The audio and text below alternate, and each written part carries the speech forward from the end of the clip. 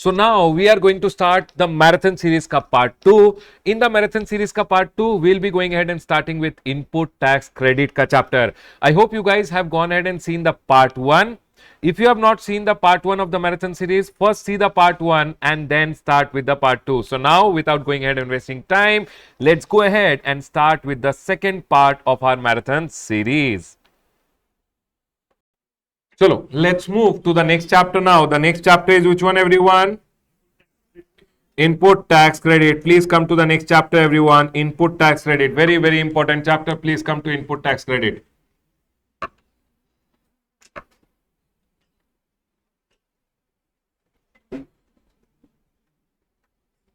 Chalo, let's go ahead and now start the next chapter. The next chapter is input tax credit. Everyone listen to me very carefully. We started learning GST with goods or service. Goods or service has to be supplied. Supply can be either interstate supply or supply can be either intrastate. Interstate, what will happen, everyone? IGST. Intrastate, what will happen? CGST. Once GST is levied, what will you do? GST has to be collected and paid by a taxable person. How will he collect? How will he pay? He will have to calculate the GST. First, you have to calculate, correct? So, calculation is GST is equal to value of supply into rate of. Once you know the value of supply and rate, you will collect. How will you collect? By giving a tax credit note or debit note. Then you will maintain all your accounts and you will send the goods to the other person with the help of e-way bill. Now, once you have gone ahead and maintain your accounts and records, everyone, once you have gone ahead and maintain your accounts and record, your liability to pay will come. Liability to pay comes at the time of supply. Now, for an example, your January month ka liability is 1,000 rupees you are liable to pay. When will you pay January month ka liability? Next month when you are filing January month ka return. When you are filing your return, you will have to go ahead and use your input tax credit and balance you will make the payment. Do you guys agree with me? So, sir, the next stage comes is we will be learning about input tax credit. Input tax credit, supposingly I have 500 rupees, then remaining 500 rupees I will make the payment. So the next chapter will come payment of tax. So now we are going to learn about the chapter of input tax credit. Sir, what is input? Input means what, everyone?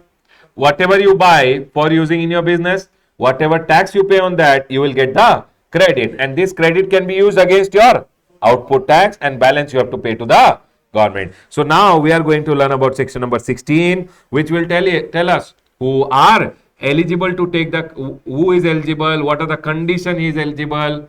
Section number 17 will come, which will talk about block credit. Section number 18 will talk about special circumstances. Section number 16 A graded, section number 17 A graded, section number 18 B graded. But this chapter which is there will carry approximately 8 to 10 marks in the exam. Let's go ahead. Baba, this is a A++ graded chapter. Let's go ahead and start.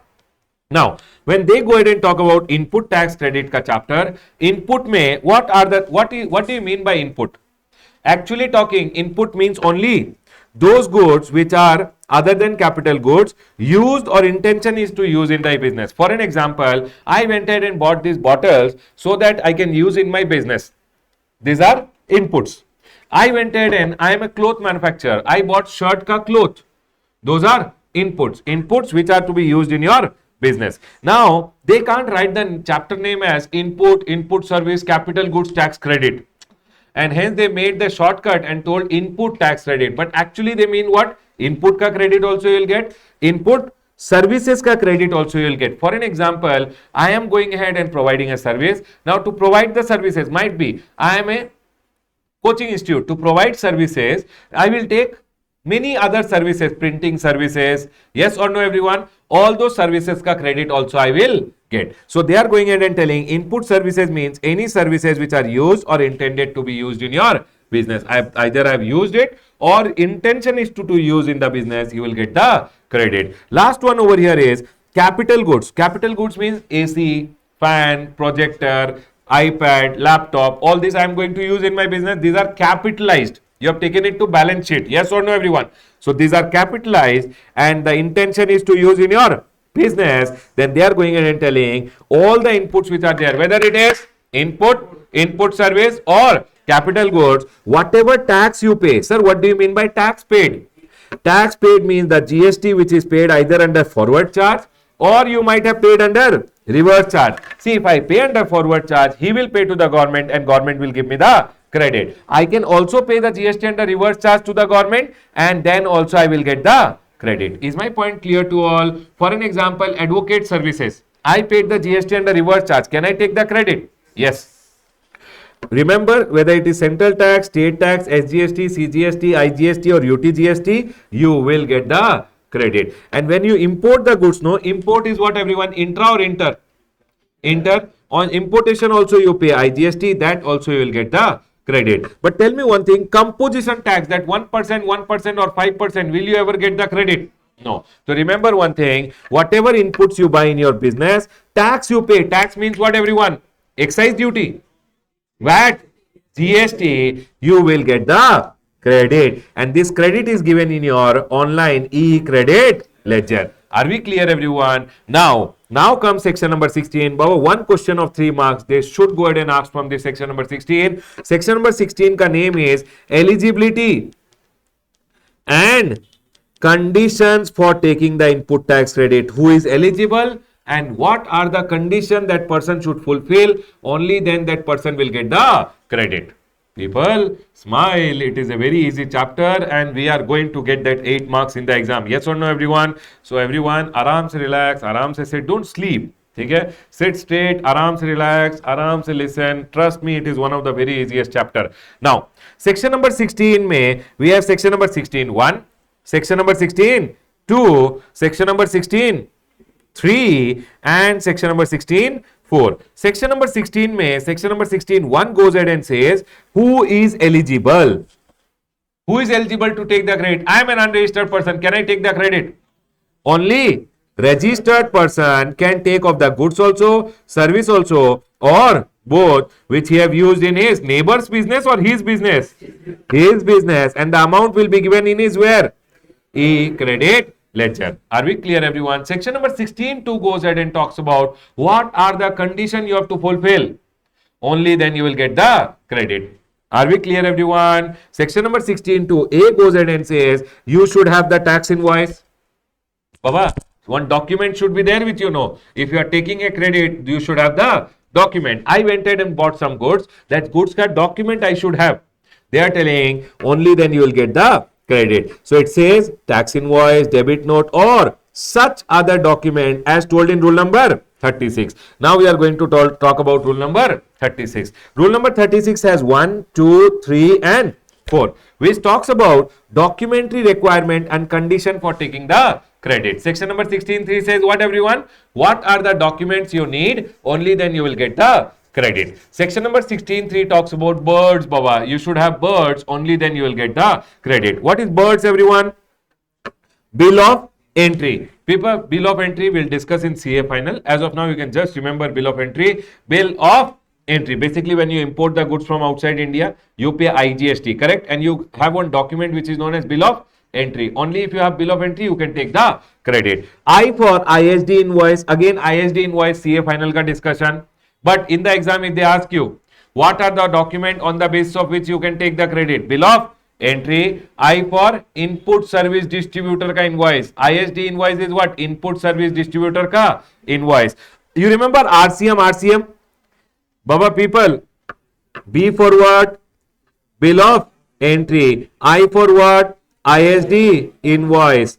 Then R for RCM ka case mein, do you remember self invoice? Do you remember self invoice? We have to go ahead and raise. Baba, actually that invoice ka name is invoice as per section number 31(3)(f). In exam, don't write self invoice. You have to write invoice as per section number 31(3)(f). If you remember, very good. Can we go ahead, everyone? Next. D for debit note. People, if I have debit note, can I take the credit? Yes. And S for supplier's invoice. Supplier's invoice. Only if the supplier has given me, supposingly I bought this bottle, supplier gave me the invoice, can I take the credit? Yes. Everyone over here now.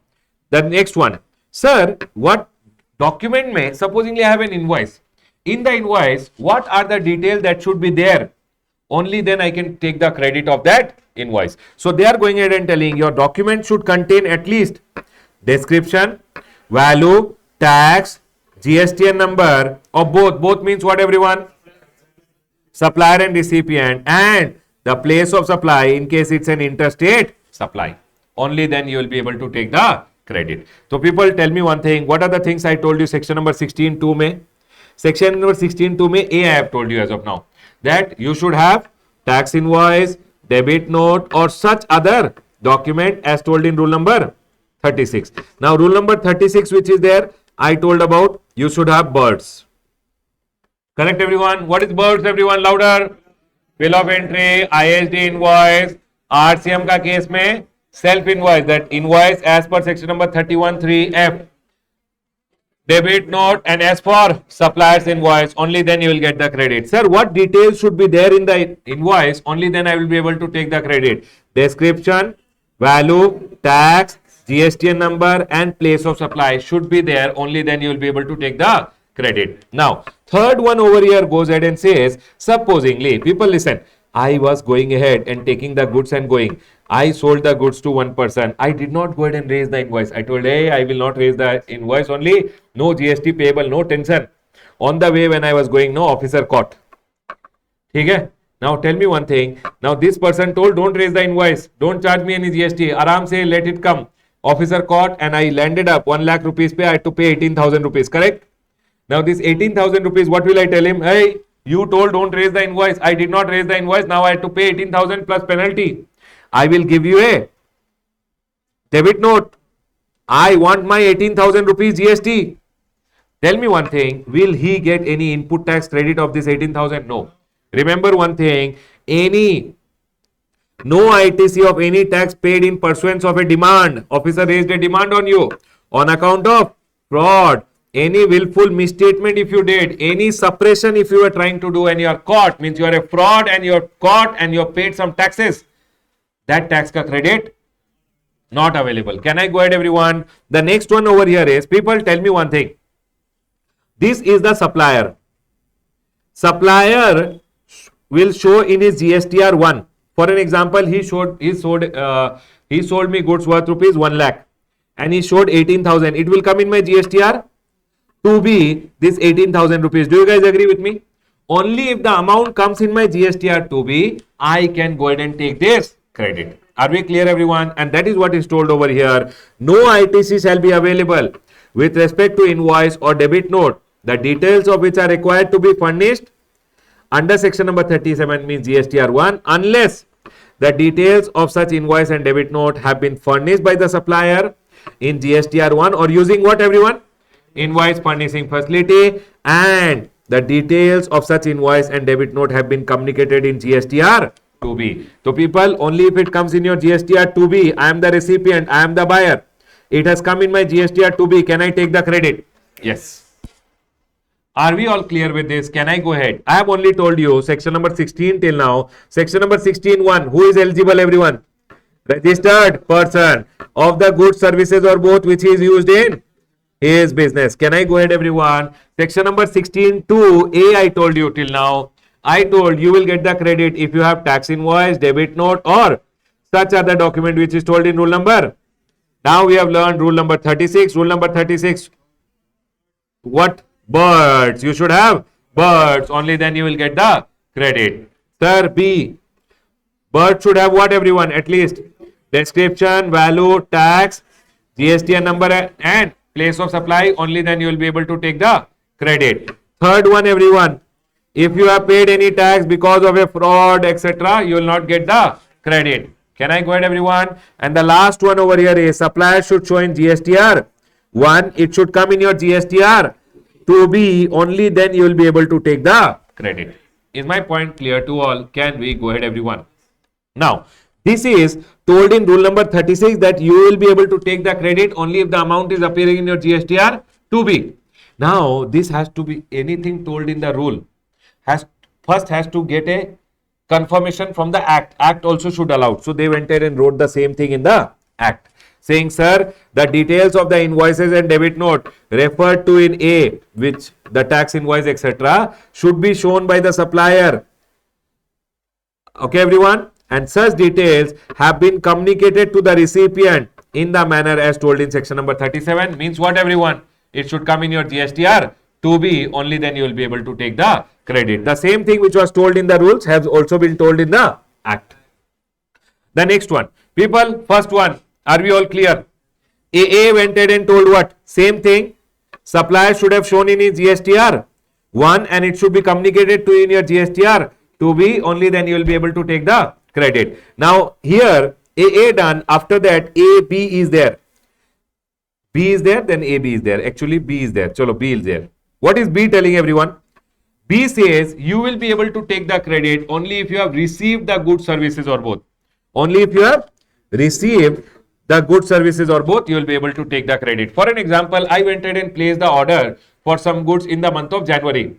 I went ahead and received the goods in the month of February. When can I take the credit? In the month of January or February? February. Remember, only if you have the document, you can't take the credit. Document plus you should have received the goods, services or both, only then you can take the credit. Now, supposingly, there is one concept of deemed received over here. Supposingly, I am over here, Ram. This is supposingly Shyam. Shyam went ahead and placed an order to me. I went ahead and placed an order to Mohan over here. Okay, everyone? I told Mohan, Mohan, you give me the bill. Bill it to me. But do one thing. Don't send the goods to me. Send the goods directly to him, because you will send to me, I will send to him, double time. Transportation will come. Are you guys able to understand? So I told him, you give me the bill. I will give him the bill later. But goods can go directly from here to here. Are we clear, everyone? Did you guys understand this point? Tell me one thing. If it would have been a scenario like this, he would have given me the bill, I would have given him the bill, he would have sent me the goods, I would have sent the goods. I have received the goods, I can take the credit. Do you guys agree with me? See, he gave me the bill, he gave me the goods. Can I take the credit? I gave him the bill, I gave him the goods. Can I take the credit? But here, instead of doing like this, what if I do like this? Why to do 2 time transportation? Directly let the goods go from here to here. Are you guys able to understand? So what they are telling is, if this is also the scenario where goods bill was given to you, but goods went directly from here to here, when he receives the goods, no, it will be deemed that you have received it and you can take the input tax credit of this bill. Are we clear? And when you give him the bill, anyways he has received the goods, he will also be able to take the input tax credit. People, did you guys get it? And that is what they are telling over here. Deemed received, when goods, services are provided by the supplier to a recipient or any other person on the direction of such registered person. People, this is the registered person. On his direction, supplier went ahead and sent directly the goods to the recipient. Tell me one thing, can I go ahead and take the credit? Yes or no, everyone? Louder. Next. People, over here, what are the 2 conditions or 3 conditions I have taught you till now? Section number 16. Section number 16 mein, I told you 1, registered person can take the credit. Section number 16, 2, everyone. What are the conditions? Number 1, tax invoice, debit note or such other document as told in rule number 36 we already learned about, everyone. Done. B went ahead and told, okay, not B. AA. Supplier should show in GSTR. It should come in my GSTR. Only then I can take the credit. Then I told you B. I should have received the goods, services or both. Only then I can go ahead and take the credit. Is deemed received ka concept fine? He gave me the bill, but goods directly sent to my customer. Can I take the credit when I receive the invoice? No. Only when my customer directly receives it, I can take the credit. Is my point clear to all? For an example, I told my supplier, send me the goods, send me the bill, send the goods directly to my customer. Can I take the credit? Yes, everyone. Remember this point. Next. The third one over here, people, supplier will show in GSTR 1 and it will come where, everyone? In a GSTR 2B. You know, GSTR 2B may also 2 columns are there. When you see GSTR 2B, 2 columns are there. One is ITC available and one is ITC restricted. ITC, if your supplier who has filed GSTR 1, no, he is a bad boy, he has done something wrong, then the ITC will come in ITC restricted. If the ITC is showing in your ITC restricted, no, you can't take the credit. Means if your supplier is a bad person who has done some wrong things as told in section number 38. Forget it as of now, section number 38. If your supplier has done some default, the credit will come in your GSTR 2B, will come in which column everyone? ITC restricted. If it comes in ITC restricted, you will not get the credit. So it should come in the ITC available. Are we clear everyone? And that is what they are telling over here, that the details of the ITC with respect to supply communicated to you has not been restricted. Are we clear? If it is restricted, then you can't take the credit. The next one over here is tax should be paid to the government. People, first of all, tell me one thing. Are we all 100% clear till here? Only then I will go ahead. Can you tell me what are the conditions I have taught you? Section number 16 May, second May, first condition, what did I told you? Tax invoice, debit note or such other document as told in rule number 36, 1 told about what? You should have birds. What are the details that should be there? Only then you will be able to take the credit. Description, value, tax, GST number and place of supply if it is interstate. Correct everyone? Third one, in case of fraud, if you pay any tax, no ITC. Then next one, fourth, sir, supplier should show in GSTR. It should come in your GSTR. Only then you can take the credit. I will do one thing. I will write AA over here. AA told also same thing. GSTR 1 may supplier should show and it should come in your GSTR 2B. AB also I will write over here. When it is coming in your 2B, it should not be what everyone? It should not be restricted, because if it is coming in restricted, you will not be able to take the credit. And the next one over here is B, you should have received the goods, services or both. Only then you will be able to take the credit. Tell me one thing, supplier gave me the invoice, but goods went directly to my buyer whom I have gone ahead and sold. Can I take the credit? Yes or no everyone? Yes. Deemed receive concept is also fine. Are we all clear till here? Now I'll move to the next one. A, B, C. C went ahead and told. People, tell me one thing. When I am taking the credit, my supplier should have paid the tax to the government. Either he should have paid in cash, or if he had any credit, he should have used the credit and paid the tax to the government. Now I want to go ahead and ask you one thing. I went ahead and supplier filed GSTR. My supplier filed GSTR. It came in my GSTR 2B. Done? For an example, 1 lakh rupees and 18,000 rupees. It came in my GSTR 2B, 18,000 rupees. Now, when I am filing my GSTR 3B, that day my supplier also will be filing GSTR 3B.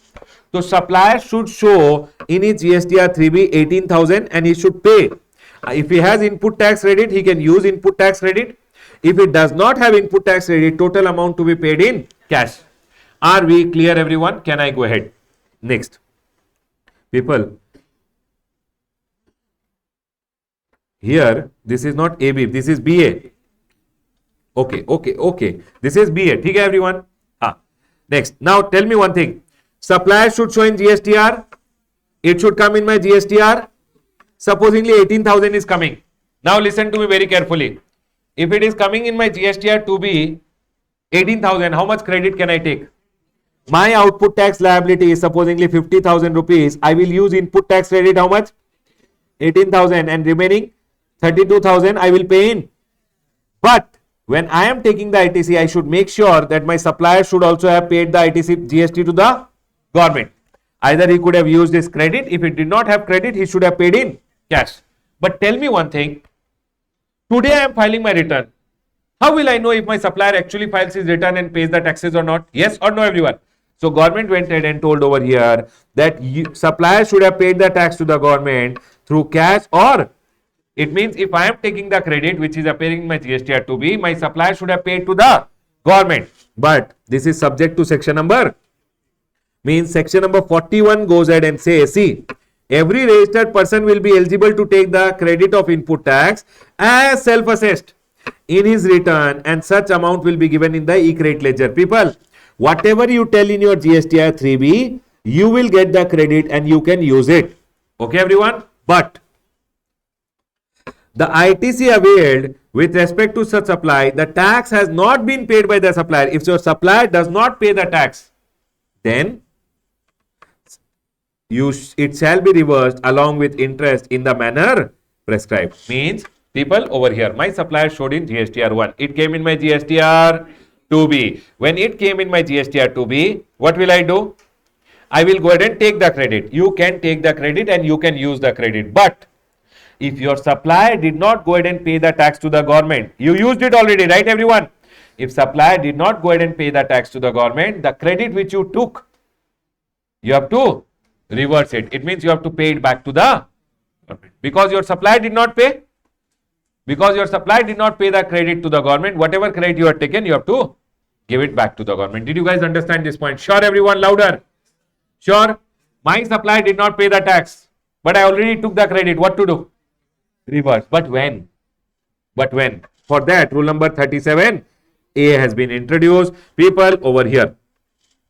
Rule number 37A tells you reversal of input tax credit on non-payment by the supplier and re-availment thereof. It says where the ITC has been availed. Did you take the credit already? Yes. By the registered person in the GSTR 3B with respect to invoice and debit note, the details of which has been furnished by the supplier in GSTR 1 or using his invoice furnishing facility, but corresponding GSTR 3B, he did not file his GSTR 3B, has not been furnished, then for this year, for an example, this year ka April month ka it is, you will wait for the year to get over. You will wait for him to file, please file, please file. If he files by 30th of September also, okay. What credit you have taken, you don't have to give it back. But till 30th September. So what they are telling everyone? If it has not been furnished by the supplier till what date? So it means if this year ka credit, this year supposedly April month ka GSTR 3B mein you took the credit. Now let the whole year get over. Your supplier did not file his GSTR 3B. Tell him file, file, file, file, file. If it does not file till what date everyone? 30th September. Then they are going ahead and telling following the end of the financial year in which you have taken the credit, the said ITC shall be reversed by the registered person while filing the GSTR 3B on or before 30th November. It means by what date everyone? Before 30th November, whatever GSTR 3B I am filing, whatever credit I have taken, I have to pay it back to the government. Are we clear everyone? Sir, what if I don't pay it back to the government by 30th November? Whatever delay you do, you have to pay interest under section number 50. See everyone, if ITC is not reversed, the amount shall be payable by the said person along with interest under section number 50. People, tell me one thing. I will go ahead and ask you. My supplier showed the amount in GSTR 1. 1 lakh rupees, 18,000 rupees. It came in my GSTR 2B, 18,000 rupees. First of all, is the condition satisfied? It is coming in GSTR 2B and it is not coming as restricted. Can I take the credit? Yes. Now, when I was filing my GSTR 3B, for an example, this is the month of April. Which month, everyone? April month. April month ka GSTR 3B, 1 he filed. It came in my GSTR 3B. I went ahead. I had an output tax liability, supposedly 18,000. I used the input tax rate of 18,000 and I paid 0 to the government. But supplier, when he has to file GSTR 3B, he did not file. He did not file. It means, did he pay 18,000 to the government? No. Can you tell me, now what will I do? I'll have to wait for him. Can he file later? Full year went off, he did not file. Full year went off, he did not file. I'll wait till what date? If he files this return by 30th September also, okay. Do I have to reverse anything? Louder. No. But if it did not file by 30th September, by what date I have to reverse? Before 30th November, whatever GSTR 3B I am filing, I have to put the amount that, sir, I am paying back this amount and I have to reverse that amount. Are we clear, everyone? I have to reverse that amount. So, for an example, he did not file the GSTR 3B by 30th September. I reversed how much? 18,000. But, for an example, by 30th November, whichever GST, Baba, October month ka GSTR 3B, I'll file by 20th November. Might be a delay, 22nd, 23rd, 24th. By 30th November, whichever GSTR 3B I am filing, I have to pay it back to the government. If I don't pay back by 30th November, then whatever date I paid back, supposedly I paid back by 30th December or 20th December, then for this many days ka delay, I have to pay interest at the rate of. Is my point clear to all? Can I go ahead? People, louder. Is this point 100% clear? Next. Now tell me one thing. For an example, 20th December, I paid it back to the government. I reversed it. When I was filing my GSTR 3B, I reversed along with interest. But then supplier filed on 10th of January or 20th of January, this old GSTR 3B which was there, he filed and he paid the tax. Did the supplier pay the tax now? Did the supplier pay the tax? Can I take the credit again? See everyone, yes. It says, if supplier subsequently furnishes GSTR 3B, the registered person may avail the credit in the GSTR 3B for the... So, can I take the credit again? Whichever GSTR 3B I am filing, I can take the credit again. People, tell me one thing, very, very important from exam point of view. They can go ahead and ask you, write a note or write a short note on the provision of section number 37A. They have asked it, so I am telling you. Your RTP has this question. I am not telling. Everyone, tell me one thing. What will you write? Reversal of ITC in case of non-payment by the supplier and reavailment thereof. Correct everyone? What will happen in this scenario? Where ITC has been availed by the registered person in the GSTR 3B, but supplier has not filed his GSTR 3B, then you will wait for the supplier to file his GSTR 3B by what date? Year got over by 30th September. If not filed till 30th September also, then what will you do? But louder! By 30th of November, whatever GSTR 3B you are filing, you have to pay back along with no, by 30th November, no interest. If by 30th November you don't reverse it, then after that, if you reverse, then along with interest. What if the supplier pays to the files his GSTR 3B later? Can I take the credit back? Yes, but interest? No. Credit will be given back. Can I go ahead, everyone? Please read this once again. I hope I have gone ahead and explained in detail. Can I go ahead, everyone? It is not a revision. It is a detailed class for ITC because ITC is a very important chapter for you. Can we go ahead? Next. This is also asked many times in the exam. Everyone listen to me very carefully. I went ahead and told one person, okay, tell me one thing, not this one. First of all, last point is also there. When you want to take the credit, you should always file your return. If you ask for it, government will give you the credit. If you ask for it, asking means filing your GSTR 3B. Only if you tell in your GSTR 3B that in my GSTR 2B, 10 lakh is appearing, government will give you 10 lakh ka credit. If you don't file GSTR 3B, you went with one bowl, sir, give my credit. Government will not give the credit. You have to file what, everyone? Return should be filed by the recipient. You have to file the return under section number 39. Section number 39, which return and everyone? GSTR 3B. Can you tell me what are the conditions to take the credit? Very, very important. Tell me everyone. TR condition. You should remember TR condition. Everyone okay? Number one.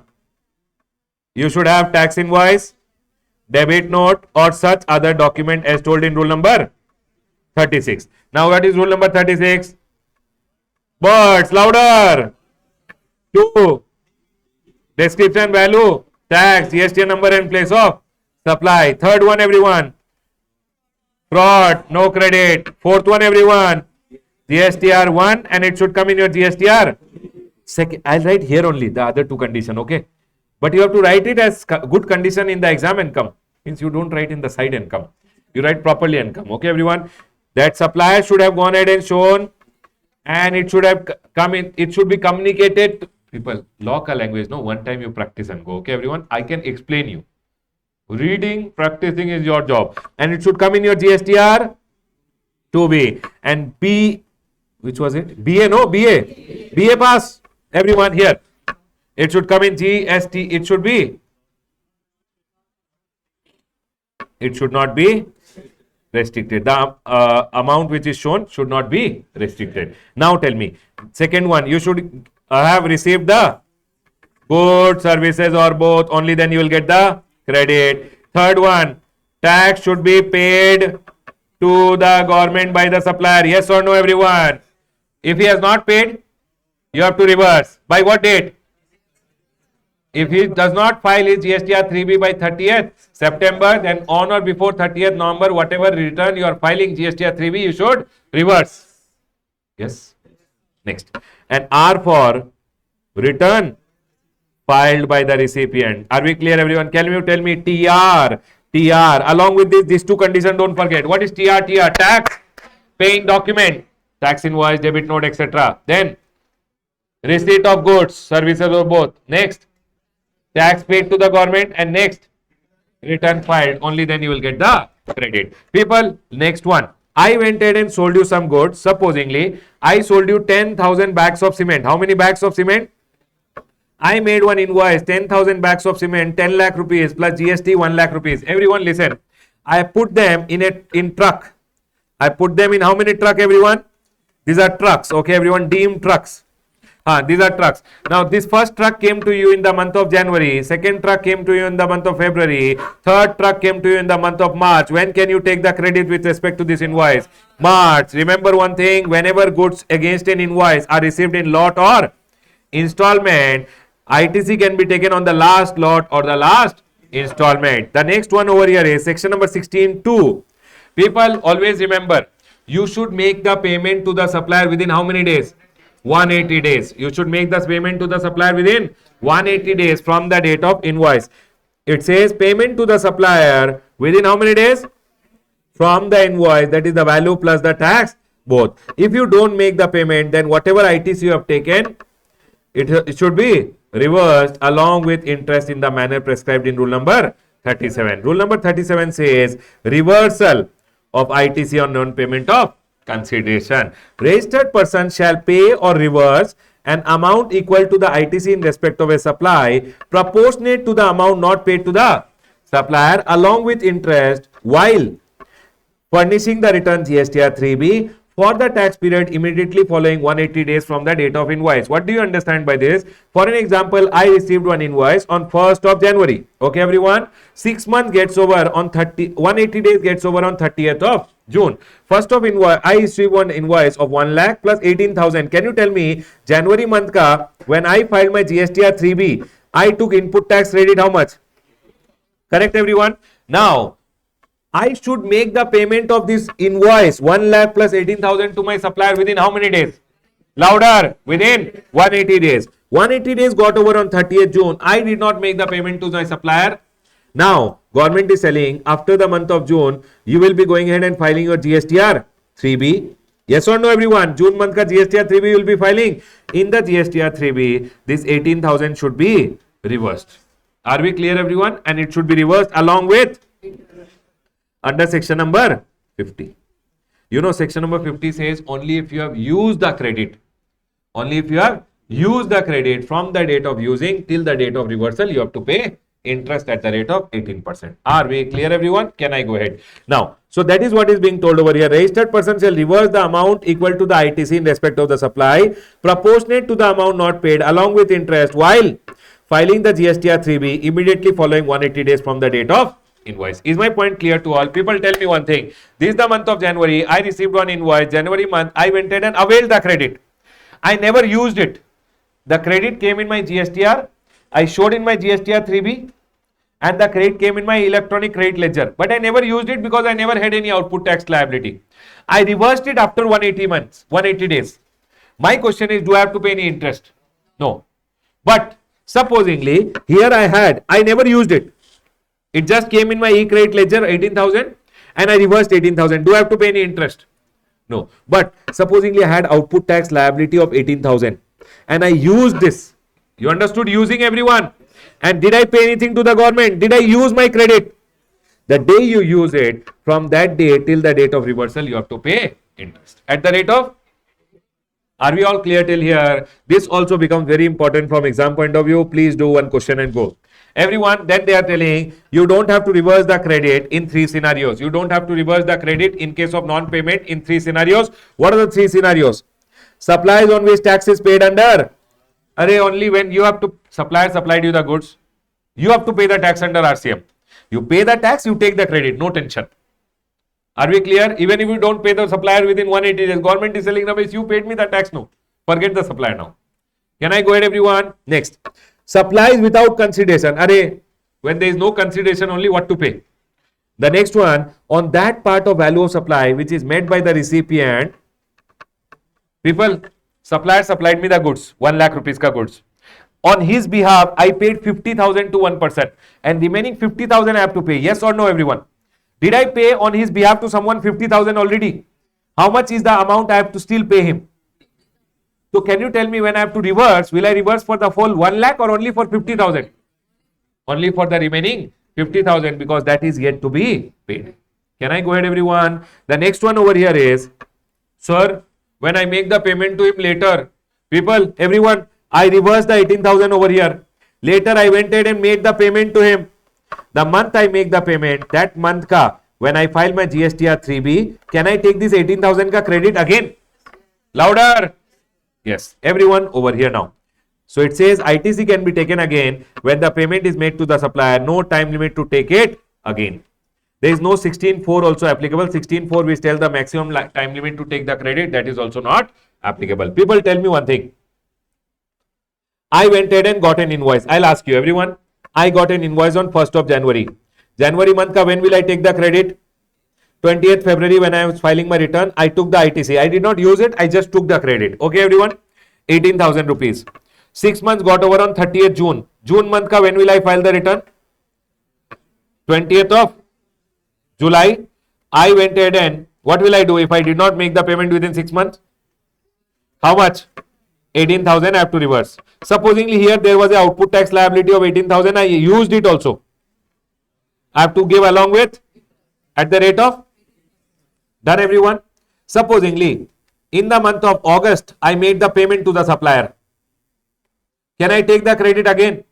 August month ka when I am filing my GSTR 3B, I can take the 18,000 rupees ka credit again. Is my point 100% clear to all people? Read one question on this and go. Done? Done? Shall I explain again? Got it? Louder than everyone. And smile, everyone. We got it. Can we go ahead, everyone? Next. Tell me one thing. What are the things we have gone ahead and covered till here? Section number 16. Section number 16, mein what did we cover? Section number 16. 1. Section number 16, 1 told who is eligible. You have to talk with me, only then you will remember. Registered person. Section number 16, 2 told what are the condition for going ahead and taking the credit. Can you tell me what are the condition for taking the credit? TR. You should have the tax invoice, debit note or such other document as told in rule number 36. Yes, everyone. Now here on the board you have to remember, you have to recall. Rule number 36 told what? Birds should have what? DVT, GP. Don't remember this. You have to remember the content of DVT, GP. Next. In case of fraud, etc., if you have paid any tax, no ITC. And the last one, it should be shown in GSTR 1 and it should come in your GSTR 2B. With this comes two conditions over here, AA and BA. Supplier should show in GSTR and it should come in your GSTR. And it should not be restricted. Can I go ahead, everyone? The next one over here is R for receipt of goods, services or both. Only when you have received it, you will be able to take the credit. Baba, is the deemed received ka concept also there?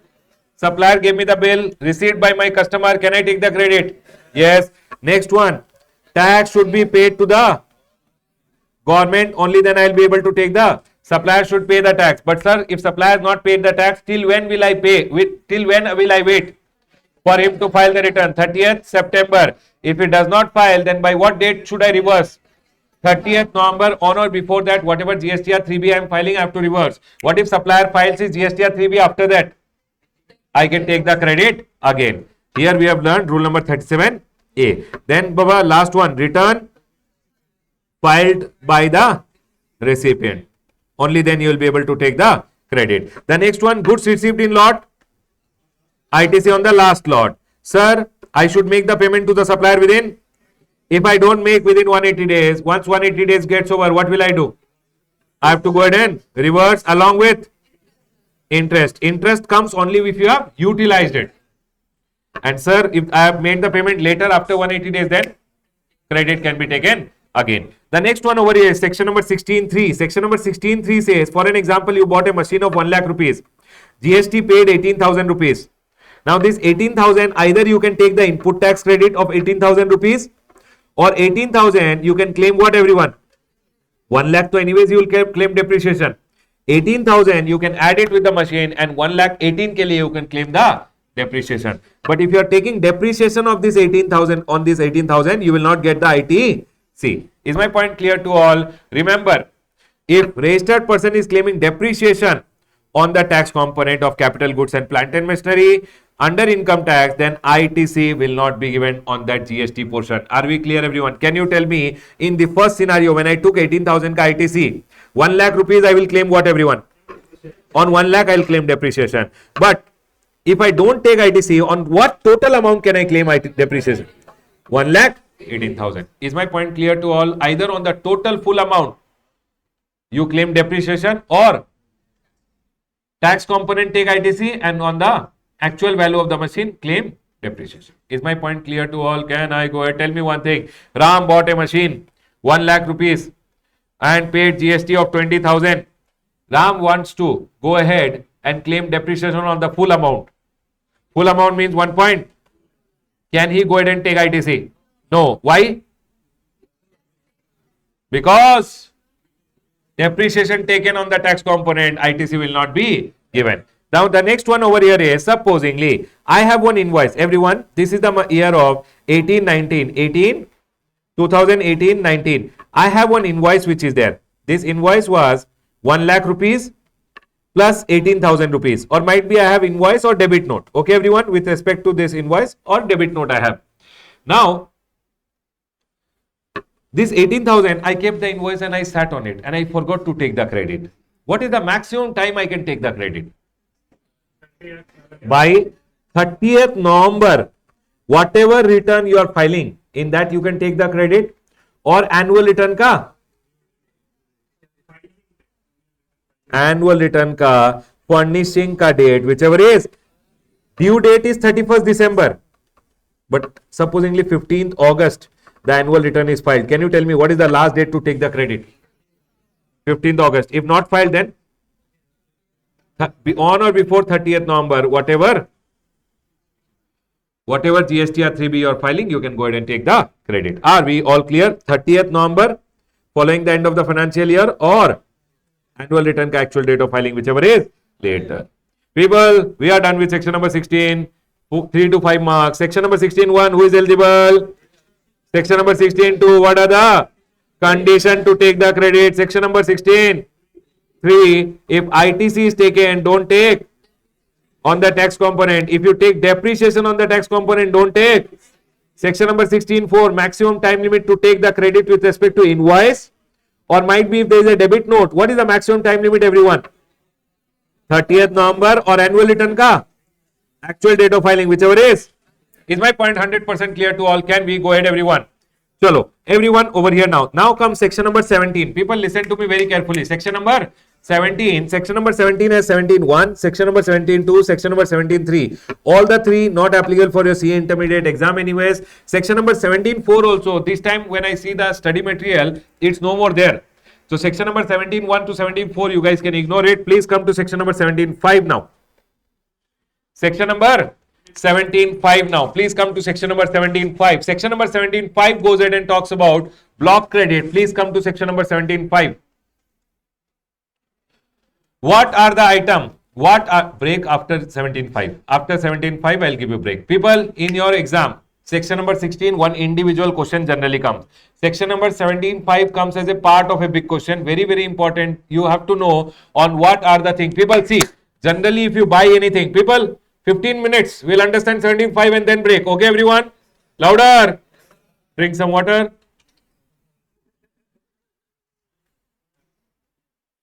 Huh. 17.5 goes ahead and talks about block credit. Okay, drinking water. Drink. People watching at home, drink some water, Baba.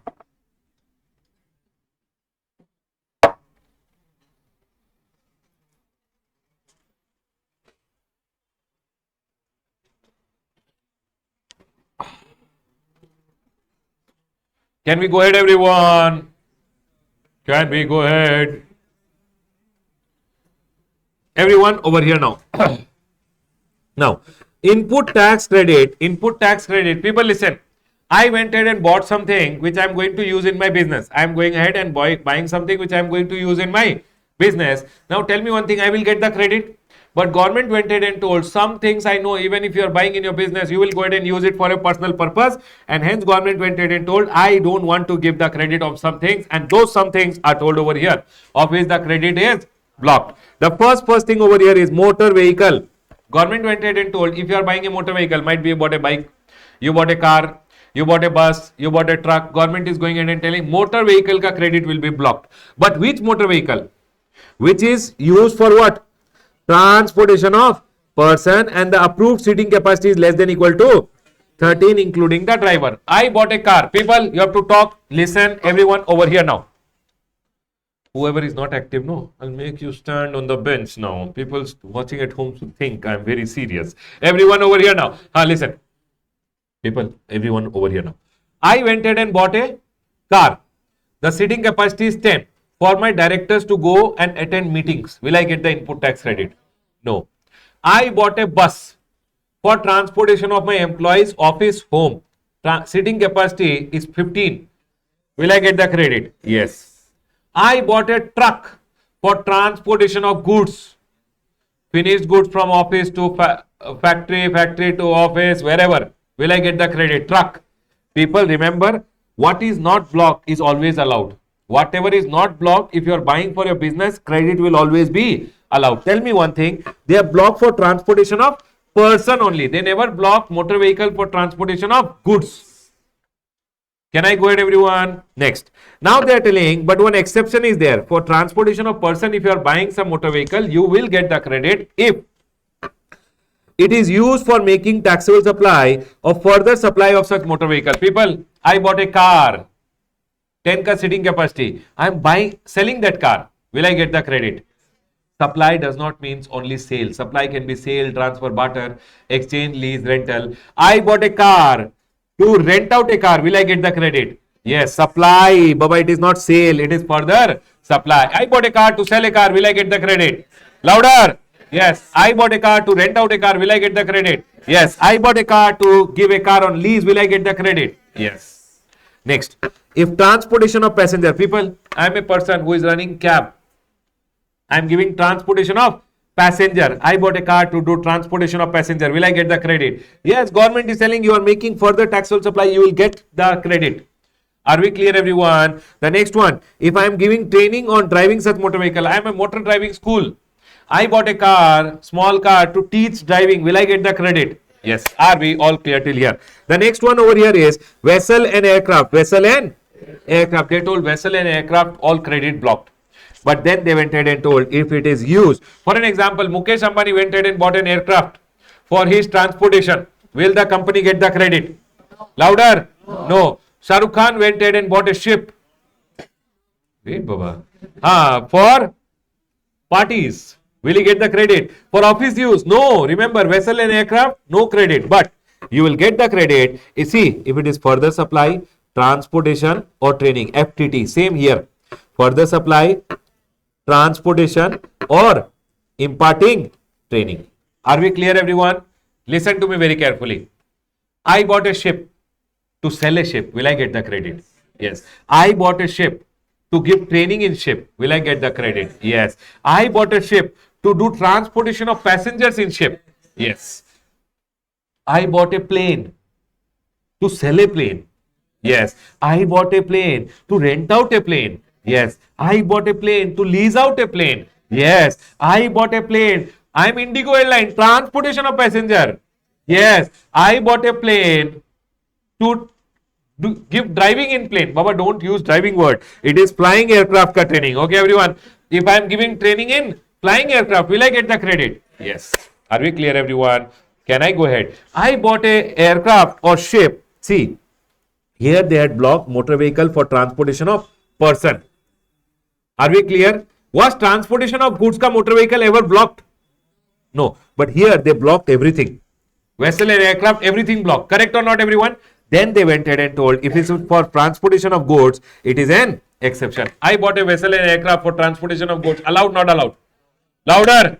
Allowed. Are we all clear till here? The next one over here is, listen, wherever the credit on the main vehicle is allowed, the credit on the main vehicle is allowed, that vehicle ka servicing, insurance, repair and maintenance, if you get it done. For an example, I took insurance. The insurance company charged me GST on the insurance amount. Will I get the credit? If main vehicle pay credit is allowed, servicing, insurance, repair and maintenance ka, whatever GST you pay, you will get the credit. If main vehicle pay credit is blocked, Servicing, insurance, repair and maintenance का credit also blocked. Are we all clear till here? For example, I bought a car to lease out a car. Will I get the credit? If I get the servicing, insurance, repair and maintenance of that car, can I take the credit? Yes.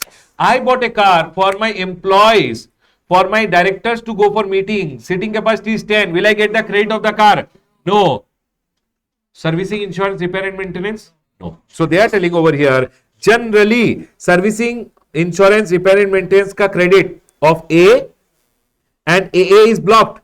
But if you are using it for specified purpose, further supply, transportation of passenger, training, motor vehicle pay credit allowed, servicing, insurance, repair and maintenance also credit will be allowed. The next is where received by, means if servicing, insurance, repair and maintenance is received by a person who is manufacturing into motor vehicle, vessel or aircraft.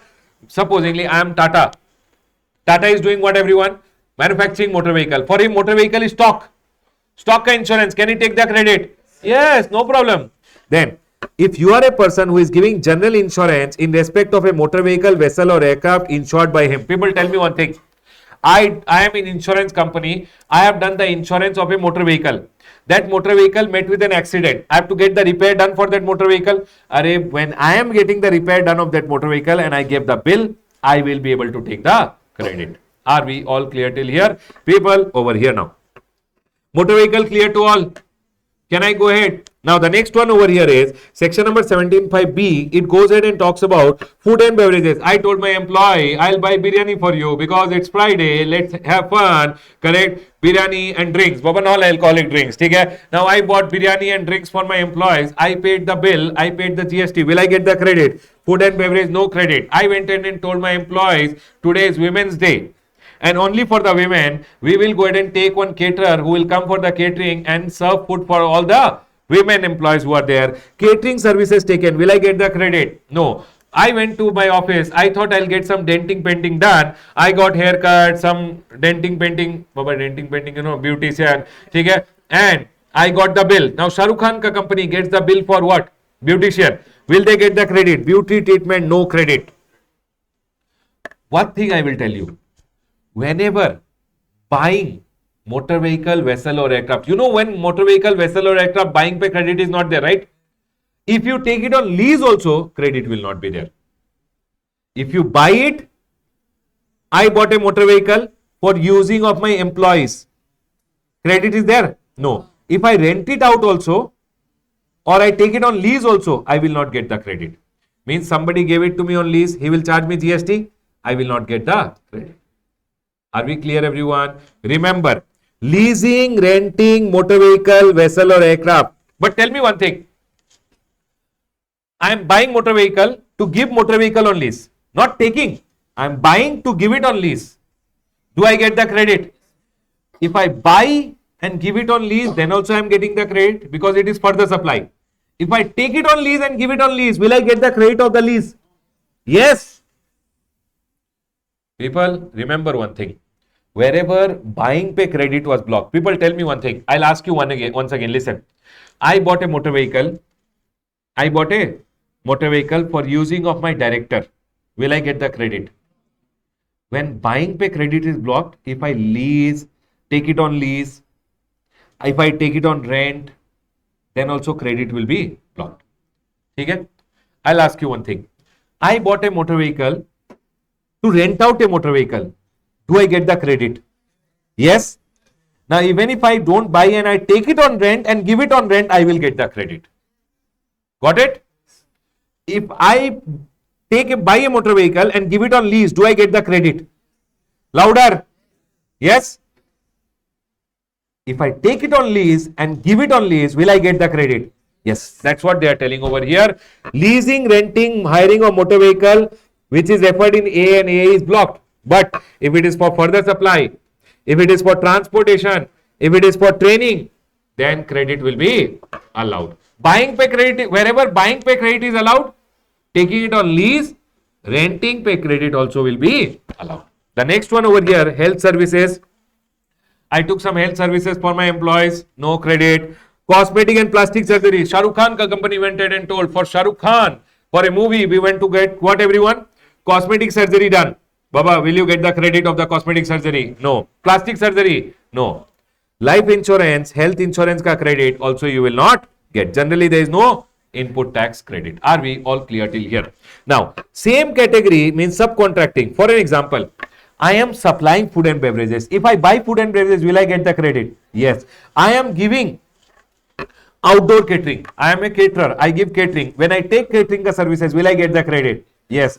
I give leasing, renting of motor vehicle. When I take leasing, renting of motor vehicle, will I get the credit? Yes. I am giving health services. If I take another person's health service, will I get the credit? Yes. Louder, everyone. I give cosmetic surgery. If I take someone's cosmetic surgery related service, will I get the credit? Yes. I give life insurances. I take any person say reinsurance ka services, will I get the credit? Yes. Same category, credit will be always allowed. Now, if all these services are provided as an element of composite supply or mixed supply, then also ITC will be allowed. What do you mean by this, everyone? If all these are provided as an element of composite supply or mixed supply, then credit will be allowed. I'll tell you one thing. I am an airline company. I give air transportation, correct? To give air transportation, I am giving food and beverage also to you. I give meal along with that. Air transport, I give along with that what, everyone? Meal. Air transport with meal is what? Composite supply. Yes or no, everyone? If I take food and beverages, because it is provided as a part of what? Composite supply, I will get that food and beverages ka credit. Did you guys get it? I'll tell you one more example. I give event management service. I give what, everyone? Straight, everyone. Straight. Straight.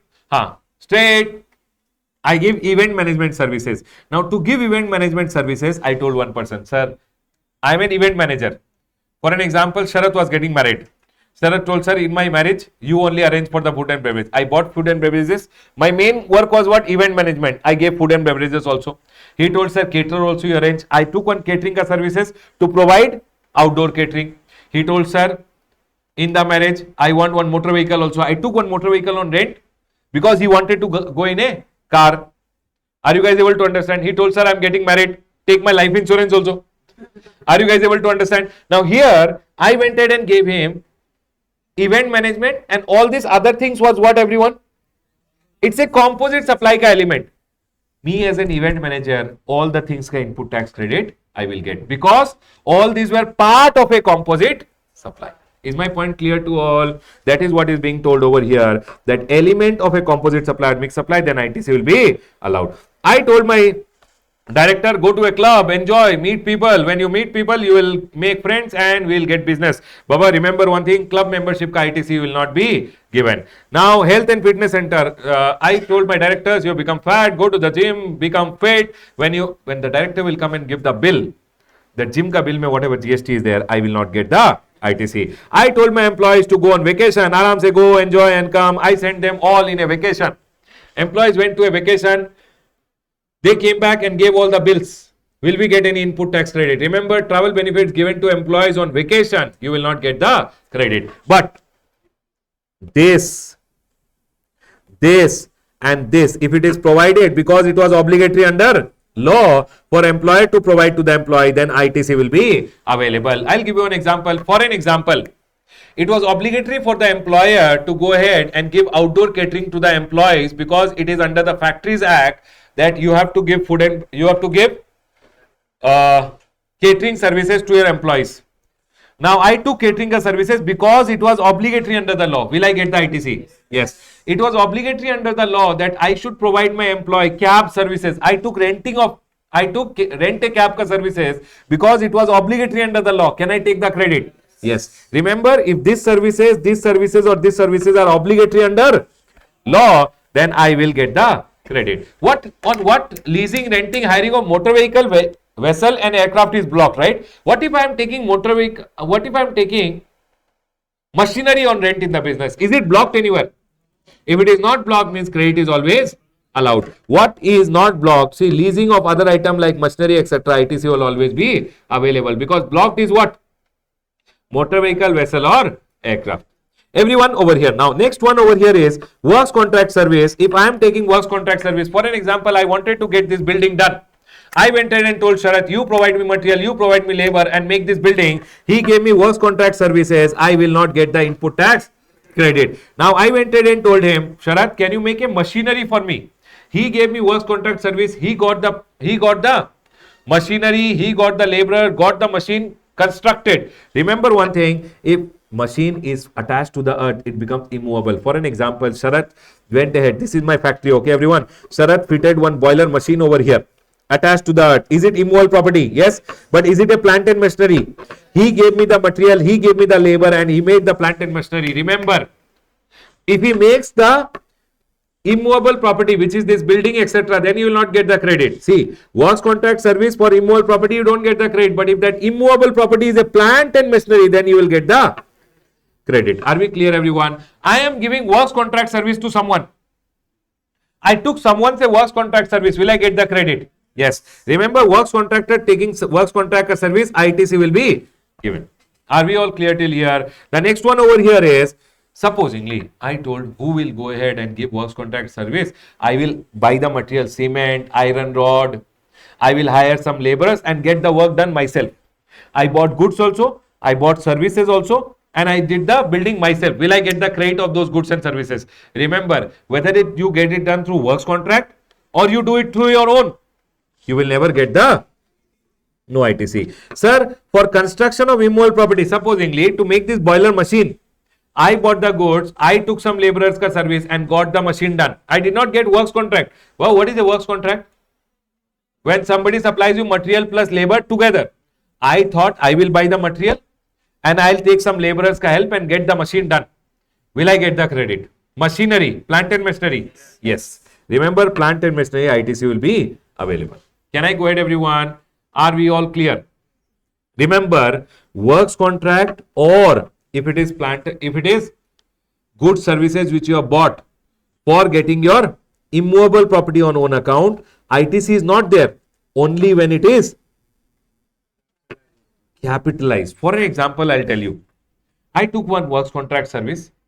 I told Sharat, in my building, no, one small portion is broken. Can you repair it? He told, I will get the laborers, I will get the material and do it. Did he give me works contract service? He charged me a bill of 10,000 plus 2,000 rupees GST, 12,000 rupees. Who will put in balance sheet? What did I do? I put it in my P&L account as repair and maintenance. My question is, if I put 10,000 in my P&L account, can I take 2,000 rupees ka input tax credit? Remember, if you capitalize, only then credit is blocked. Are we clear? Then they are telling total amount you depreciate only. But if you take it to your P&L, can I take the ITC? Yes. Are we all clear till here? Can I go ahead, everyone? Next. My question. I took a works contract service for getting an immovable property done. Works contract service to get an immovable property done. Will I get the credit? Yes or no? No. But what if I did not capitalize it? I went ahead and put that expense in the P&L. Yes. I took works contract service for construction of plant and machinery. Yes. I took works contract service to provide another works contract service. Yes. I bought some goods. I took some services and I made one immovable property. Will I get the input tax credit? No. But that immovable property which I made, I put it in the P&L account. Then, yes. I made immovable property which was plant and machinery. Then, yes. I bought some goods. I took some material. I took some laborers ka help. Made a building. I bought goods. I took some services and made a building not for my own use. For a client, will I get the credit? Remember, only for own use, then credit is not there. For client, then you will get the credit. Next. Composition tax, that 1%, 5% I paid. Will the customer get credit? Why? Bill of supply anyways? No. Yes or no, everyone? Whenever goods, services or both are received by a NRTP, remember NRTP, non-resident came from outside India. In India, whatever he will buy, he will not get the credit. Whether he buys goods, whether he buys services, he will not get the credit. But when he imports, no, whenever NRTP will import some goods from outside India, he will file what, everyone? Bill of entry. In the bill of entry, he will pay IGST. This IGST ka input tax credit will be available to whom? NRTP. More discussion in CA final. NRTP, Baba, any credit allowed to NRTP? Yes or no?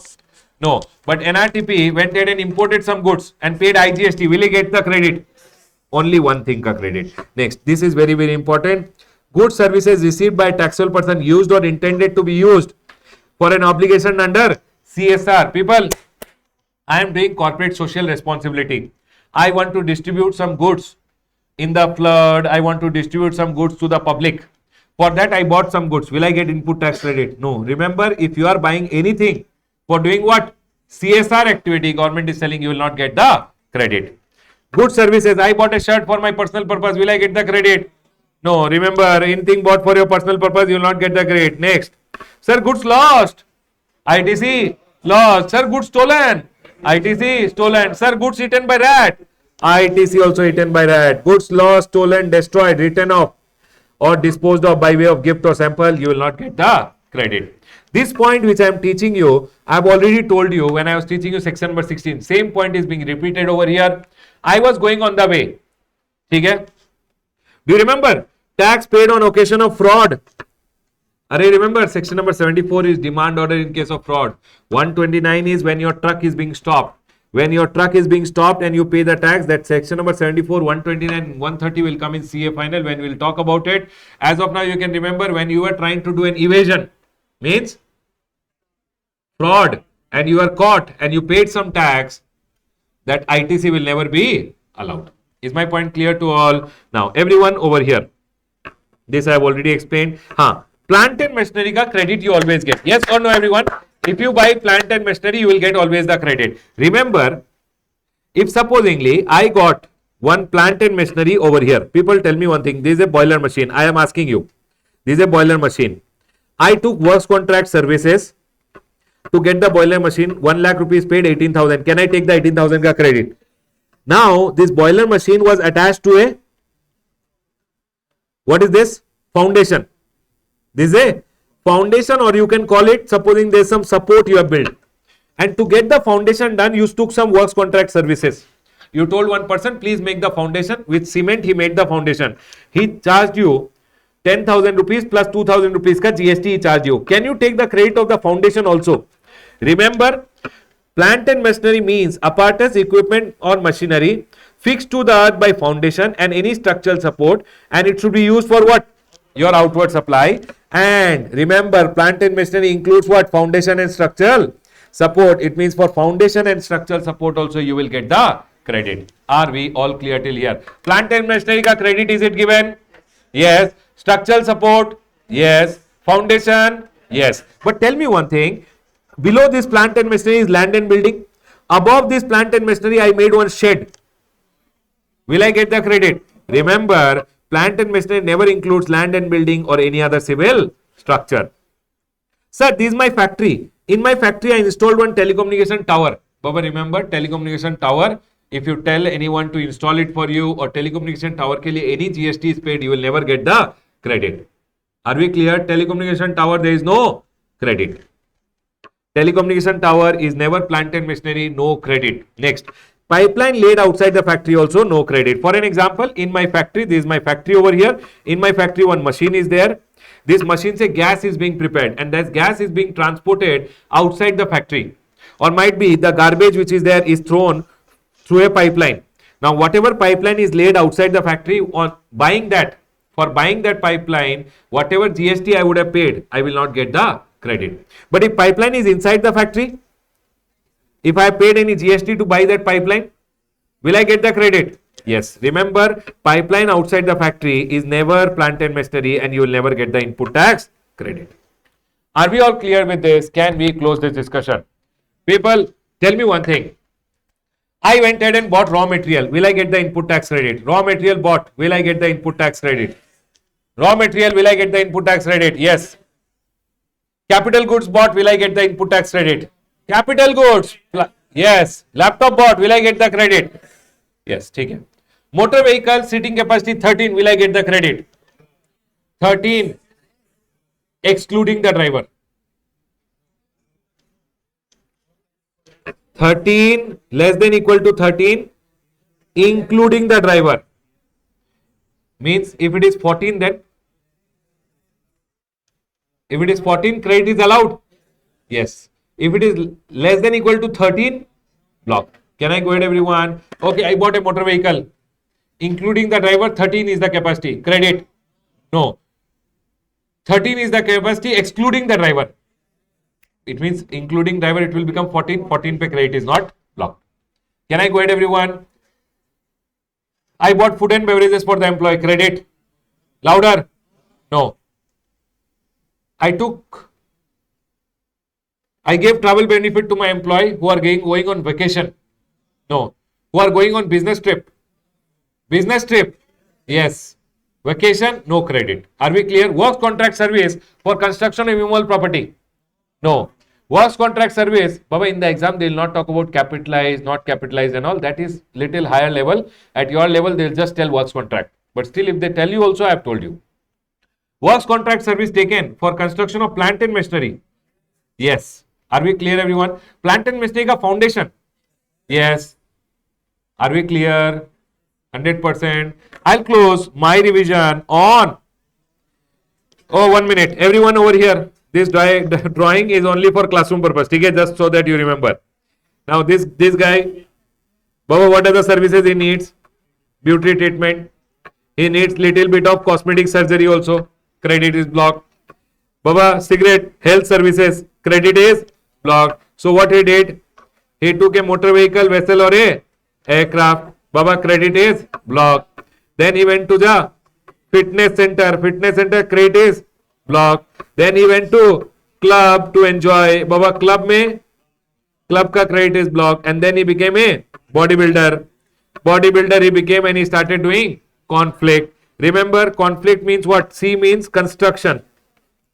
Whether you do works contract or you construct on your own, you will not get the credit. But if it is plant and machinery, yes. O for outdoor catering, you don't get the credit. N for NRTP. NRTP never gets the credit other than goods imported. F for food and beverages, you never get the credit. LI means what, everyone? Life and health insurance, you never get the credit. C for composition tax also, you don't get the credit. And CSR also, you don't get the credit. T for travel benefits, also you don't get the credit. And Baba, this case which is there, no, goods lost, ITC lost, goods stolen, ITC stolen, I call them thief cases. Correct? You remember, everyone?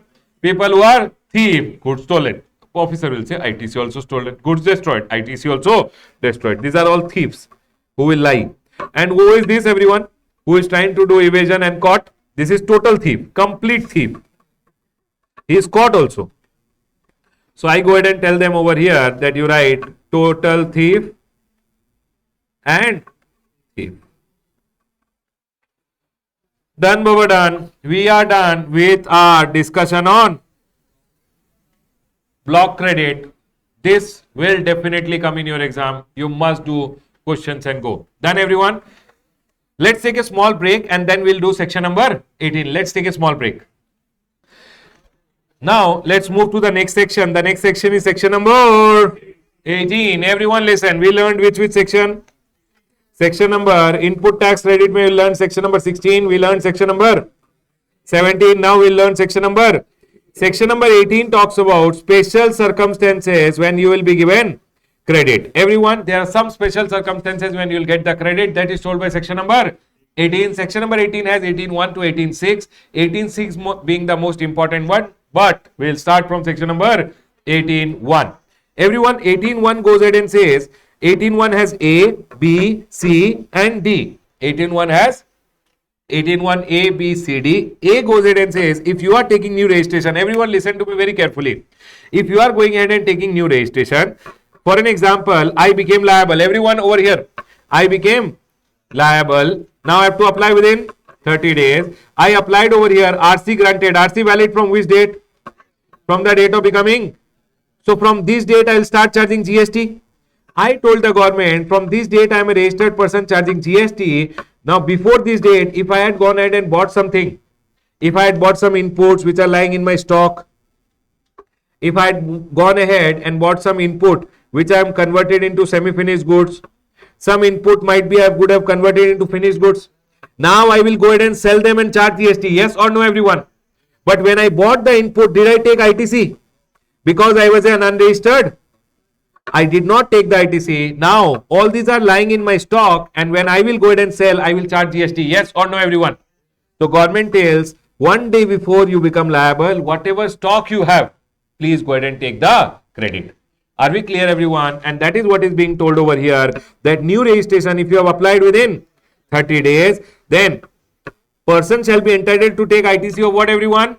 Input which are lying in his stock, input which is there in his semi-finished goods, input which is there in his. Did he take the ITC? No. But is it lying in your stock? Will you sell and charge GST? When I am going to charge GST, stock ka credit I will ask, and that is the special circumstance that first time registration if you are taking, whatever stock is lying, government will go ahead and give you the credit. But sir, if I see government says the day you become liable, held on the day, one day preceding, whatever credit is there, you will get the credit of the input which are in stock, input which are there in semi-finished goods, input which are there in your finished goods. The day you become liable, one day prior ka, you will get the credit. Are we clear, everyone? Can I go ahead? People, tell me one thing. I became liable. I applied within 30 days. Registration granted. Registration valid from here. I will start charging GST from here.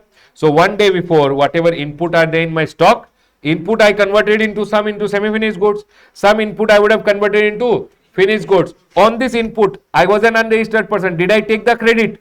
No. But now I can take the credit. And that's a special circumstance. I can take the credit. Next. Sir, voluntary registration. Bakra. Okay, people, what if I don't apply within 30 days?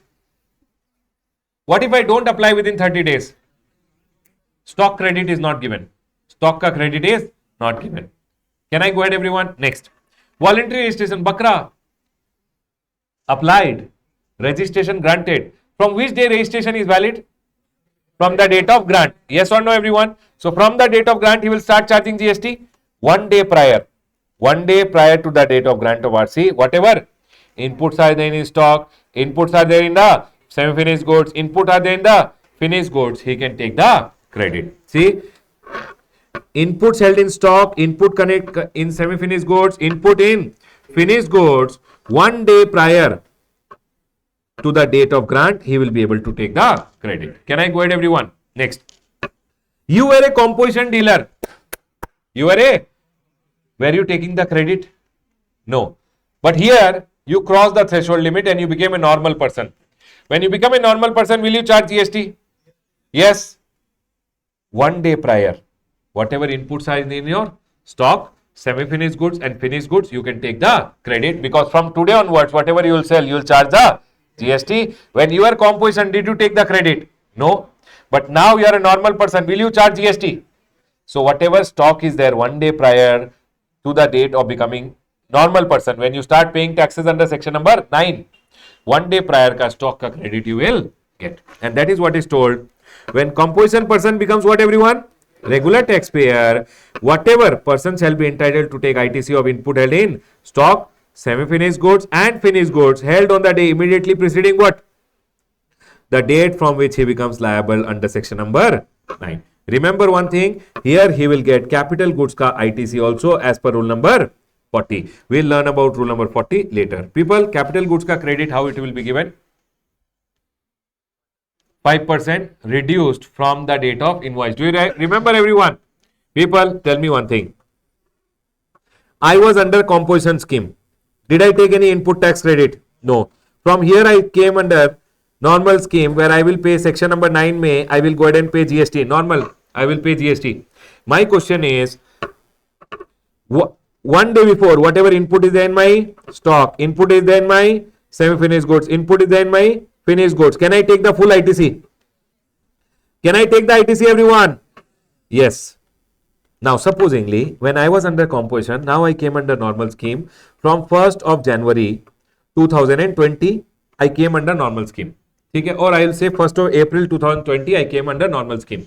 On 1st of August 2019, I bought one machine for 1 lakh rupees and I paid 18,000 rupees GST. Did I use the capital goods sometime when I was under composition?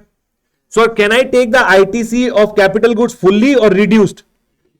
How much reduced? So, 18,000 minus 5%. How many quarter? How many quarter? People, quarter is always fixed. April, May, June. There is no half quarter ka concept. You go, it is always full quarter.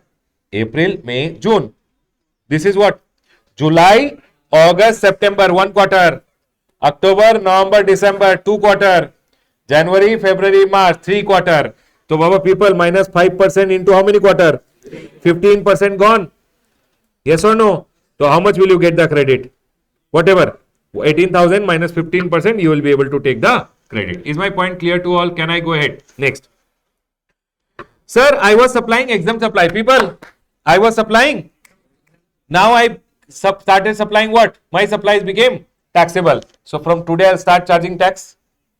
1 day prior, whatever input is there in my stock, input is there in my semi-finished goods, input is there in my finished goods, I will be able to take the credit. From the day my supplies become taxable, 1 day prior, whatever input is there, I'll get the credit plus capital goods also, I will get the credit full or reduced. Can I go ahead, everyone? Now, so remember, new registration credit available only if applied within how many days, everyone? 30 days of becoming liable. Sir, here, ITC of capital goods under 18(1) C and D, whatever was the credit, minus 5% per quarter or part thereof from the date of invoice. Sir, how will I get the credit? This credit which I am supposed to get, how will I get? You have to go online and file one form ITC 01. Within how many days? 30 days. From the date of becoming eligible to take the credit, you should file this form online within how many days? 30 days. Registered persons within 30 days plus 30 days from the date of becoming eligible make a declaration electronically in GST ITC 01 to the effect he is eligible to take the ITC. And sir, the declaration should specify how much input is in your stock, semi-finished goods, finished goods, which are held on the day immediately preceding, and it should be certified by a chartered accountant or cost accountant if the amount is more than 2 lakhs. People, tell me one thing. New registration applied within 30 days. Registration granted from the date of becoming liable valid. Which day ka I will get the credit? From the date of becoming liable, 1 day prior. Voluntary registration. From which day your registration is effective? From the date of grant. 1 day prior ka inputs ka credit you will get. Next. Composition person became normal person. So from normal person under section number 9, 1 day prior ka you will get the inputs ka credit also and capital goods ka credit also. Okay. Exempt supply of a registered person became taxable supply. From here it became taxable. 1 day prior, whatever input are there in your stock, semi-finished goods, finished goods, you will get the credit plus how much? 5% reduced per quarter or part thereof. Remember, when you are taking the credit, if goods, services or both are older than 1 year, you will not get the credit. Means input and capital goods ka credit you get, right? If the invoice is more than 1 year old, then no credit. Can I go ahead, everyone? Section number 18(3) over here goes ahead and talks about in case of change in constitution, ITC will be transferred. Everyone listen to me very carefully. One person was carrying on the business. Okay? He went ahead and sold the business to another person. He is the transferor. He is the business transferred as going concern is always exempt. Do you guys remember? Whenever you transfer your business to someone as going concern, it is always exempt. Okay? Now he had some input tax credit of 1 lakh lying with him. When you have transferred him business, he will sell the goods, he will collect the GST and pay to the government GST. No. What about your ITC? Can you transfer the ITC to him? Yes. You can transfer the ITC to the transferee. You just have to file one form ITC 02. That is what is told over here. Whenever there is a sale, merger, demerger, amalgamation, you have leased your business or you have transferred your business, whatever ITC is there, you can go ahead and transfer. Are we clear, everyone? Rule number 41 says you have to file which form, everyone? ITC 02. Buyer will accept and ITC will get transferred. So you have to go online and file which form? ITC 02. You have to write I want to transfer 1 lakh and his e-credit ledger mein how much will come? Are we all clear with this point? Can we go ahead? So whenever one person transfers the business to another person, do you remember transfer has to take registration under section number 22? Arey 22(3). Yes. So when he takes registration, now you can transfer the credit to him. Which form you will file, everyone? ITC 02. Now, sir, tell me one thing. If supposingly There is one company which is Tata's ka one big company is there. 1000 crore ka assets are there. What it did, it went ahead and kept 800 crore ka asset and it demerged one unit. Small unit demerged. Tata ka, the toothpaste wala unit which is there, they demerged it. They made a separate company. 200 crore ka asset given to him, 800 crore ka asset kept with them. Now, is the business transferred? Yes. Now, 1 lakh rupees ka credit is there. How much credit it will transfer? In the ratio of the assets. It kept 800 ka assets, 200 crore ka asset given to the new company. How much? What is the ratio? 8:2. So, Baba, how much credit will you transfer? Are we clear, everyone? So, if you have transferred only a part of your business, then credit will be also transferred only part. The next one over here, there is no what declaration will you file when you have to transfer the credit? ITC 02. There is no time limit to file the declaration, but CA square. CA square means what, everyone? Chartered accountant or cost accountant ka certificate is mandatory. Remember one thing, supposingly, tell me one thing, in the same state, I have one single registration, but two place of business. People listen to me very carefully. I have one registration here. This is principal place of business and this is what? Additional place of business. I told, leave it. Now I will go ahead and take separate registration. For this place, I took one more registration. My question is, there was e-credit ledger mein 1 lakh rupees lying. Don't you think when I have taken separate registration, some part of this credit I should give to him also? If in the same state, you have taken two separate registration and you want to transfer the credit, you have to file ITC 02A. The form is which one, everyone? If you want to transfer the credit to your distinct person, then the form is which one? ITC. Same registration in the same state. If you have taken separate registration, ITC 02A to be filed within how many days? Is my point clear to all? Can we go ahead, everyone? Next. The next one over here is payment of ITC on switching to composition or supplies becoming exempt. Tell me one thing.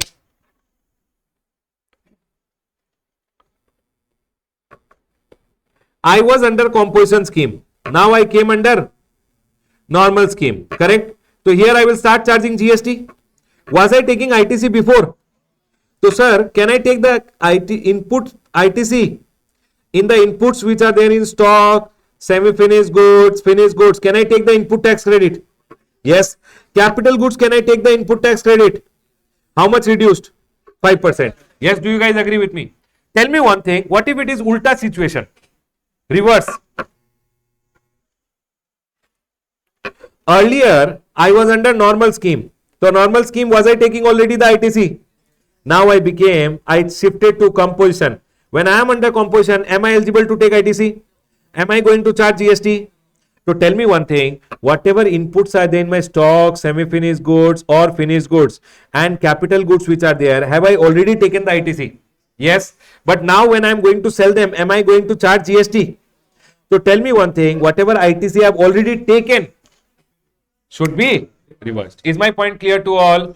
The same thing over here, everyone over here. Ulta, regular taxpayer becoming composition or exempt taxable supply becoming. So it says manner of reversal under special credit with respect to input in stock, semi-finished goods, finished goods, whatever is remaining. For that you have to calculate and you have to reverse. Capital goods, here it is monthly calculation. It is not 5% per month, per quarter or part thereof. It is how much, everyone? Monthly. I will tell you about monthly. Listen. 1st January, you were under normal scheme. People, when you are under normal scheme, 1 lakh rupees, 18,000. Did you take the input tax credit? Yes. Now you came under composition. For an example, this is 1st of this I will go ahead and tell. 1st of August. Okay, 1st of August. This is 1st of April. From 1st of April onwards, this is 2019, this is 20. You came under composition. My question, whatever inputs are lying, stock, semi-finished good, finished good, whatever GST paid, full reversal, correct? Capital goods, how much reversal?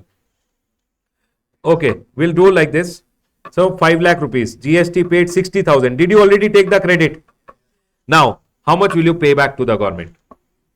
See, if you would have done the calculation as per quarterly calculation, can you tell me how much you would have paid back to the government? 5%, how many quarter? July, August, September, October, November, December, Jan, Feb and March. In the exam, always remember, sir told quarter is always fixed. You can't buy half quarter. No. You can't calculate half quarter. Not buying and all. You can't calculate half quarter. April, May, June, July, August, September, October, November, December, Jan, Feb and March. Now tell me one thing. Minus 5%. How many quarter gone? Correct? Can you tell me if you had to pay it back to the government by quarterly calculation, how much you have to give it back? 15 means how much? 6,000, 9,000, 51,000 you have to give it back, right? If it is monthly calculation, see, 60,000, how much is the life of the asset? 5 years divided by 60. How much life is already gone? August, September, October, November, December, Jan, Feb, March. How many months gone? 8 months gone. How many months are remaining life? Array, 8 months already used. 52 months are remaining, no? Into 52. How much you have to pay back? That is why government is telling, I don't want quarterly calculation. I want back in monthly calculation. Is my point clear to all? Can we go ahead? Next. That's all, everyone. Amount of reversal, this much only you have to understand. Sir, I don't have invoice only. How to calculate how much to pay back? If you don't have invoice, no problem. Today's market price you take. I will take 1 rupee as the market price. If you take market price, no. See, no time limit. Okay. Sir, how much I have to pay back? How much I have to pay back? For that, I should file one GST ITC 04. See over here. Amount determined above will be added to your output tax. And you have to file which form? ITC 03. And remember, no time limit to file the declaration, no CS certificate, nothing is required. But if you are using fair market value, it should be certified by whom? Chartered accountant or a cost accountant. People, remember one thing. Composition person became normal person. You will get all the input in stock, semi-finished goods, finished goods. Capital goods ka input also you will get. Reversal then, same. Input in stock, semi-finished goods, finished goods, paid back. Capital goods, how will you pay back? Divided by 60, multiplied by remaining life. Next. The most important part for your CA intermediate, which they generally go ahead and ask, is section number 18.6. 18.6 goes ahead and says, if you have gone ahead, people, if you have gone ahead and supplied capital goods and plant and machinery on which you have taken the ITC, then you have to pay a reduced amount of ITC, ITC taken minus 5% per quarter, or the tax on transaction value, whichever is higher. People, tell me one thing. I went ahead and bought one asset on 1st January 2020. I sold the asset, supposingly, on 1st of September 2020, I sold the asset. If you sell the asset, I bought the asset for 5 lakh, I paid the GST 60,000 rupees. Now, if you sell, means you have supplied the asset. Yes or no, everyone? If you supply capital goods on which you have taken the, you have to pay number 1. How much GST you paid? 5 lakh into 5 lakh pay 12% is how much? 60,000. Am I correct? Okay. Now, supposingly, I sold the asset for 3 lakh rupees. Transaction value is how much? On this 12% is how much? Can you calculate and tell me? 36,000. Either you pay 36,000 or 60,000 minus 5%. How many quarter gone? Calculate quarter. January, February, March. Array people, quarter. January, February, March. April, May, June, July, August. So how many quarter? 3 quarter minus 5% into. Can you tell me how much is the reduced amount of ITC is how much? 60,000 minus 50. So you will pay 51 or 36. Government is telling I want the higher 51,000. That's all. See here. Tax on your transaction value. Whatever is the sale price, on that whatever is the GST, or GST minus 5% for how many ever quarter, whichever is higher. Is my point clear to all? Please do one question on this and go today. Very, very important from exam point of view. Proviso. Refractory bricks, mold, dies, etc. when they are sold as scrap. People, all these molds will be there to make, supposing this bottle, one mold will be used. Sometime what happened, these molds which are there are capital goods. Mold. So that the bottle ka shape can be made. These molds break. When these molds have broken and you are selling it as scrap, They are telling you don't have to do this calculation and this calculation, not required. What will you do, everyone? Just pay transaction value, pay whatever is the tax. Means on the selling price, supposingly I sold the scrap for 100 rupees, 100 rupees pay, 18% GST is there, just pay 18 rupees over. Is my point clear to all? Can you tell me if I am going ahead? Okay, I want you guys to tell me the answer for this. I have sold one asset. I bought the asset on 1st January 2020. I went ahead and sold the asset on 1st of April 2020. Okay, everyone. I bought the asset for 5 lakh rupees. GST paid 60,000 rupees. Okay. Now tell me one thing. Okay. Supposingly on 31st March only I sold it off. 1 quarter, no. My question is, if I sold the asset for 4.5 lakh, this is the transaction value. Can you tell me what will be the amount of GST I have to pay to the government? 12% is the GST, no? Calculate quickly. Quickly tell me, everyone.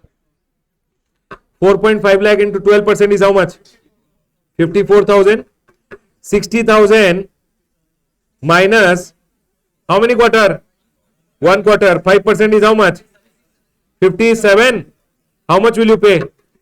Over story, everyone. Today you have to do one question on this at home. How many of you got it? Got it? Chalo. We are done with this. Everyone listen to me very carefully. Now one circular is there. I have already explained you the circular. I will still tell you one more time. Listen. People over here. Do you remember?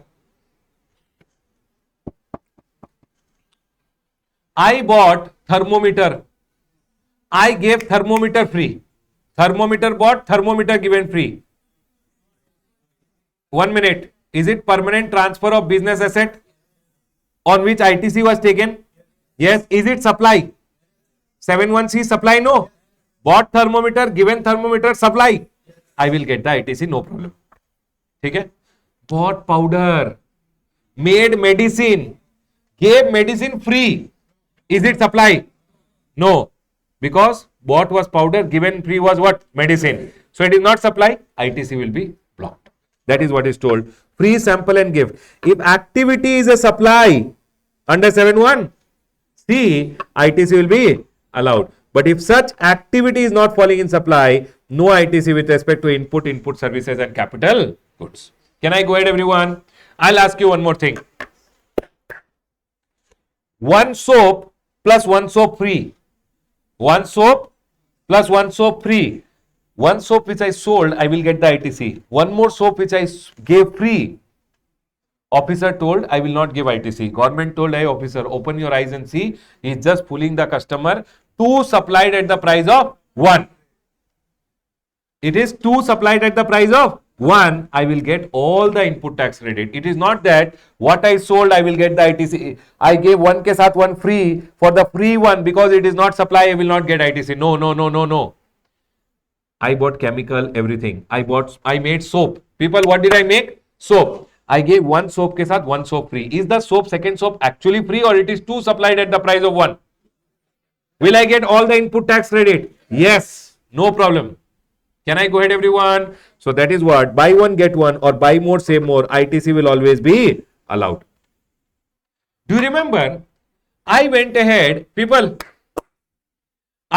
and sold you biscuits. 10 rupees ka biscuit, 1000 packets. One day I was going, told sir, not even dogs are eating this biscuit.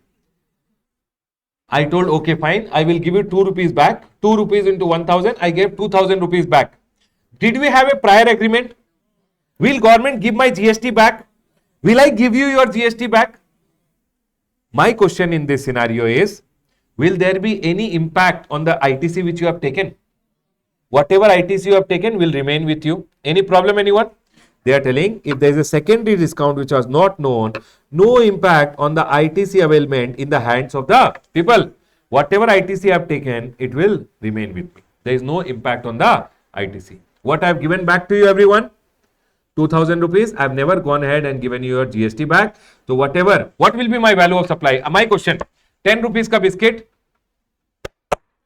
In the eye of government, 10 rupees ka biscuit, 1000 rupees. How much is my value of supply? 10,000. The 2000 rupees which I gave back, will government give me a reduction in my value of supply? Yes or no? So what is my value of supply? 10,000. Will I get all my input tax credit? There is no impact on the input tax credit in my hands.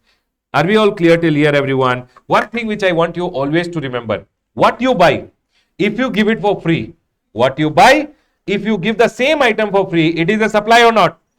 Supply, ITC will be allowed. If it is not a supply, I bought something, converted into final goods and final goods given free. Is it supply? No. If it is not supply, ITC blocked. Are we all clear till here, everyone? This is very, very important. 1 minute, everyone. Listen. I believe the A graded points in this chapter are 18.6, 18.1, A, B, C, D is B graded. Not A graded, but B graded. Okay? This is to A graded. This chart to 100% they are going to ask you one small 3-4 points. Okay, everyone? Other than this, section number 16 which I taught you know, section number 16, one question you will see 3 to 4 marks. Section number 16 is A graded. This chapter was very, very important, so I went ahead and taught it to you. Quickly revised also and also spoke in detail about it. Right, everyone? Now all you have to do is question answers and we are done with the chapter. I'll just see if there is any amendment which was there. Amendment, time of supply, we have already discussed about it. ITC में only this CSR, you know, no? CSR के लिए if you buy goods, services, if you buy any goods, ITC is there or not? No ITC. Congratulations, people. I'll close my revision on the chapter of input tax credit. Done. Let's go ahead and now start with the next chapter. The next chapter is payment of tax. Everyone, please come to your chart book. Payment of taxes. Please come to your chart book. Payment of tax.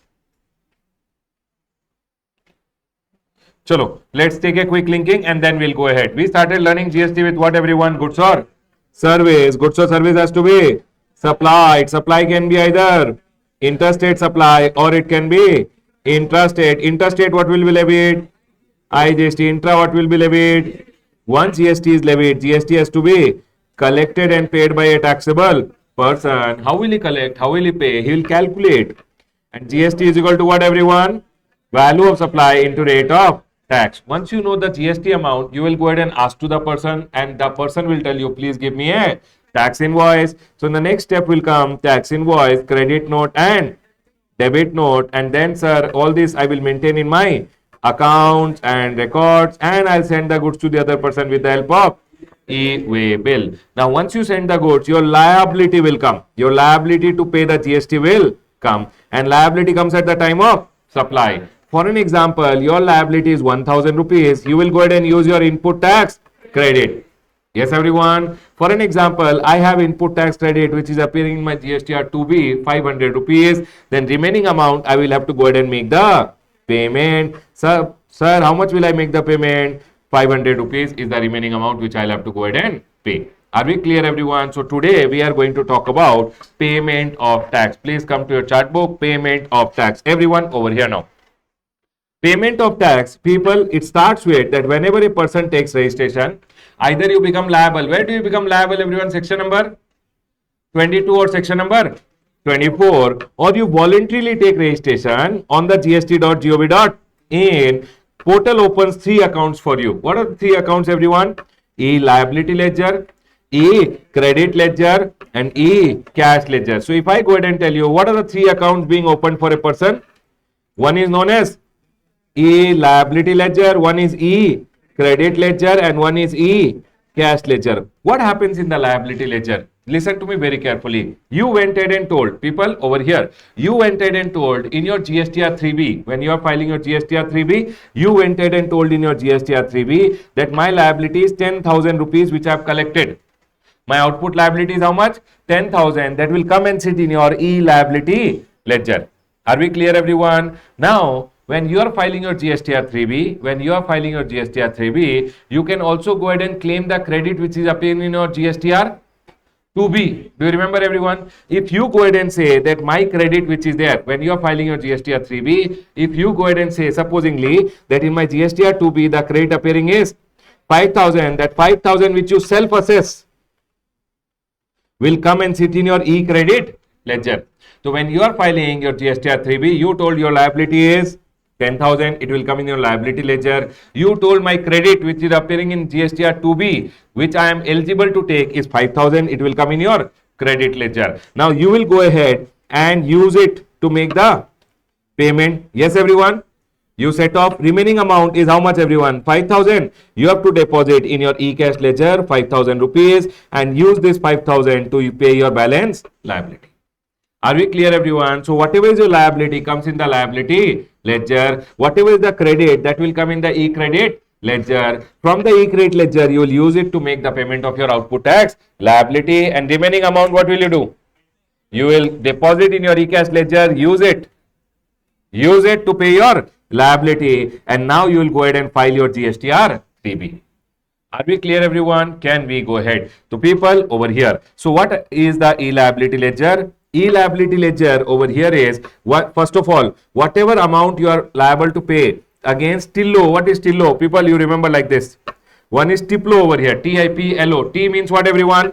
Tax, interest, penalty, late fee, or any other amount. Tax means whatever GST is payable. Interest means if you have delayed, then you have to pay interest. Delay payment of tax, you have to pay interest. Penalty is for what? Anything if you do wrong, you have to pay penalty. Late fee is for what, everyone?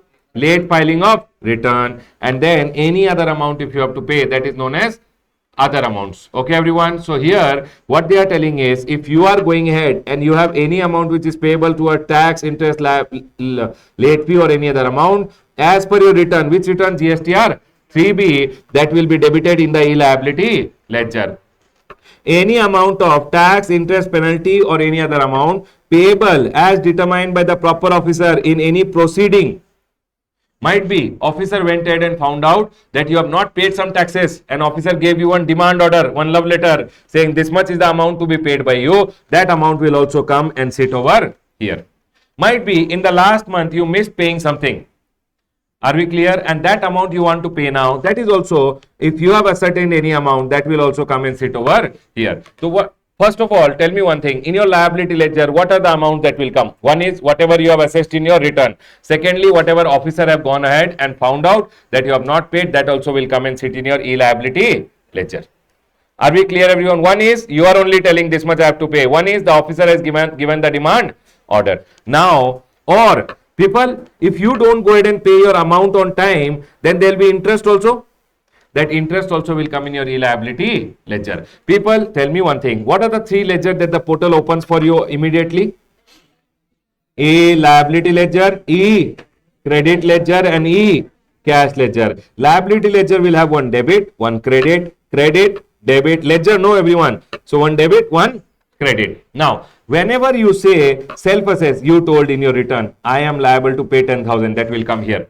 Officer gave you a demand order 5,000, that will also come over here. You did not make the payment on time, you have to pay some interest. For an example, 5,000, that will also come over here. So what is your total liability?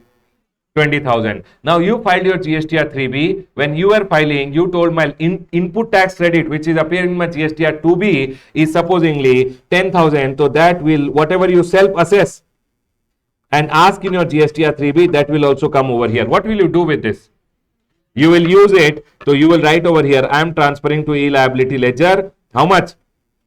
10,000. This will become 0 and this amount will come over here. How much more do you need? 10,000. So you will deposit in your e-cash ledger 10,000 from your bank account. You will deposit and you will transfer it to your e-liability ledger. This will become 0 and here you will use it and your balance will become, payable will become 0. Now you will go ahead and file your GSTR 3B. Are we all clear with this point? And that is what they are telling. First of all, what are the amount that will be debited? Tax, interest, late fee, or any other amount which you have told in your return. Secondly, what the officer has gone ahead and given in the demand order. Right, everyone? Any interest which is payable also will be debited. Then, sir, what will I use? How will I pay? First, I will pay through my e-credit and then I will pay through my cash.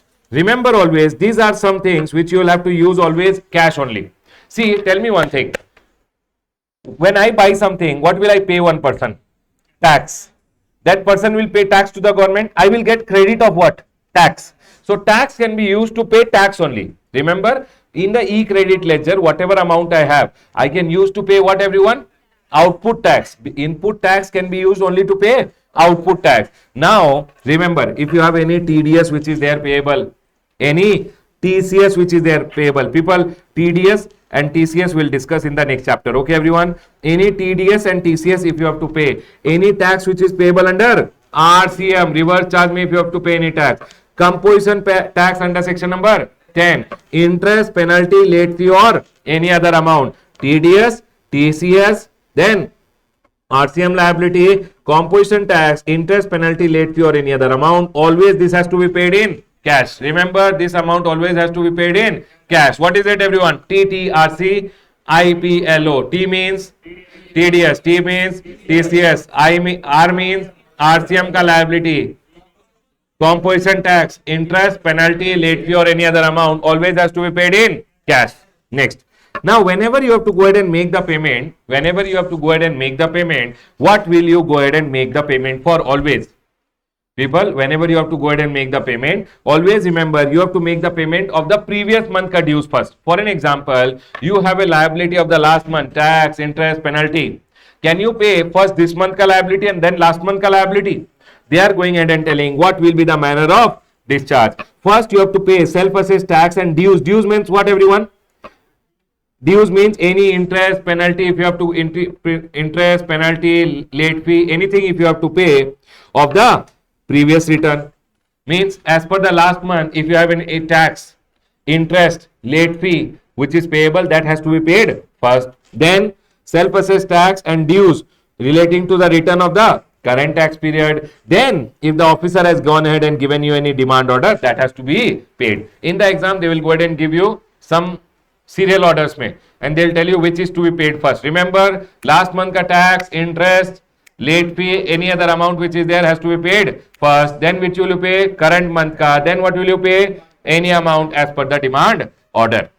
Now listen, what is the e-credit ledger? What is the e-credit ledger over here? E-credit ledger mein, they are going ahead and telling credit, whatever you ask in the GSTR 3B, people, when you are filing your GSTR 3B, if you go ahead and tell, sir, in my GSTR 2B, 10,000 is appearing, I want to take this credit. So in the GSTR 3B, when you are filing, you have to say what is your input tax credit. If you tell 10,000, this amount will come in your e-credit ledger. What will you do with your e-credit ledger, everyone?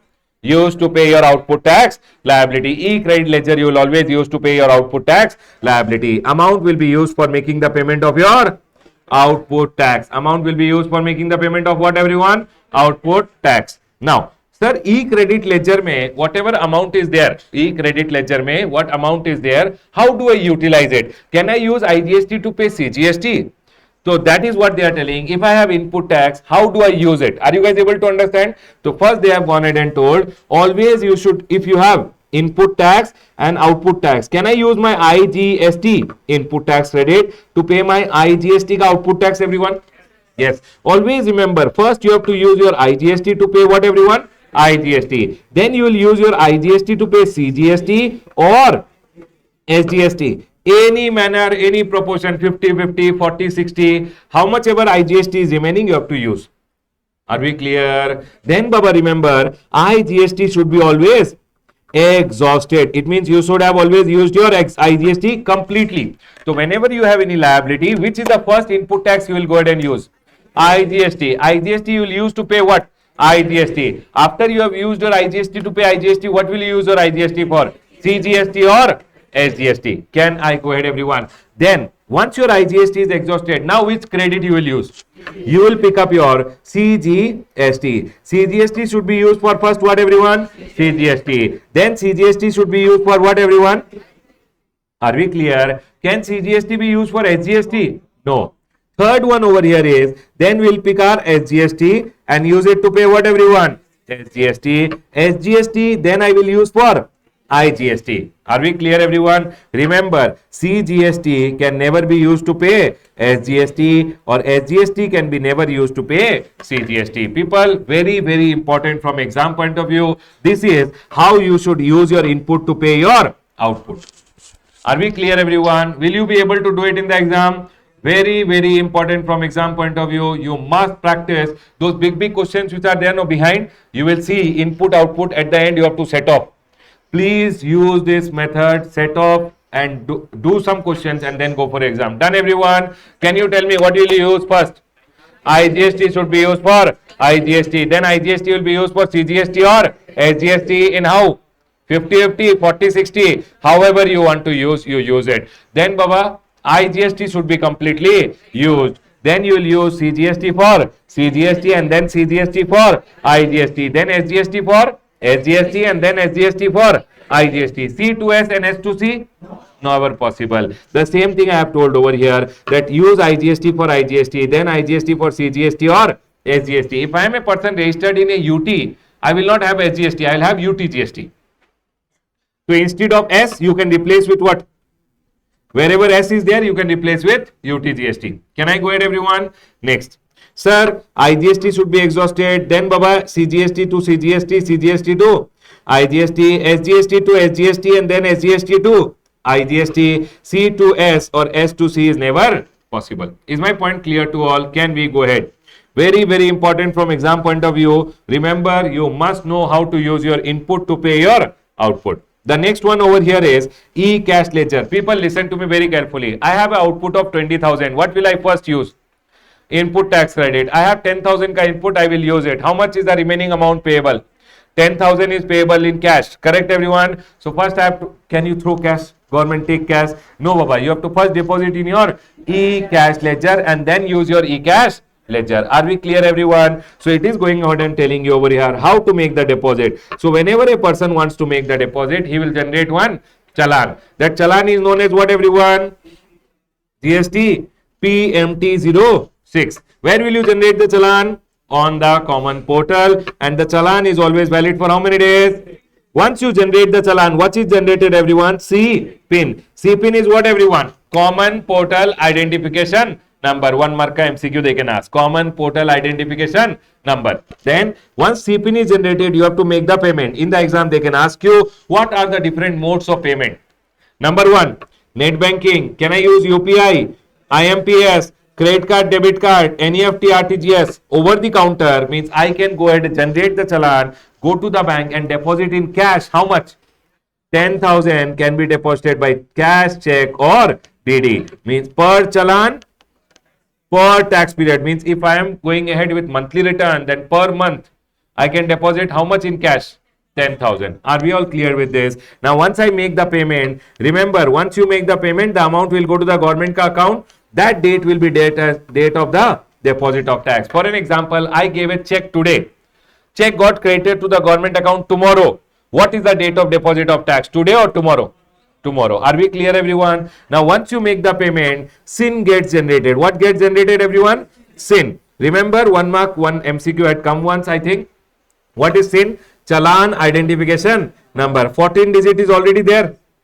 CPIN plus 4-digit bank code will be added. Whatever 14 digit ka CPIN is there, in front of that HDFC, for an example, one bank code will be added. And then the amount will come in your e-credit, e-cash ledger. So for people, what is credited to your e-cash ledger? Whatever amount is being deposited towards tax, interest, penalty, late fee or any other amount. Whatever is your liability, whether it is tax, interest, penalty, late fee or any other amount, deposit and you can use it. Are we clear, everyone? Can we go ahead? My question to you guys, whenever supposingly my output tax liability is CGST 10,000 rupees. Okay, everyone, CGST ka I have to pay tax 10,000 rupees and I have to pay interest 10,000 rupees. Always remember one thing. For an example, in my e-liability ledger, it is showing I have to pay how much CGST ka tax? 10,000. And how much is my interest payable? 10,000. Remember, what you have to pay, that you have to deposit. When you are making a deposit in your e-cash ledger, you will get, when you are making a deposit in your e-cash ledger, you have to go online and generate a challan. In the challan, they will ask you, do you want to deposit CGST, SGST, IGST or cess? Do you want to deposit tax? Do you want to deposit interest? Do you want to deposit penalty? Or do you want to deposit any other amount? Or you want to deposit late fee? Are you guys able to understand? What do I have to deposit? tax, no? So I have to write over here CGST ka tax I want to deposit, and interest what do I want to deposit? CGST ka interest I want to deposit. Are we clear, everyone? Did you guys get this point? What I will deposit, I can use it for that only. When I am going ahead and online making the payment, I should deposit in the correct head, and then I will use it to make my output tax liability. So it goes ahead and says over here, amount will be used for making the payment of what? Tax, interest, penalty, late fee or any other amount. Now, sir, if I am an unregistered person, can I make the payment without taking registration? Yes, Baba, you will be given temporary identification number, and using that you can also go ahead and make the payment. Now, supposingly, I went ahead, instead of depositing in tax over here, and here I deposited, supposingly, here 10,000 and here 10,000. My question to you is, my output is CGST and CGST ka tax and interest. Can I use e-cash ledger? People, remember, e-credit ledger से cross utilization is possible. You can use IGST to pay CGST, SGST, etc. But e-cash में cross utilization is not possible. Where you deposit, that head only you can use to make the payment. Are you guys able to understand this point? Everyone got it? Sure? Got it? No? हाँ, तो if you have gone ahead and deposited in SGST 10,000 tax में and interest में 10,000, can you use it to make CGST का payment? Cash ledger से? No. So for people, but you can do one thing. You can go ahead and use what? GST PMT091 form is there. You can use it and transfer from here to here. And then can I use to make the payment? Yes. Always remember one thing. Supposingly, I want to transfer tax, interest, penalty, late fee or any other amount from one e-cash ledger to another e-cash ledger for IGST, CGST, SGST. I can do it using which form, everyone? PMT09. Is my point clear to all? People, tell me one thing. In exam, they went ahead and told you Ram deposited in the e-cash ledger tax head में CGST का tax. Everyone, what did he tell you? CGST tax में 10,000 rupees was deposited by Ram. CGST tax में 10,000 rupees was deposited by Ram. Output tax is IGST 10,000 rupees payable. Can Ram use CGST का 10,000 to pay IGST का tax? Yes or no? No. First you have to say no. However, Ram can transfer from the CGST ka e-cash ledger to where? IGST ka e-cash ledger, and then he can go ahead and use it to make the payment of the output tax. Did you guys understand this point? Louder, everyone. Got it? No. Directly don't say yes. First say no. Cross utilization in e-cash is not there. So first you have to transfer it to what head you want the output, whichever output tax you have to transfer, and then you have to use it. Is my point clear to all? Can we go ahead, everyone? That is what they are telling. Okay, now tell me one thing. I have one distinct person. I have e-cash ledger में 1 lakh rupees lying. My distinct person is telling, distinct person means under my PAN only, separate registration. He told, sir, Ramesh, can you transfer from your e-cash ledger to my e-cash ledger? Tell me one thing, under me only 2 registration. In this ledger, I have money. Can I transfer to my distinct person ka e-cash? Yes. See over here, everyone. Registered person can transfer any amount. So my another hand wants it. Can I give it or not? Yes or no? So it is telling you can transfer tax, interest, penalty, late fee or any other amount which is available in the e-cash ledger to the e-cash ledger for CGST or IGST of a distinct person. Which form will you use? GST PMT09. First of all, tell me one thing. In my e-cash ledger, in my own e-cash ledger, can I transfer from one head to another? Yes. From my e-cash ledger, can I transfer to my distinct person? Yes. Which form I have to use? GST PMT09. Everyone remember one thing, but when you are helping your distinct person, no, I am transferring to my distinct person. First help yourself and then help others. It says the transfer will not be allowed if any registered person has any unpaid liability in his e-liability ledger. So if I have any liability in my e-liability ledger, they are telling it will not be allowed to transfer to your distinct person. First pay your liability and then help your distinct person. Can I go ahead, everyone? Next. Now, people, when I am transferring from this head to this head, when I am transferring from here to here in my e-cash ledger, government is telling we will assume that from here we have given you a refund and here you have made the deposit. It will be assumed as if, see, whenever a transfer is done from the e-cash ledger, it shall be deemed to be what, everyone? refund, and such transfer to e-cash will be deemed to be a deposit. So from this head to this head, if I am transferring here, it will be assumed that I have got a refund and I have actually done the deposit over here. Is my point clear to all? Can we go ahead, everyone? The next one over here is right side. Sir, what are the major heads? When you want to make a deposit, you will see major head is CGST, SGST, IGST. Are you guys able to understand this? So they are going ahead and telling what are the major head of tax: IGST, CGST, SGST, UTGST and cess. Every major head has how many minors? 5. What are the 5 minors? TIPLO, tax, interest, penalty, late fee or any other amount. So every major head has 5 minor head, which is tax, interest, penalty, late fee or any other amount. Now tell me one thing, what is the maximum amount you can deposit using cash ledger? 10,000 rupees. What is the maximum amount you can use? 10,000 rupees, right? But there are some scenarios when more than 10,000 can be deposited in the e-cash ledger, and that is what they are telling. Restriction of 10,000 over the counter is not applicable in the following cases. Number 1, on deposits which are made by government department. Can government department more than 10,000 be deposited in cash? Yes. Or any other deposit by a person which is notified by the commissioner. Proper officer or any other officer authorized to recover outstanding dues from any person. For an example, Sharath had to pay 1 crore rupees to the government. Government came to his premises and recovered from him 1 crore rupees cash mein. Can the government department deposit more than 1 crore, more than 10,000 in cash, or the officer will take it home?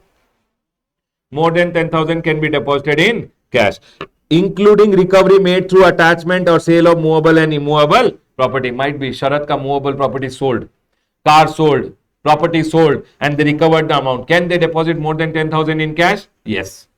Proper officer or any other officer authorized for the amount collected during investigation, enforcement activity or any other ad hoc deposit. For an example, one officer came to your premises during an investigation and they found 10 crore rupees in your premises, which is actually government ka tax. Can that be deposited in cash also? Yes. Are we clear, everyone? What are the 3 scenarios when more than 10,000 can be deposited in cash?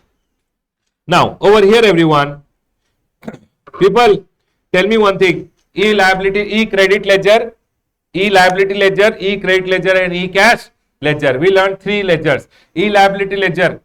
What are the debits which are there?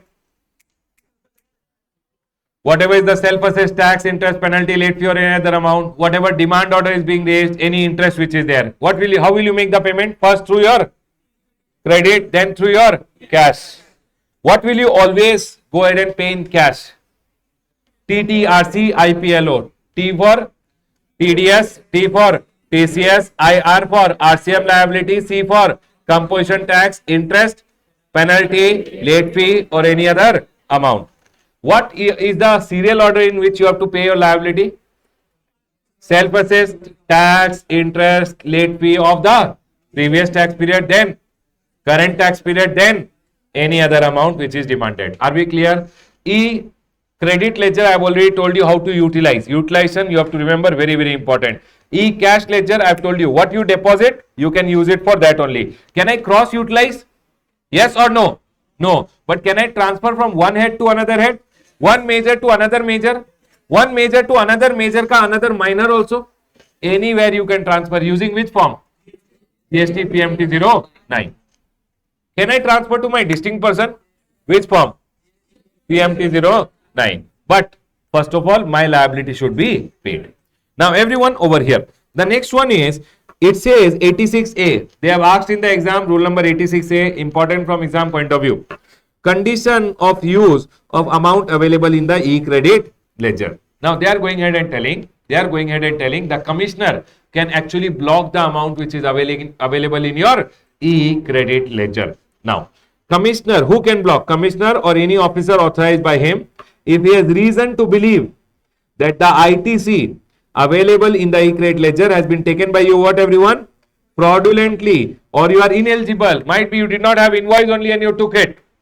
You have not received the goods only. Do you remember section number 16?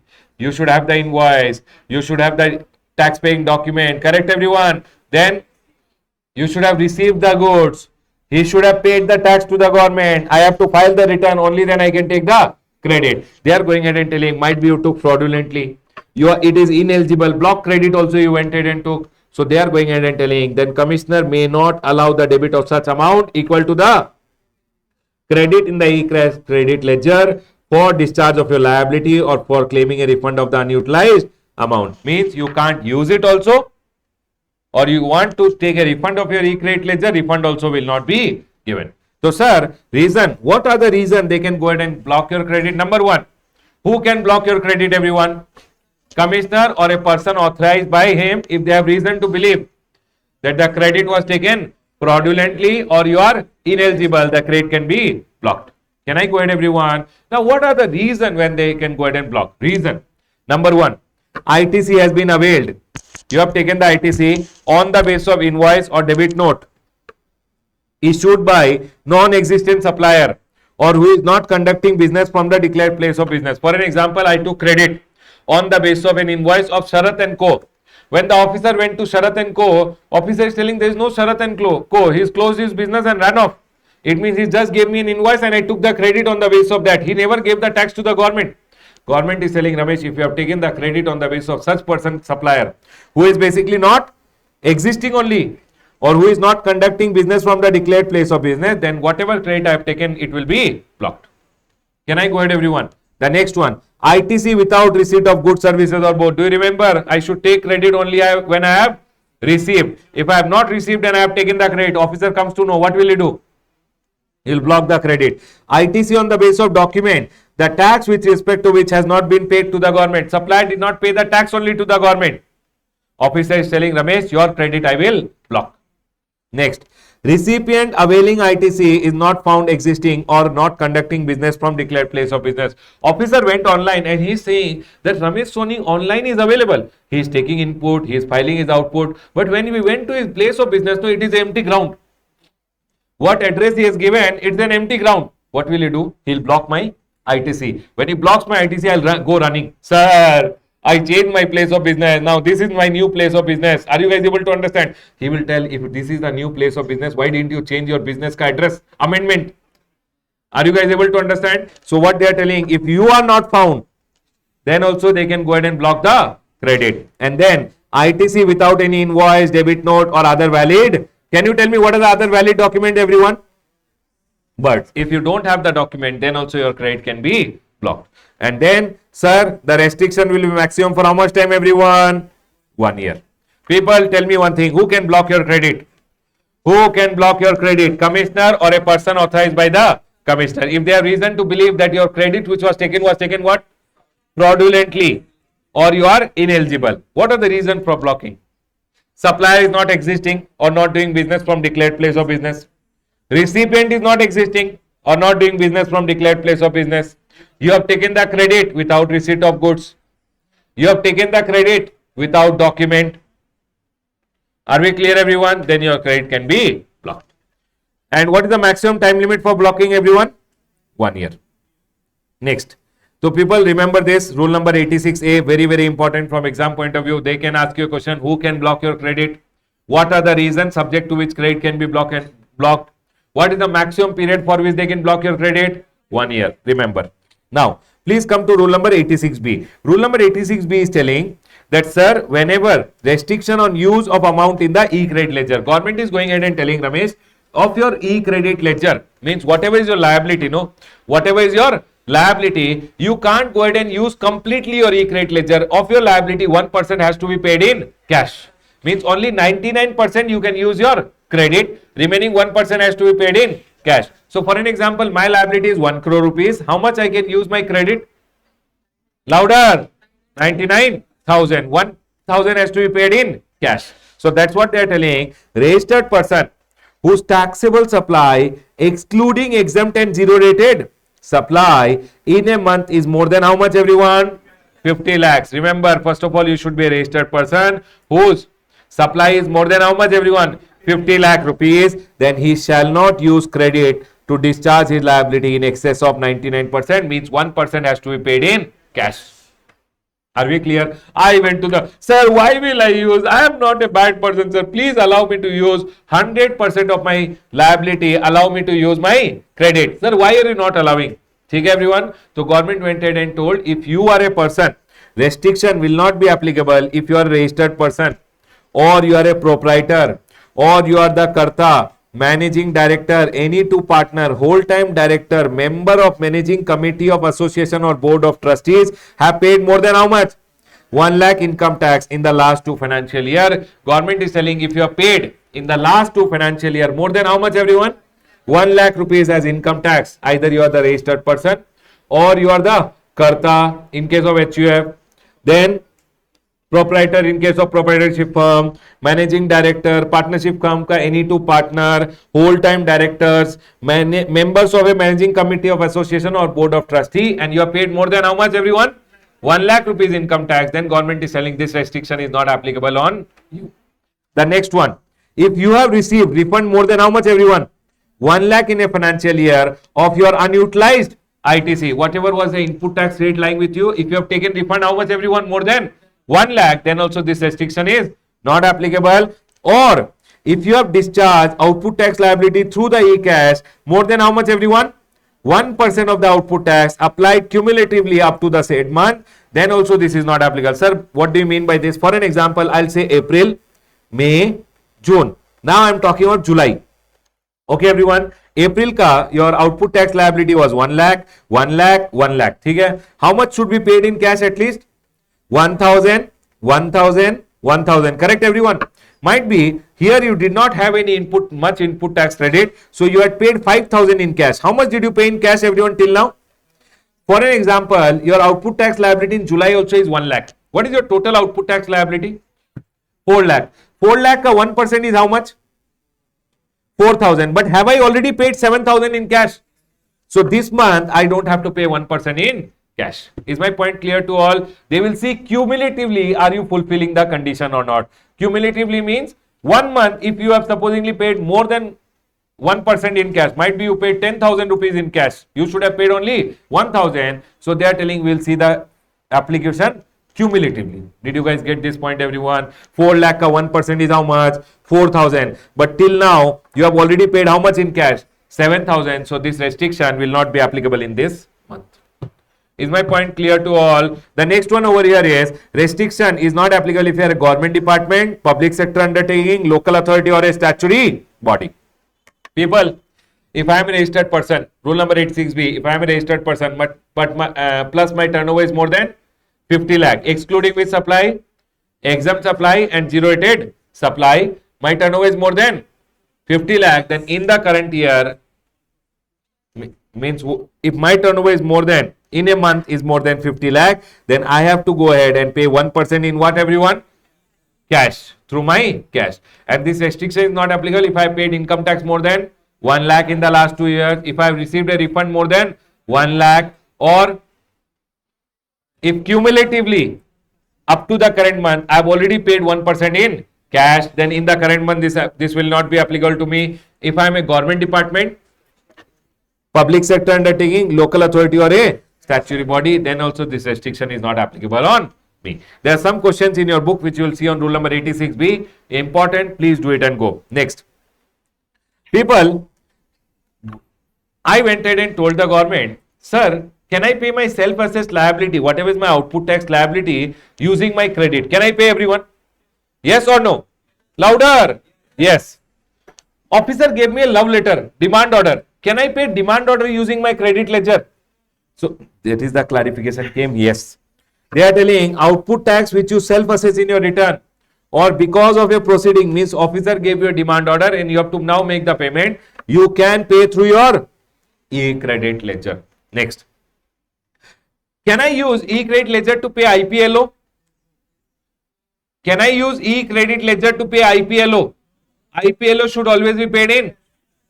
So, sir, e-credit ledger cannot be used to pay IPLO. Okay, everyone. RCM liability? No. Remember, TTRC, IPLO, always to be paid in cash. E-cash ledger can be used to pay tax, interest, penalty, late fee or any other amount. Can you tell me e-cash ledger can be used for paying what? TTRC, IPLO. Is my point clear to all? Can we? Go ahead, everyone. Now, please come on the right hand side now. Interest will be going ahead and talking about. Please come to the right side. Interest will be talking about. Section number 50 goes ahead and talks about interest. Let's go ahead and quickly talk about the interest ka portion. Interest on delayed payment of tax. People, if I don't go ahead and pay my tax on time, for an example, this is the month of April. Everyone listen carefully, okay? This is the month of April. ठीक है? April month का actually my output tax liability is supposingly 5 lakh rupees and my input tax credit is 2 lakh rupees. It means April month ka when will I file the return? I will show my output tax liability as how much? Input tax credit as how much? I have to pay how much? I did not pay on 20th, but I went ahead and paid it on 30th. Did I delay my payment? How many days? 10 days. So people, I will have to go ahead and pay interest at the rate of, on what amount? 5 lakh or 3 lakh? 5 lakh, which is my output, gross output tax liability, or net, which I have to pay through my e-cash ledger. I have to pay interest on this or this. Louder. Arey, it's okay to go wrong. On your net. Can I go ahead, everyone? So you will have to pay 18%. 3 lakh into 18% into how many days? 10 divided by 365. This much is the interest payable by you. Remember one thing. Every person who fails to pay the tax due shall pay along with interest at the rate of 18%, and interest shall be payable on the tax paid by debiting what? E-cash ledger. Means you will pay interest on gross or net? Gross or net? Net. Interest shall be calculated from the day succeeding the due date. Due date was 20th. From the next day interest will start. So can you tell me how many days? 30 minus 20. How many days? Are we clear, everyone? Can I go ahead? Is my point clear to all? Remember, the due date is not taken from the next day till the last day. First day don't take it, last day you have to include. Next. Where? Okay, people, here. Rule number 88B is there, which is very, very important, which I want you guys to understand. Listen. You know what people used to do? I'll tell you. Everyone over here. Please listen this. April month, I have output tax liability. April 20th, I had to make the payment, right, everyone? 5 lakh. I don't have any, 1 minute. I don't have any input tax credit in the, I don't have any input tax. And how much is the liability, everyone? Supposingly I delayed by 10 days, I paid on 30th. Can you tell me on what amount interest will come? 5 lakh into 10 divided by, sure, everyone? Okay, now you know what people do. People don't even show this liability. April month ka actually my liability is 5 lakh, okay? This sale only I will not show. I will do what, you know? My output tax liability is 0. I did not show the sale in the month of April only. People, tell me one thing. Output tax liability, supposingly I showed here 5 lakh. Input tax credit, output is how much? I will pay interest on gross or net? Net, correct? This month ka sale, if I show in this month only, I have to pay interest on which amount? Gross or net? You know what I did? I did not show the sale over here. I thought, hey, this month in ITC is not there. I will do one thing. May month mein, no, I am going to make a purchase. So May month mein, I will have good amount of input tax credit. Are you guys able to understand? So what I did, May month ka when I was showing the sales, no, return. April month ka 5 lakh ka liability, I showed in May month. Are you guys able to understand? I did not show in this month. I told I forgot. And I showed over here output tax liability 5 lakh. Input tax rate was there 5 lakh. And I used how much? Because I had made a purchase in this month, I had input tax credit. I used it and I paid 0 to the government. Can you tell me interest will come or not come? Interest will come on what amount? Gross amount 5 lakh rupees. From which day I have to pay? From 20th to the next month ka? 20th. Is my point clear to all? Did you guys understand this point? People, this month ka liability shown in this month only. This month ka liability shown in this month only. Only the return was filed late. Interest will come on gross or net? Louder. Net. This month ka liability shown in next month ka return. Gross or net? Whatever amount which was payable. Whatever amount was payable you are paying now. Delay amount ke liye you have to pay interest. People, I have written this down here. Did you guys get it 100%? Shall I repeat? Got it, everyone? Everyone see here, where supplies made during a period, this section 50 has to be read with the rule. Supplies made during a period are declared in the return for the said period. Only the return is filed late. Interest will come on what amount, everyone? Gross or net? Amount which is paid through the e-cash ledger. But tell me one thing. In all other case, interest shall be calculated on the amount unpaid, that is gross tax liability from which date? Due date till the date of payment. Can you tell me what was the due date? This one. I made the payment over here. So on this 5 lakh rupees, will I have to pay interest? Or I'll have to pay interest on 0? 5 lakh. From which date? From this 20th till the next month ka 20th. Are we all clear with this? Can I go ahead, everyone? Sure? Chalo. People, tell me one thing. This month ka liability shown in this month ka return only. Only return was filed late. Interest will come 18% on gross or net. This month ka liability shown in the next month ka return. Interest will come on gross amount or net amount. Is my point clear to all? Can I go ahead, everyone? Everyone over here. The next one says over here, ITC has been wrongly availed and utilized interest payable 18%. No interest only if you have availed but you have not utilized it. If you don't go ahead, people over here, if you don't go ahead and use it, do you have to pay interest? Okay, for an example, I will tell you, ITC wrongly availed. People, I took wrongly credit. Everyone over here, concentrate. I took wrong credit 4 lakh rupees. How much? Okay. ITC correctly taken. Correct ITC I have taken 4 lakh. How much is the ITC I have now? 4 lakh wrong credit.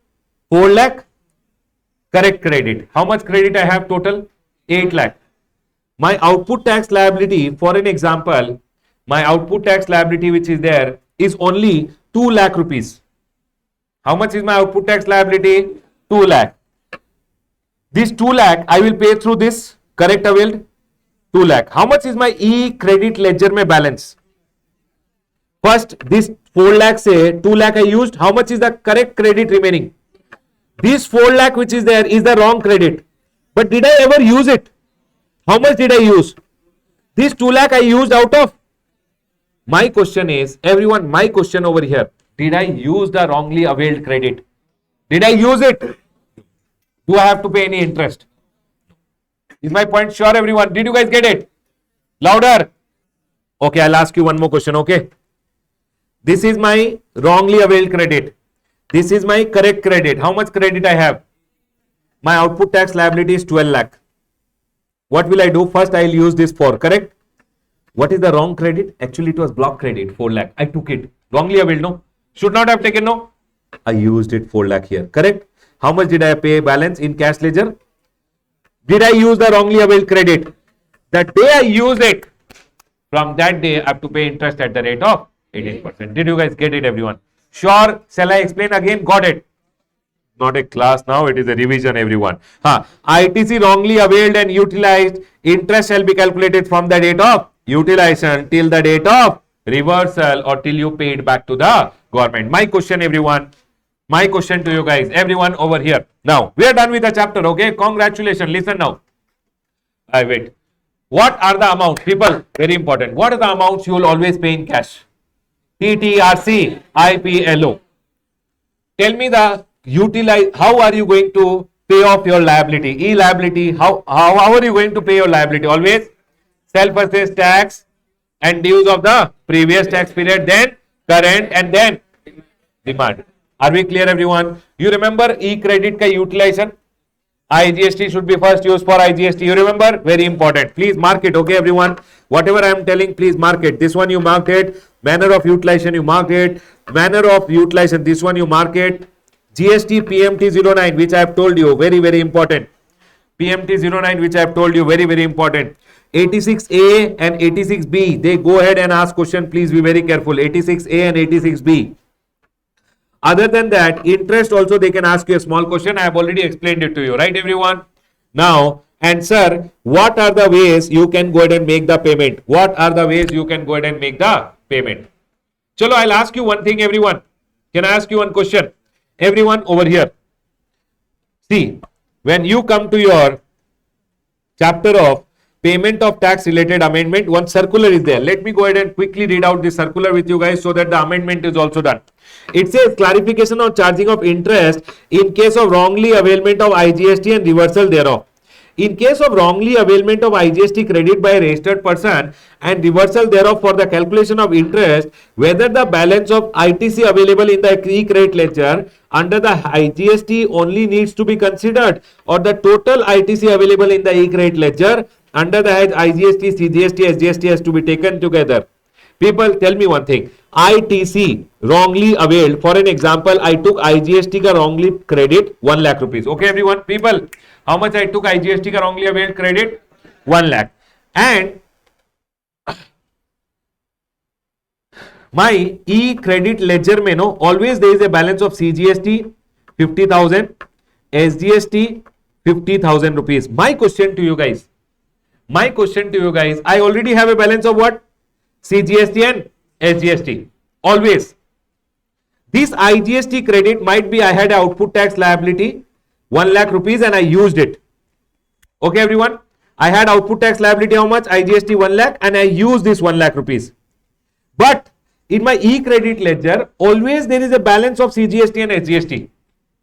Will it be assumed that this IGST which was there, will I have to pay interest? My question. What is the balance in my e-credit ledger? Has the balance ever come down below 1 lakh rupees? Has the balance ever come down below 1 lakh rupees? Do I have to pay interest? No. Did you guys understand this point?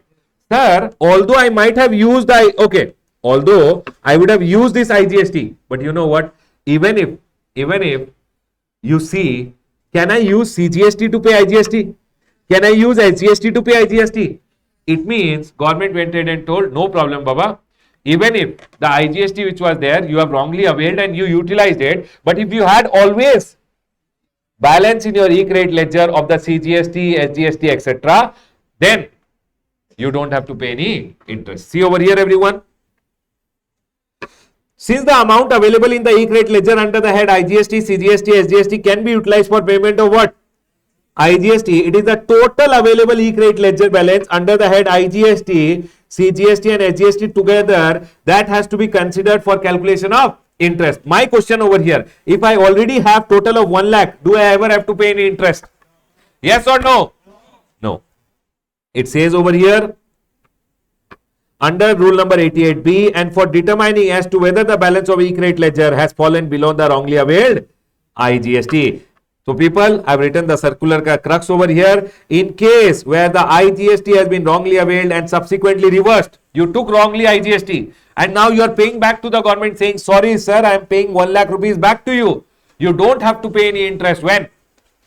If your e-credit ledger may total balance 1 lakh was always there. It says, there will not be any interest during the time period starting from such availment up to the date of reversal if balance of ITC in the e-credit ledger under the head IGST, CGST taken together never fell below the amount of such wrongly availed ITC. Are we clear, everyone? Can I go ahead? People, is this point clear? Next. People, you know what happened? Actually, at intermediate level, this point should not have been given in your circular only, but they have given it, so I am telling you. For an example, instead of CGST and SGST, it was GST, cess, compensation cess, 1 lakh ka balance. People, remember, cess can be only used to pay what? Cess. And hence, even if you had cess in your e-credit ledger, if you have taken 1 lakh rupees ka wrong credit of IGST and used it, do you have to pay any interest? Yes. Is my point clear to all? Baba, because cess can never be used to pay what? IGST. Even if you had cess, it will be like you never had any balance in your e-credit ledger, and on that 1 lakh rupees when you are reversing, from when will you pay interest? From the date of utilization. Everyone over here, it says credit of cess cannot be taken into account while considering the balance of e-credit ledger for the purpose of calculation of interest in respect of wrongly availed and utilized IGST, CGST or SGST. People, tell me one thing. I wrongly took 1 lakh rupees and I used it. In my e-credit ledger, cess was there. When I reverse it, do I have to pay any interest? Louder. Yes. In my, I wrongly took 4 lakh rupees. Okay. I wrongly took ITC of IGST 1 lakh. Output tax liability IGST was there 1 lakh. I used it. Okay. In my e-credit ledger, already CGST is there 1 lakh, SGST is there 2 lakh rupees. Will it ever be, do I have to pay any interest when I am going ahead and paying this 1 lakh rupees back to the government telling, sir, sorry, I took it. Interest payable, not payable? Not payable. Are we all clear with this? I have gone ahead and told you about the amendment also. I'll close my revision on the chapter of payment of tax, A graded chapter. Trust me, this cross utilization. There is a question in your textbook also which I have given, right everyone? Please do 1 or 2 questions on this and go for exam. I'll close my revision on payment of tax. Done. Let's go ahead and now move to the next chapter. Everyone, please come to the chapter of TDS. Everyone, listen to me very carefully. TDS and TCS ka link comes. TDS and TCS ka link comes where? Where does TDS and TCS chapter ka link comes? The TDS and TCS always has to be paid in cash. Do you remember everyone? TDS and TCS always has to be paid in cash. Chalo. Let's go ahead and now revise TDS. Everyone over here, TDS as a chapter. I think in the exam they will ask you a 3-mark question. Let's go ahead and do it now. Everyone over here now. TDS, for an example, very, very easy chapter, nothing is there. What are we talking in TDS? Supposingly, this is Modi government over here. This is Modi ji. Why Modi ji have drawn over here? Because government department has to deduct TDS. Okay, everyone. TDS is applicable on whom, everyone? Government department. Now, this is a supplier over here. Supplier went ahead and supplied to the government department. Remember, on which amount of supply is TDS applicable? Whenever the supply ka value is more than 2.5 lakhs. So if I am a supplier, I am supplying to the government department. People, if I am a supplier, I am supplying to the government department. Value of my supply is how much? More than 2.5 lakhs. So for an example, I am supplying stationery to the government department. I am supplying what, everyone? Stationery to the government department. Excluding GST, the value is how much? 2.5 lakh, and the supply should be a taxable supply of goods or service. For an example, this is the invoice. I supplied how much ka stationery to the government department? 3 lakh rupees. The GST is 9 and 9, which is 27,000 and 27,000. Now Modi ji ka department, which is government department, has to go ahead. Now what used to happen? No, whenever one person used to supply to the government department, these persons, no, these people never used to pay their GST properly. They never used to pay their income tax. Hey, I am supplying to government department. I am a supplier of government department. No tension.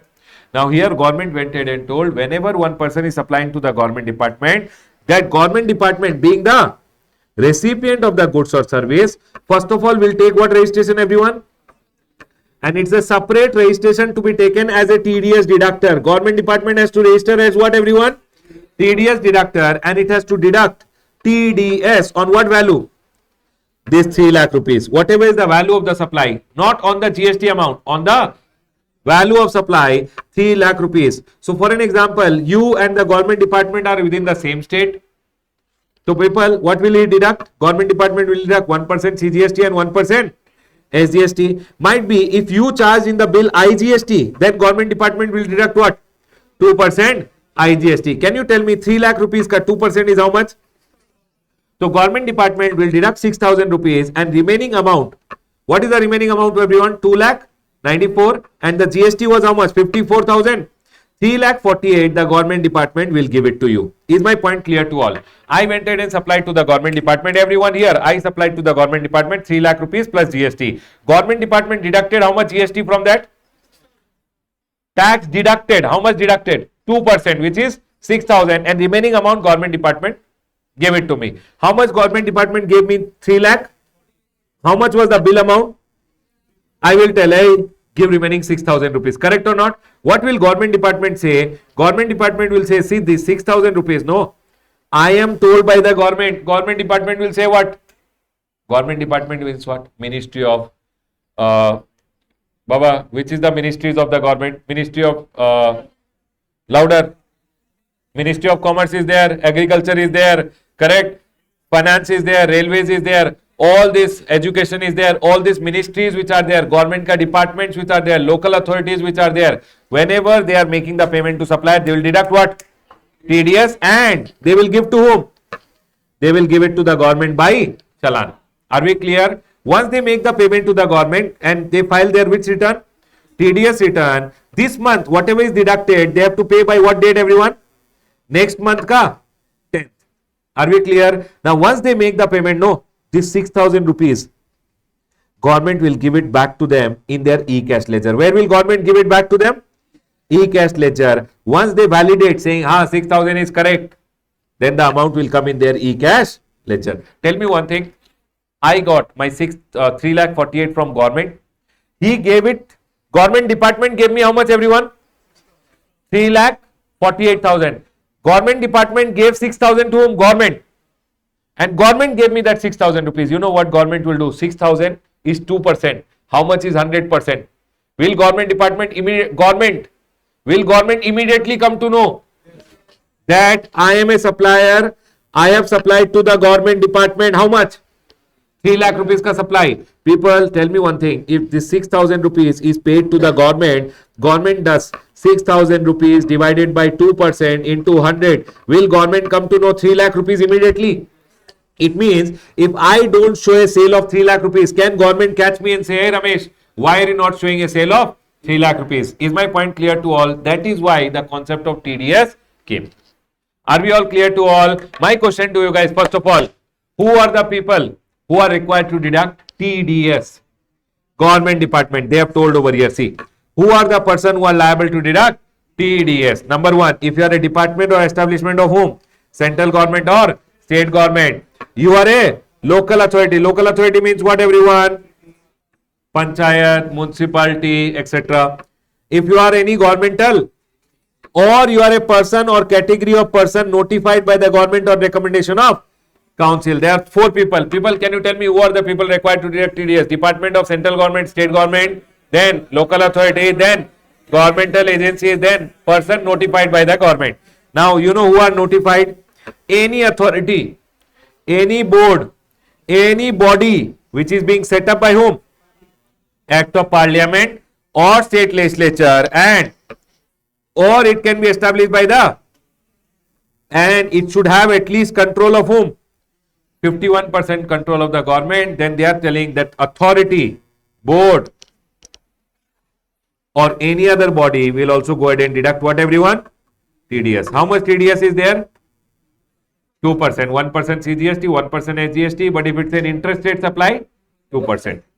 People, who are the other people who have to deduct? A, notified person. B, if you are a society which is established by the central government, state government or local authority which is registered under the Societies Registration Act, you are also liable to deduct TDS. Or if you are a public sector undertaking, then also you are liable to deduct TDS. Remember 2 points. If A, B, C, D is supplying to each other, might be one government department is supplying to another government department, might be local authority is supplying to government department. A, B, C, D, if they are supplying to each other, there is no TDS. No TDS if supply is between A, B, C, D. You know Ministry of Defense, government department. But whenever you are supplying to Ministry of Defense, they will not deduct any TDS. Are we all clear with this point? People, tell me one thing. Whenever one person is supplying to whom? Government department. Who is government department, everyone? Who are liable to deduct TDS?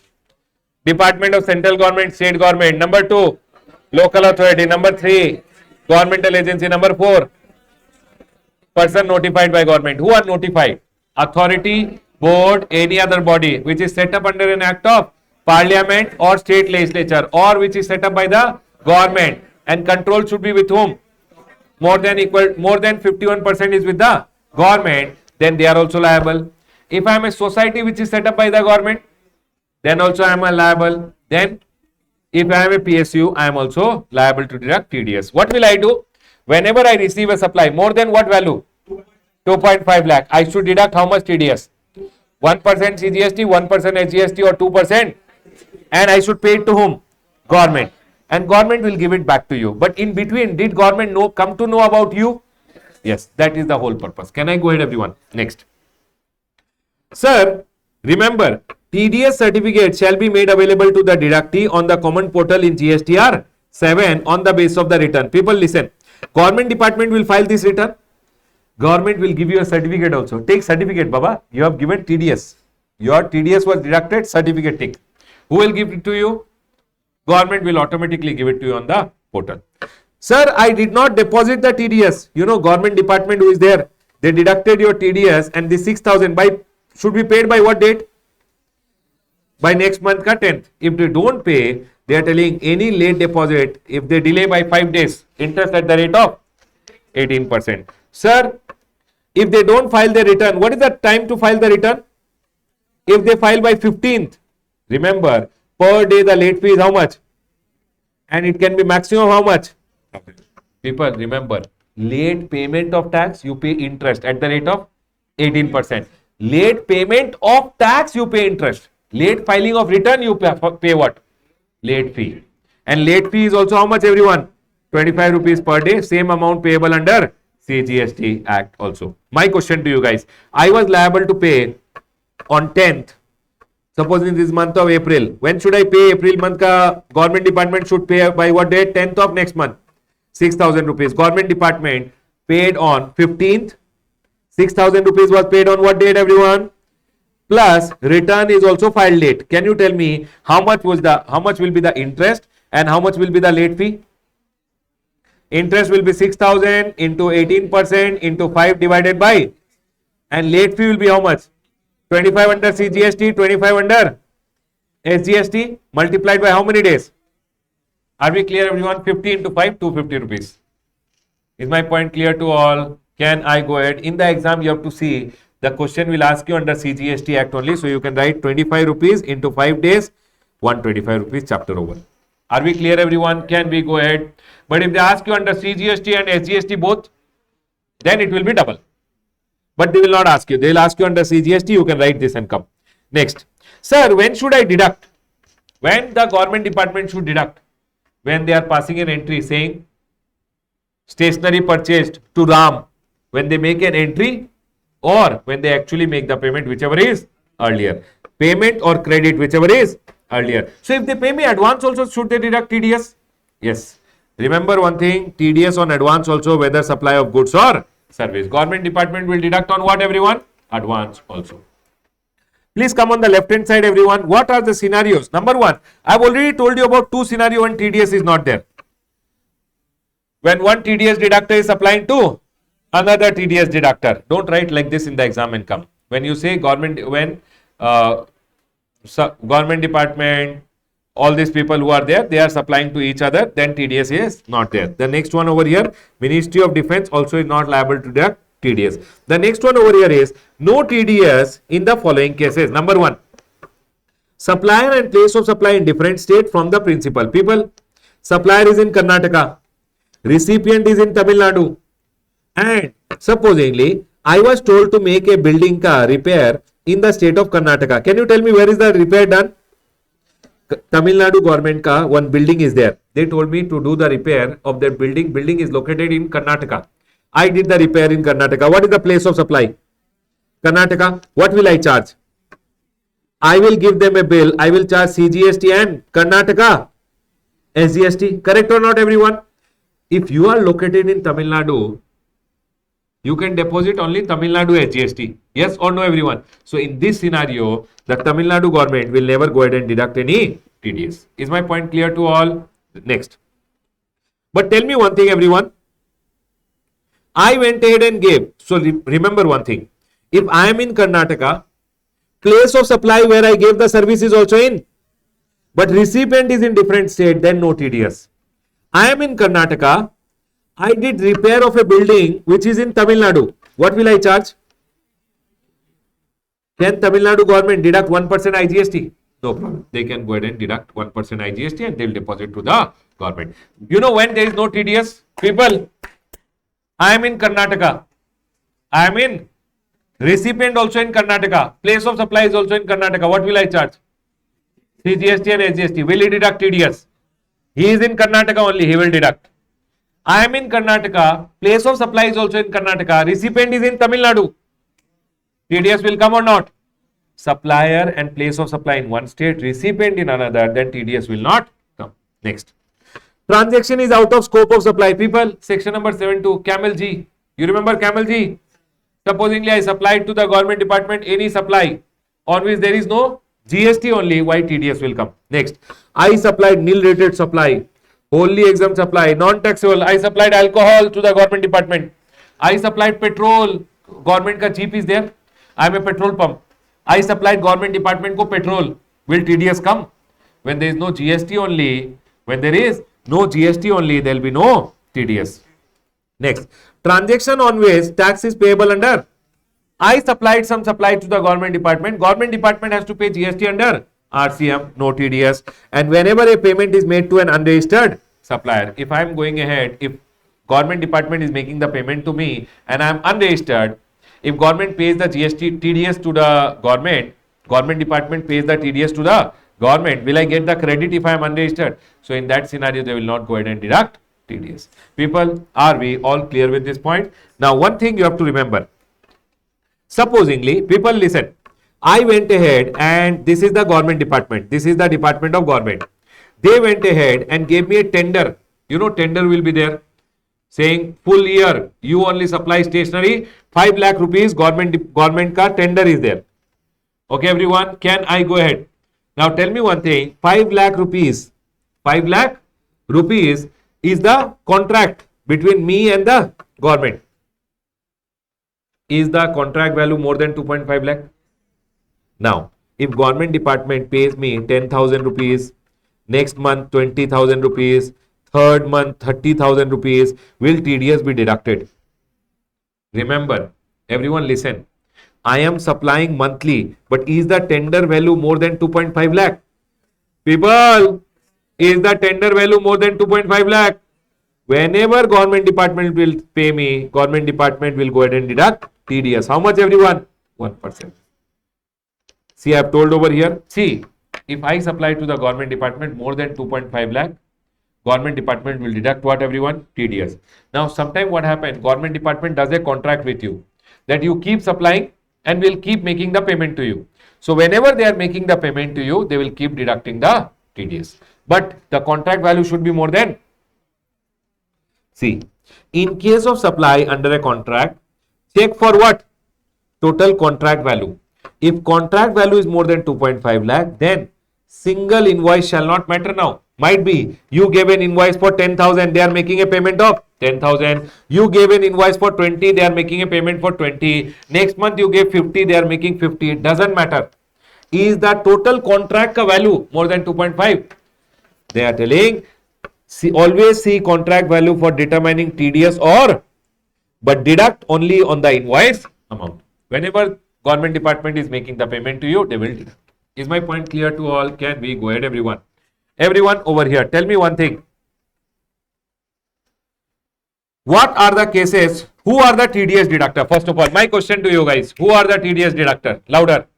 Department of Central Government, State Government, Local Authority, Governmental Agencies, other notified persons. In this, there are two people who don't have to deduct. Whenever TDS deductors are supplying to each other and Ministry of Defence. Again, my question. I am in the state of Karnataka, supplier. Place of supply is also in Karnataka. Recipient is in other state. TDS, no TDS. No TDS. I am in Karnataka. Recipient is in other state. Place of supply is also in other state. TDS, no TDS. TDS. Are we clear, everyone? I am supplying exempt supply to the government department. TDS, no TDS. No TDS. I am supplying those supply on which government department should pay GST under RCM. TDS, no TDS. No TDS. I am supplying to government department. Section number 7(2) supplies which are neither supply of goods nor supply of service. No TDS. I am supplying to the government department alcohol. TDS, no TDS. Are we all clear till here, everyone? Can we go ahead?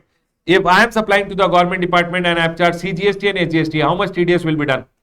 1% CGST, 1% SGST. Otherwise, in the state then 2% IGST. People, I'll close my revision. I'll close my revision on the chapter of TDS. People, listen to me very carefully. I've gone ahead and tried my best to go ahead and tell you little in detail, more in detail. Already one TDS ka video is there on the YouTube channel, which we have actually done in the class. That video also I have gone ahead and uploaded. You guys can see that detailed video also. Bye-bye. Let me remind you, this is a revision. I can't go more detail than this. Correct, everyone? Otherwise, it will become a regular class.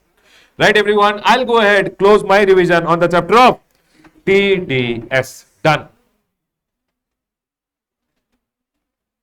Chalo, can we move to the next one, everyone? Please come to TCS. Please come to TCS, everyone.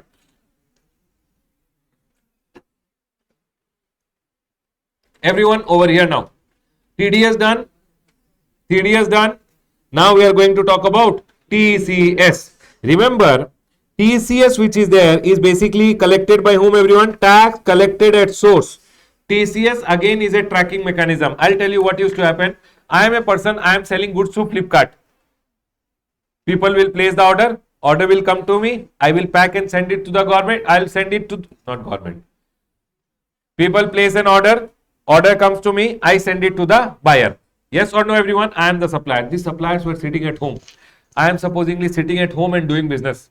Now, government was finding it very difficult to catch these people. Are you guys able to understand? And hence, government went ahead and told e-commerce operator, hey, e-commerce operator, whenever you are making payment to this kind of people, no, supposedly I am a person selling through e-commerce, then whenever he is making a payment to me, no, supposedly 1 lakh rupees ka payment is there, he will cut 1%, he will cut 0.5% and 0.5%, which is 1%, and give it to the government.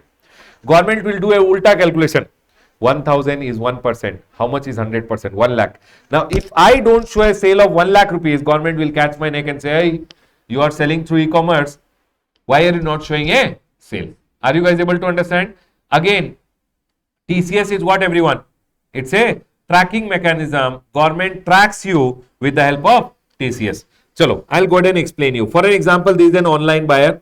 He went and placed an order on Flipkart. Flipkart's order came to me. What will I do, everyone? I will go ahead and pack the goods and I will send the goods to the buyer. When I am sending the goods, I will also send an invoice. 50,000 ka, for an example, goods are there. GST is how much? 10%. I will go ahead and send the goods to him along with the bill. Now remember one thing, he will go ahead and make the payment to the e-commerce. E-commerce will go ahead and make the payment to me. Story over. Now I will be hiding in my home only. I will never pay any income tax. I will never pay any GST, etc. I will tell, hey, how will government come to know I am sitting in my home? They will not have government entered your home and told, hey, pay TCS, pay the GST. Have they ever caught you? There are many people who are doing business from home. Yes or no? Through Flipkart, Amazon, etc. So government told, hey, Flipkart, before you make the payment to this person, no, do one thing. Supposingly, how much was the sale for? 50,000. Please deduct 1%, which is how much? Now this Flipkart e-commerce operator who is there, he will deduct how much, everyone? TCS. He will first of all take registration as tax collector. He will pay the TCS. How much was the TCS, everyone? 500, and he will file one return which is GST 8 by next month. Now tell me one thing. How much government got? 500. Government will do one calculation. 500 rupees is 1%. How much is 100%? How much is 100%, everyone? How much is 100%? 50,000. So government will say, oh, this boy is selling goods for 50,000 through Flipkart. Now, if I don't show a sale of 50,000 in my return, government will catch me. Are you guys able to understand? So now what will happen? This 500, will government return this 500 to me? It will come to my, it will be made available on my dashboard. Now this time, no, they went ahead and made one small amendment. They told it will be made available only to whom? Registered supplier. If I am not registered, then how will it be made available to me? So the word registered was added. So it will be made available to whom? Registered supplier. I will do the validation. Correct. I should get 500 and the amount will come in my e-cash ledger. Is my point clear to all? Can I go ahead? Tell me one thing. If in my bill, I have charged CGST and SGST, what will the TCS be deducted? 0.5% CGST and 0.5% SGST. If in my bill I have charged IGST, what TCS will be deducted? 1% IGST. People, is my TCS ka point clear to all of you?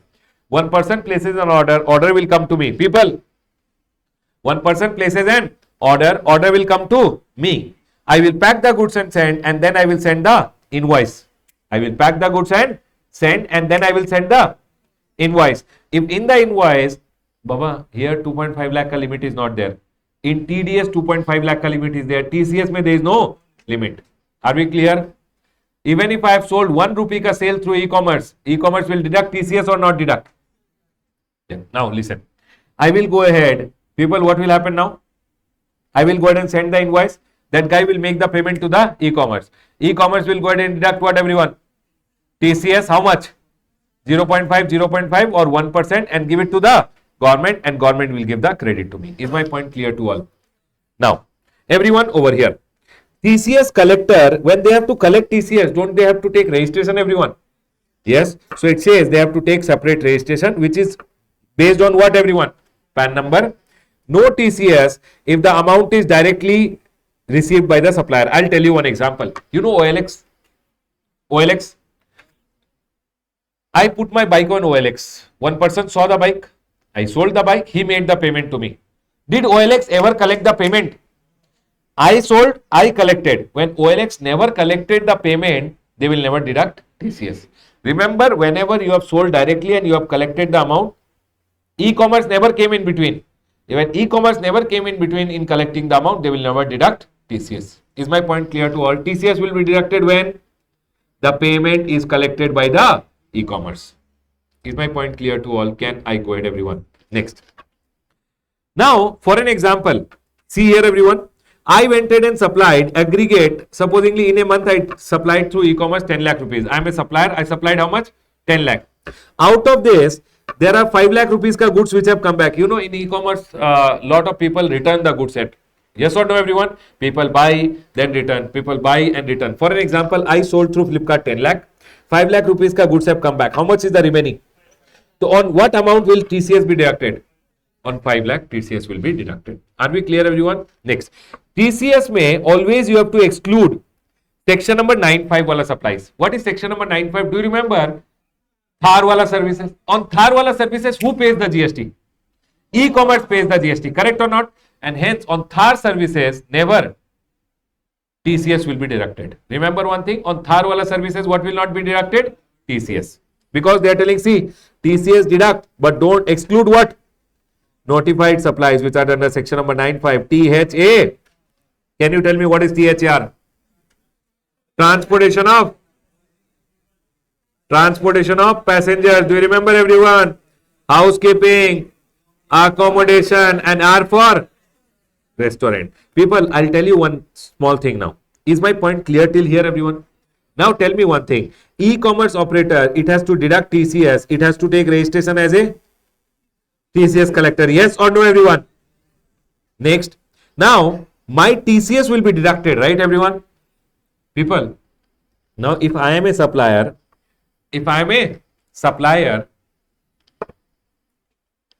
whose turnover is less than 20 lakh or 10 lakh, might be I am a supplier of goods or I am a supplier of service. Supplier of goods also up to 20 lakh or 10 lakh don't have to take registration when they are supplying through e-commerce. And if you are a supplier of service also, then less than equal to 20 lakh or 10 lakh, you don't have to take registration. Up to what amount, everyone? 20 lakh or 10 lakh. If I cross 20 lakh and 10 lakh, then compulsory registration. 40 lakh limit is not there. What is the limit, everyone? 20 lakh. And if I am selling, my question, if I am selling services through e-commerce, when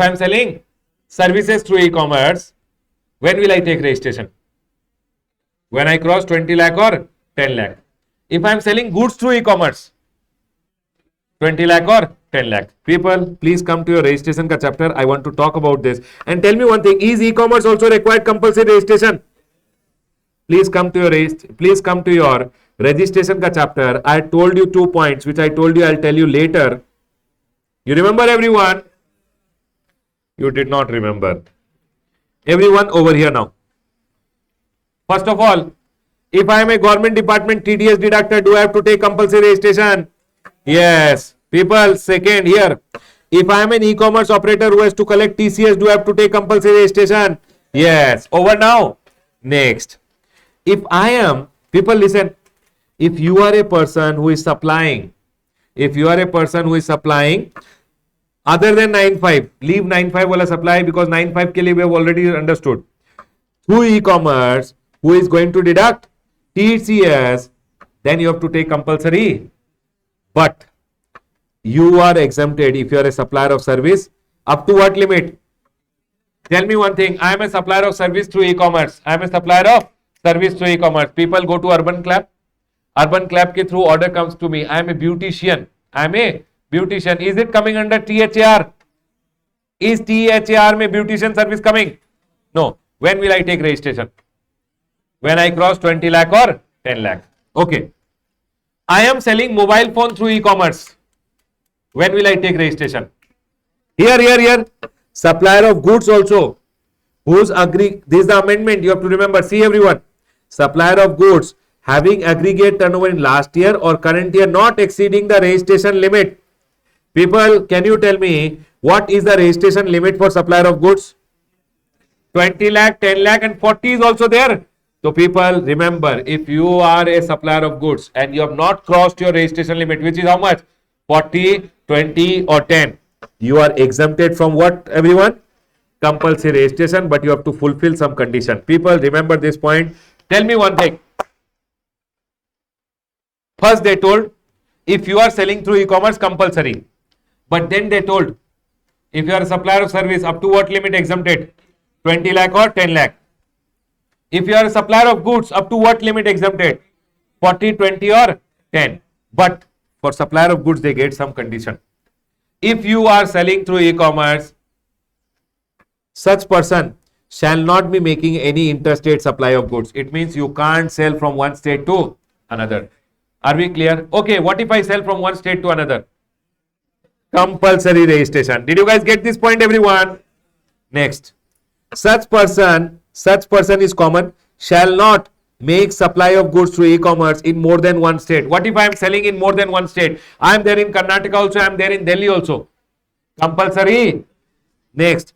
Such person is required to obtain PAN. Okay, fine, I will take the PAN number. And before making the supply through e-commerce, you should declare your PAN number, address, state in which the person seeks to make supply. You have to go and declare when you know. I'll show you everyone over here. 1 minute. 1 minute. You have to go to gst.gov.in. Here you have to go to services. Okay, everyone. User services. Can you see generate user ID? People, here you have to go ahead and say that I want to go ahead. I am not a registered person. I want to supply through e-commerce. Can you see over here? You have to go ahead and declare all your PAN number, etc., address, etc., everything, and you have to proceed, and you will get one enrollment number. You will get what, everyone? Validation will happen and you will get one enrollment number. One enrollment number only will be given in a state, and you should not make any supply before the enrollment is granted. Now tell me one thing. Generally, if a person is selling through e-commerce, compulsory registration, yes. But then, supplier of services exempted up to what limit? 20 lakh and 10 lakh. Supplier of goods, last year or current year, your turnover should not exceed the threshold limit. What is the threshold limit? 40, 20 or 10. But supplier of goods have to fulfill some condition. Number 1, no interstate supply. Number 2, you should not be supplying from more than one state. Number 3, everyone, you should obtain PAN. Before making any supply, go online and take enrollment. You have to declare all the state, etc. You will get enrollment number. One enrollment only will be given in a state, and only once you get the enrollment number, you can make your supply. If this condition is fulfilled, then you are exempted. Otherwise, compulsory registration. Is my point clear to all? Please come back, everyone. So tell me one thing. Supplier of goods will be exempted up to what limit? 40 lakh, 20 lakhs, 10 lakhs. Supplier of services, 20 and 10. Are we all clear till here? Can we go ahead? People, tell me one thing. What are the cases when TCS will not be applicable? Number 1 over here, transaction is out of scope. People, Land is sold through e-commerce. 99acres.com. One person is the seller. I am the buyer. Land is sold. On land there is no GST only. So no TCS. Transaction on which tax is payable under RCM, no TCS. Transaction is nil rated, wholly exempt, non-taxable supply, no TCS. Supplier is unregistered, no TCS. Then no TCS on services covered under section number 9.5. Baba, section number 9.5, which are the supplies? Thar. Next. Baba, this TCS collector, what is the return? GSTR 8. This is the monthly return. For them, the annual return is which one, everyone? 9B. By what date they will file? 31st December. This is okay. Supposingly, e-commerce operator filed GSTR 8 and there was some mistake. There was some, might be they did not show one TCS of 1 month and they showed it in the next month. You have to pay along with interest at the rate of 18%. What is the maximum time limit to correct? If any mistake is there of this year, by what date can you correct it? 30th November following the end of financial year or actual date of filing the annual statement, whichever is earlier. Tell me one thing, TDS and TCS, what is the difference? TDS, the rate is 1 plus 1. TCS, the rate is 0.5 and 0.5. This, who will deduct? TDS, the recipient deducts and pays to the TCS, government, who deducts? E-commerce operator, and he pays to the government. TDS obligation is only on notified recipient. You know who is liable to deduct? Government department, local authority, governmental agency, notified category, correct? But TCS is on every who will collect the payment. TDS is only when the value is more than TCS, only if e-commerce is collecting the consideration, TCS is applicable. TDS, GSTR 7, TCS collector, GSTR 8. Actually, their return is not called return, it's called a statement. Are we all clear till here? Is my point 100% clear to all? Can we go ahead, everyone? People, remember one thing. Remember one thing over here. TDS is 2%, TCS is 1%. Yes, everyone? TDS में it is 0.5, 0.5, TCS में it is TDS is 1 and 1, TCS is 0.5 and 0.5. Are we clear? TDS में there is a limit 2.5 lakh, TCS no limit. TDS who deducts? Government department. TCS e-commerce. What if e-commerce is not collecting the payment? Then no TDS. Are we all clear? 9.5 wale supplies pay. No TCS. Are we all clear? I'll close my revision on the chapter of TCS. TCS ka also complete chapter is uploaded on YouTube. This was a revision, so we have gone ahead and covered quickly. Right, everyone? 1 minute. I have one small thing to tell. 1 minute, Baba, 1 minute. Tell me one thing. In our chapter,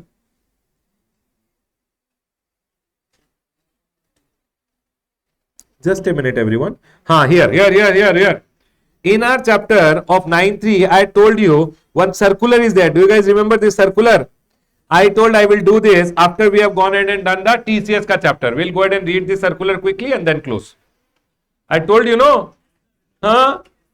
Yes, everyone over here. Services supplied by restaurant through e-commerce. People, services supplied by restaurant through. Do you remember this? Supposingly, one person is there. She went to Zomato or Swiggy and Zomato, Swiggy directed it to whom? Restaurant. Restaurant supplied the food. Now relating to this, lot of questions were asked. Government went ahead and clarified. People, tell me one thing.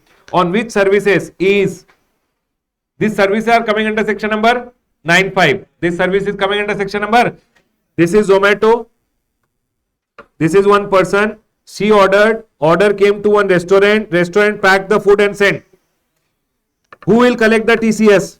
So TCS on 9.5 is not there only. This is 9.5 ka supply. Are we clear? Here there is no TCS. First of all, is TCS there on this? Why? 9.5 wala supply. But relating to this also, lot of clarifications are given. So we'll talk about that clarification. Are we clear? And there we need the TCS ka concept. So we revise TCS first. Can we go ahead, everyone? Now, everyone over here. First circular. Since e-commerce is liable to pay GST, it is not required to collect My question is, e-commerce will collect the GST. E-commerce will pay the GST to the government. Is it 95 wala supply? Yes or no? Will there be any TCS? So clarification.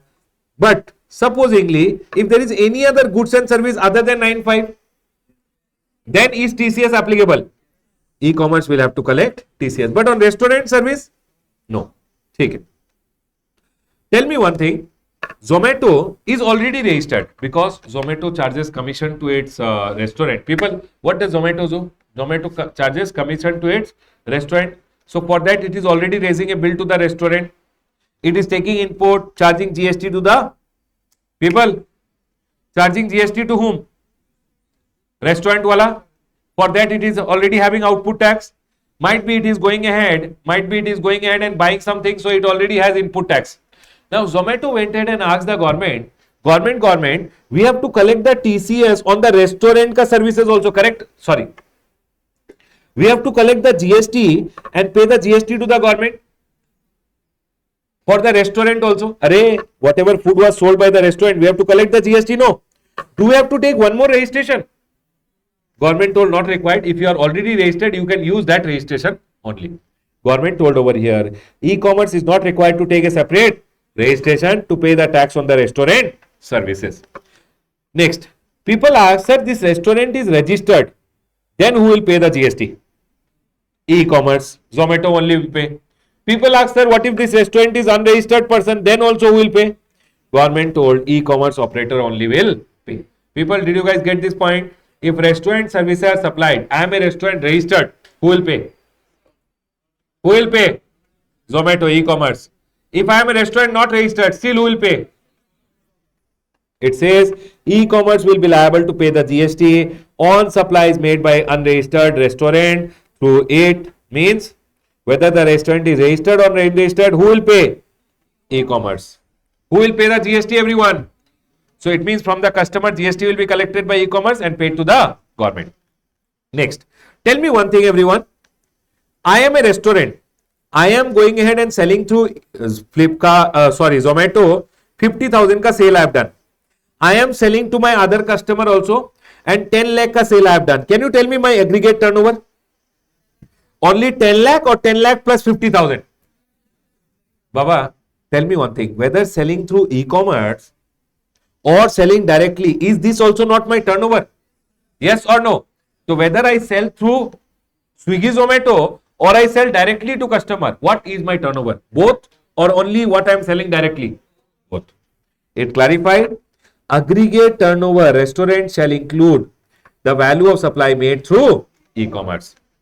Then, tell me one thing, e-commerce is collecting the GST and paying the GST to the government, no? One clarification came, this GST has to be collected and paid by using cash. Zomato cannot use its input tax credit. This has to be always paid in cash. Clarification, e-commerce shall pay the GST always in cash on the restaurant service. My questions to you guys, everyone tell me one thing. I am a restaurant registered. Who will pay the GST? E-commerce. I am a restaurant unregistered. Who will pay the GST? Louder. E-commerce. E-commerce will pay the GST in cash or through input tax? Cash. I am making direct supplies also. I am selling through e-commerce also. My turnover will include my direct supplies or through the e-commerce wala also? Both. Clear? I'll ask you one question. Only on restaurant service, TCS is not applicable, right? Okay. For an example, there is one person. He went to Zomato. Zomato directed the order to me. You know what was the order? Order was for food also. Order was for a gift also. This boy is in love. For his girlfriend, or okay, this girl is in love. For her boyfriend, she ordered what? Food also. And she ordered gift also. I packed the food and I sent. I also sent the gift. People listen. She paid for the food also. She paid for the gift also. People listen to me very carefully. She paid for what, everyone? Food also. She paid for the. My question is, on what supply will the e-commerce collect and pay GST? On the food, e-commerce will collect the GST and pay the GST to the. My question is, what about the other item which was for which supposedly the girl paid 10,000, the e-commerce, he's also in e-commerce, right? Is this amount for a 9.5 wala supply or other than 9.5? So when e-commerce is paying to me, what will the e-commerce do? TCS at the rate of, sure everyone got it? So remember, if restaurant and other services are sold by the restaurant to a customer under the same order, it is advisable that the e-commerce will raise a separate bill. E-commerce will raise a separate bill for the food, and for this I will only directly raise a bill. But for restaurant service, on the other goods and service, supplier will raise the bill and e-commerce will collect what everyone? TCS. Although this circular is not very important at intermediate level, because at intermediate level they have introduced TCS only for the first time, but still you never know what they can go ahead and ask. So I clarified you relating to this circular also. Are we clear everyone? Chalo, please come down. We are done with our chapter of TCS. Congratulations people. I'll close my revision on the chapter of TCS.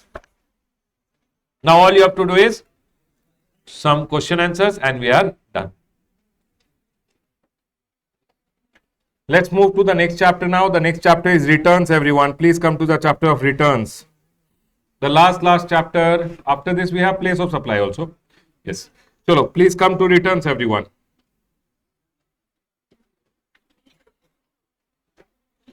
Everyone, we started learning GST with goods or service has to be. Supply can be either interstate supply or intrastate. Interstate supply, what will be levied everyone? IGST. Intrastate, CGST. Once GST is levied, GST has to be by a taxable. How will he collect? How will he pay? GST is equal to value of supply into rate of. Once you know the value, you will prepare what? Tax invoice, then credit note and debit note. All this you will maintain your accounts and you will send the goods to the other person with the help of. Now your liability will come. Liability to pay comes at the time of.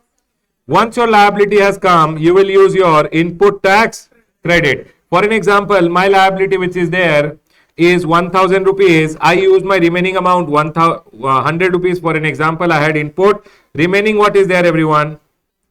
I'll have to make the payment of 900 rupees. Do you guys agree with me?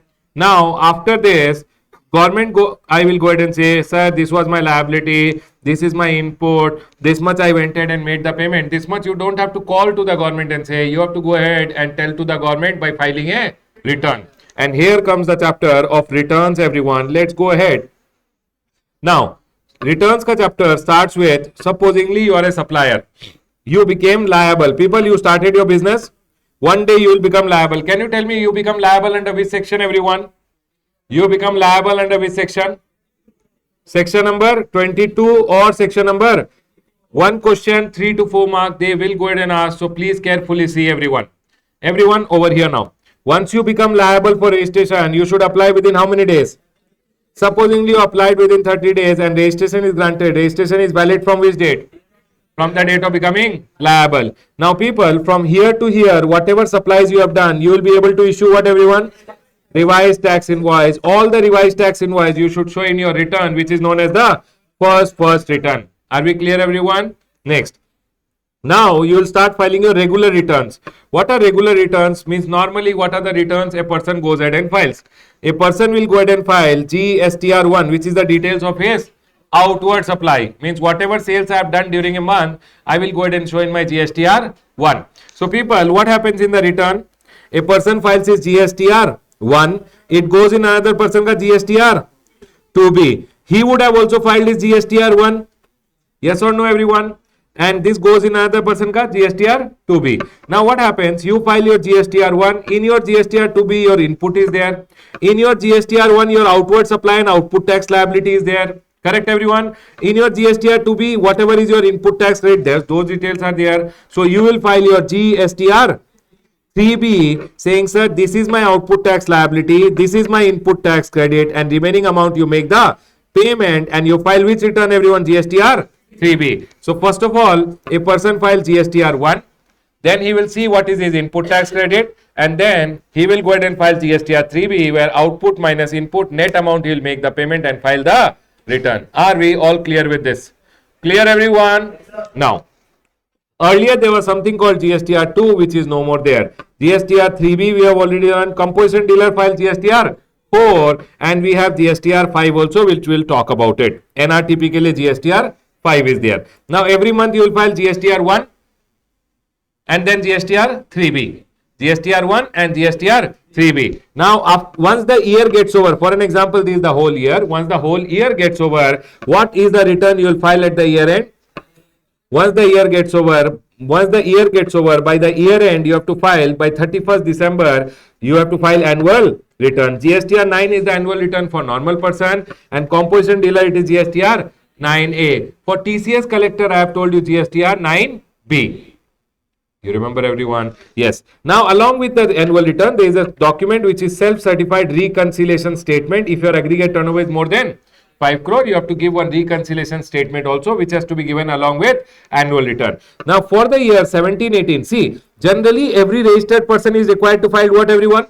Annual return. Every registered person is required to file annual return. But then government went ahead and told, for the year 17-18, 18-19, 19-20, 20-21, 21-22 and now for the year 22-23 also, government have gone ahead and told if your turnover is up to 2 crore rupees, then Baba, you don't have to file your annual return also. Annual return is not required. See, generally annual return is required to be filed by every registered person. But then government went ahead and told what everyone? If your turnover is up to 2 crore, you are exempted from filing annual return. Now, one more line is there which says annual return wala this concept is not applicable to government ka department whose books are being audited by C&AG, Controller and Auditor General of India or auditor appointed under their law, because they are already going ahead and doing the audit there. They are not, these people are not required to go ahead and file what everyone? This annual return etc. is not required to be filed by whom? This Department of Central Government, State Government etc. are not required. Can I go ahead everyone to file what? Annual return and reconciliation statement. Now, sir, again I'll start monthly return. Then what will happen? Year will get over. Then I'll file what? Annual return. Now, I thought, okay, let me close down my business only. Business discontinued and I applied for cancellation. Sir, cancellation proceedings are going on. During this period, your registration will be suspended. Now, everyone listen to me very carefully. Once your registration is cancelled, from the date of cancellation or the cancellation order, whichever is later. People, for an example, the cancellation order came today and government went ahead and cancelled your registration from a registration ka cancellation order came here and government went ahead and cancelled your registration from a prospective date or might be a retrospective date. So they are going ahead and telling when your registration ka order came and supposing your registration is cancelled from this date, then registration order or the date of cancellation, whichever is later, from that day within 3 months you have to go ahead and file one return which is a bye-bye return to GST, which is known as what everyone? Final return, GSTR. Are we clear everyone? For an example, your registration cancellation order came today, but government cancelled your registration retrospectively from this date. From which day you will see? From retrospective date or from the date of cancellation order? From the cancellation order within 3 months you have to go ahead and file which return everyone? Final return. Are we clear everyone? So final return is which return everyone? Once the registration of a person is cancelled from the date of registration or from the date of registration order, cancellation, sorry, from the date of cancellation or from the date of cancellation order. People, you got it? From the date of cancellation or from the date of cancellation order, within 3 months you are required to file which return everyone? Final return, GSTR 10. Are we all clear? Important from exam point of view. Okay, everyone. Next. Now, sir, this GSTR 1 which is there is to be filed every month. Yes or no, everyone? You have to file. So, for an example, if I go ahead and tell you, what are the returns to be filed by a normal person? What are the returns to be filed by a person normally, everyone? April. Supposingly April. He will file by next month. He will file by next month, May 11th. What will he file? 11th, he will file GSTR 1 and then Baba he will pay the tax and then he will file his GSTR. Do you guys agree with me? In GSTR 3 basically he'll say output tax, input tax, then he will pay his tax and remaining and then he will file his GSTR 3B. So and when he files his GSTR 1 it will go to the front party ka GSTR 2B, and on the basis of 2B, the recipient will be able to take the credit. Do you guys agree with me? The same way, if I go ahead and talk about May, in the month of May, for the month of May, he'll file by what date? 11th of June, he will file GSTR 1, then he'll file his GSTR 3B. Before, once he is filing his GSTR 3B, he has to pay his tax. Pay the tax and file his GSTR 3B. GSTR 3B, output, input, and remaining amount pay, and then file the return. Are we clear, everyone? When he files his GSTR 1, it goes to the another person ka GSTR 2B. Sir, supposingly it is June month. Again, I have to file GSTR 1, and again it will go to the front party ka GSTR 2B, and again I'll file GSTR.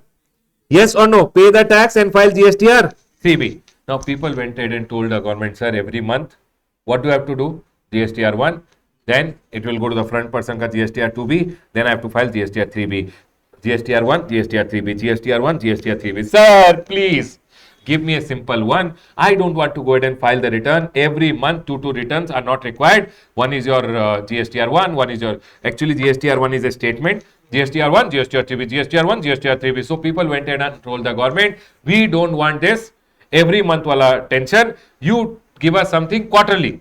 So government went ahead and told, instead of filing GSTR 1 and GSTR 3B like this, that sir, April mein one GSTR 1, May ka one GSTR 1, June ka one GSTR 1, then pay the tax and then file GSTR 3B, GSTR 3B, GSTR 3B. What you can do is, for every quarter, you can file one GSTR 1 and one GSTR 3B, and hence government went ahead and told over here, monthly, quarterly return you can go ahead and file. Are we clear, everyone? And the concept was introduced, what, everyone?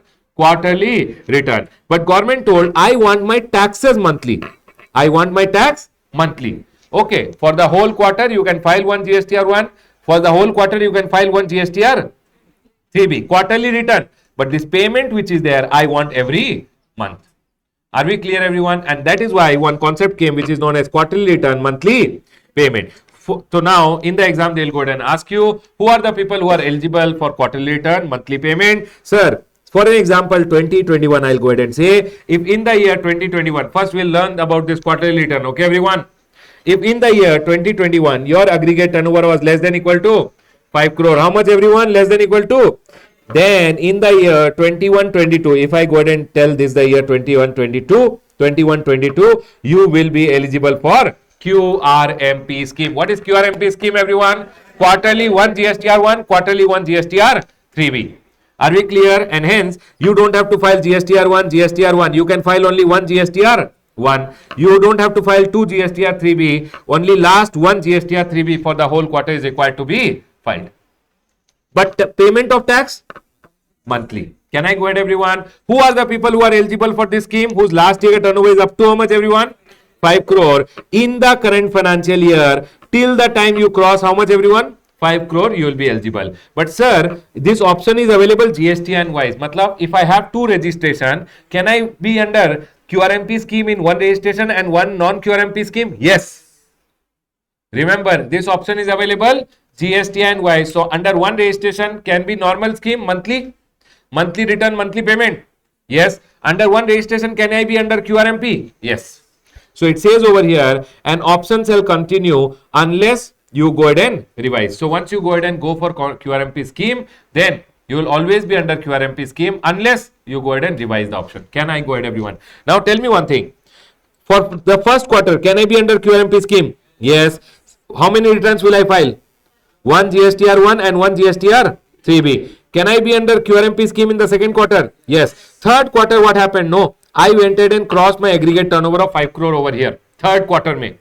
In this year, third quarter I crossed. Baba, third quarter also you can be under QRMP scheme. Fourth quarter you will become ineligible. The quarter in which you cross the aggregate turnover of 5 crore also, that quarter you can still be under.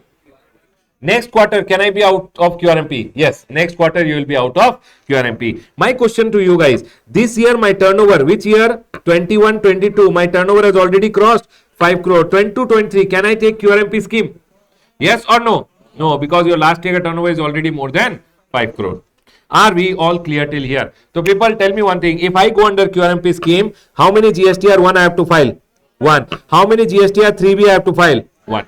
Is my point clear to all? Can I go ahead, everyone? Next.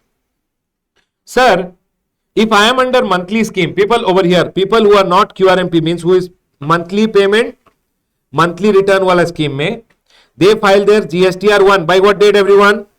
11. Every month they will file their GSTR1. It will go to the front party ka GSTR2A. There is something called GSTR2A, and then from GSTR2A what gets created everyone? GSTR2B. GSTR2B gets created on what date everyone? 14. And on the basis of GSTR2B, can I take the credit? Yes. Now, tell me one thing. If I am under monthly payment, monthly return scheme, normal. Sir, what's return? GSTR1, what is the due date everyone? 11. GSTR3B, what is the due date?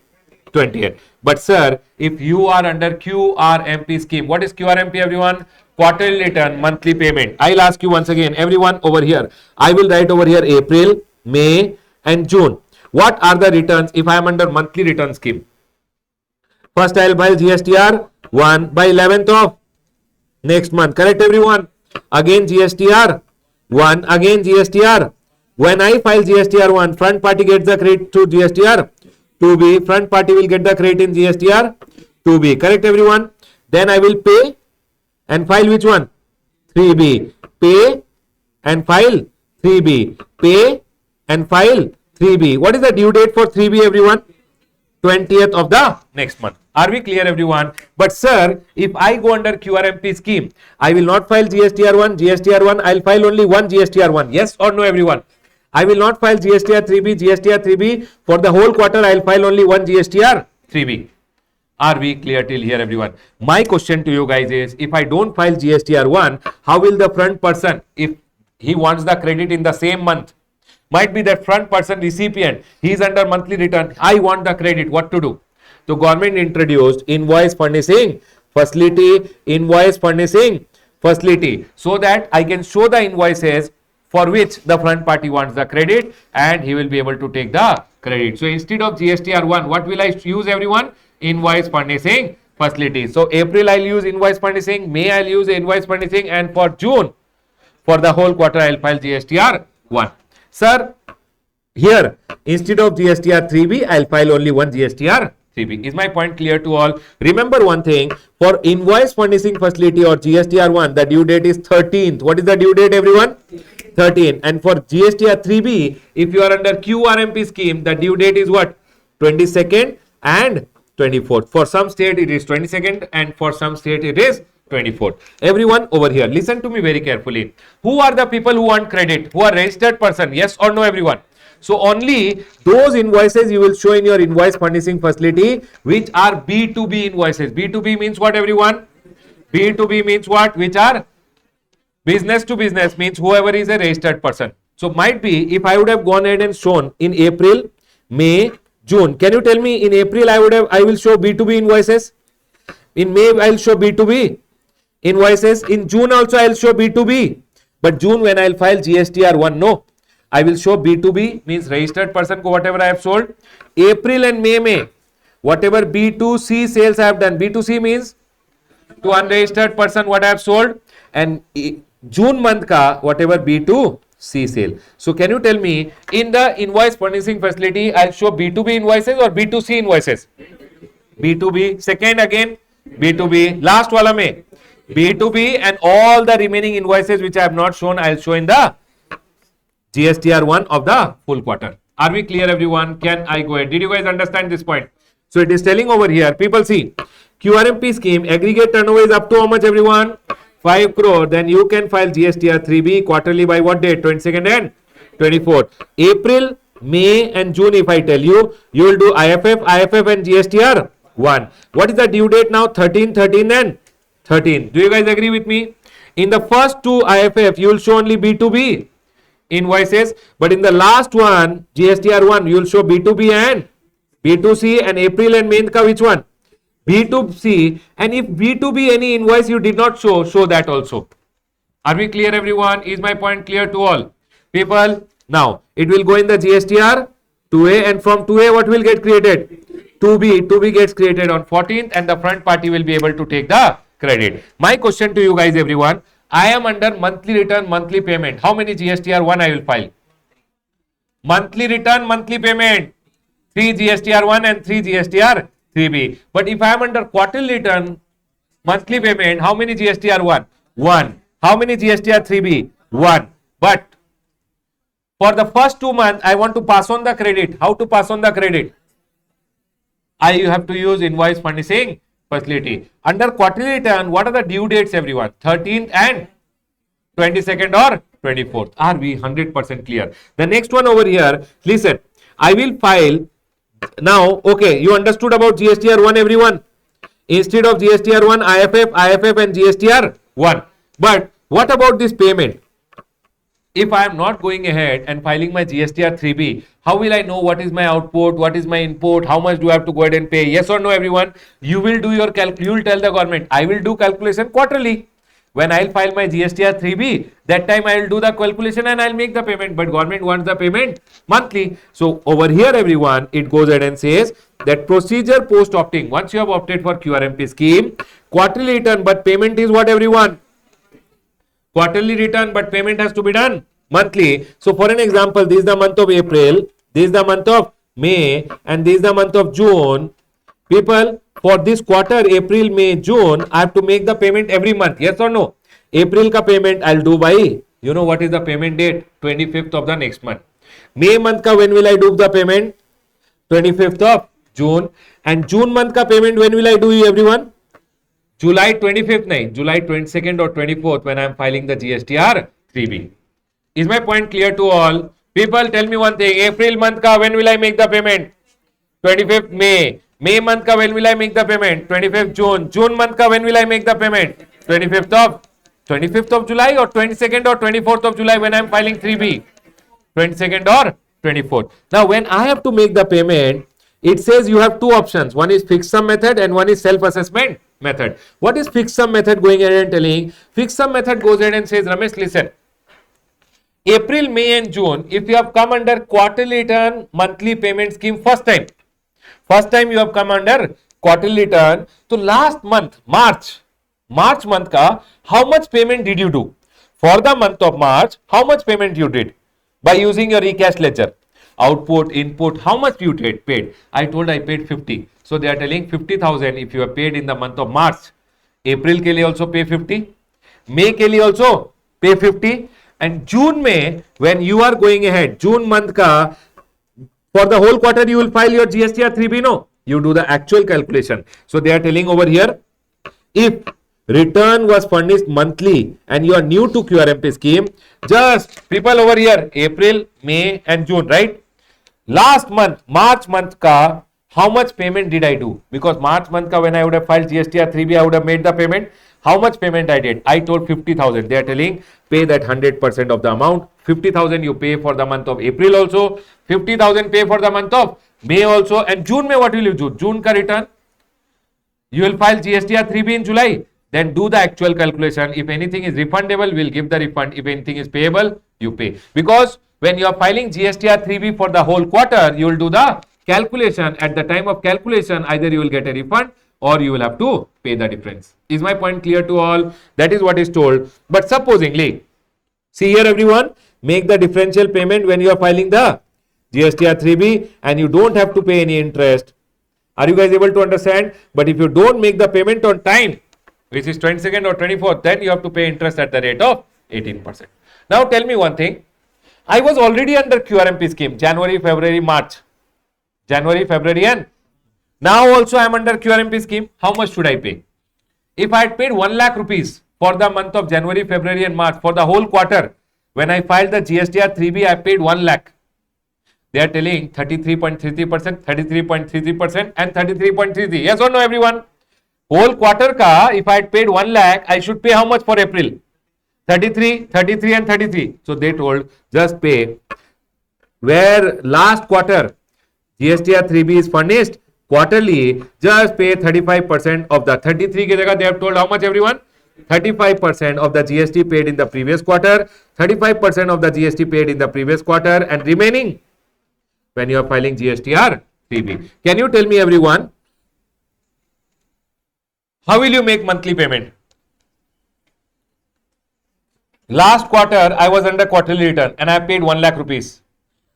35%, 35% and then balance. I will do the calculation, output minus input, and I'll pay the balance. Do you guys agree with me?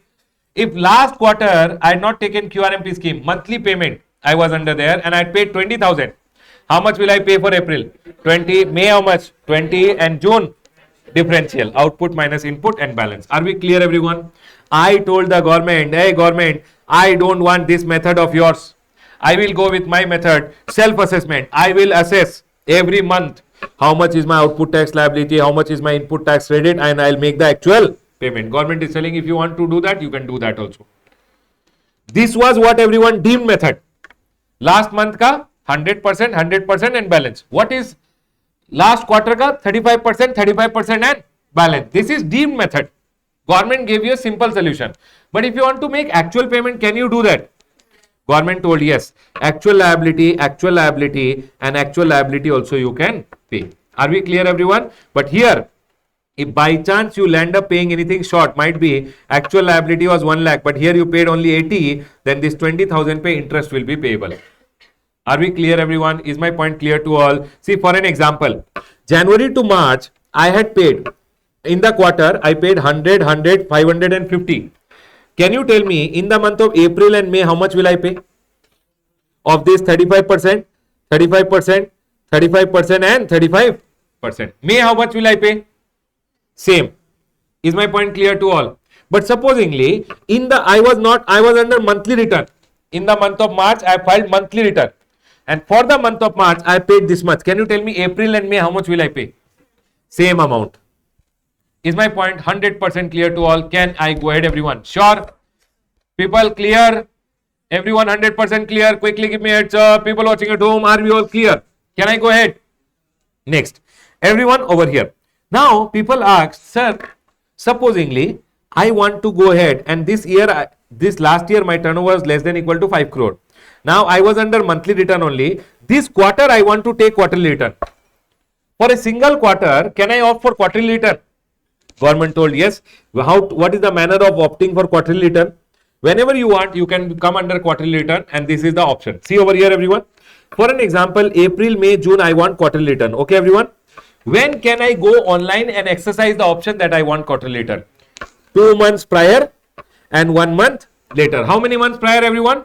2 months prior and 1 month later. So can you tell me if April to June I want quarterly return, from which day I can opt?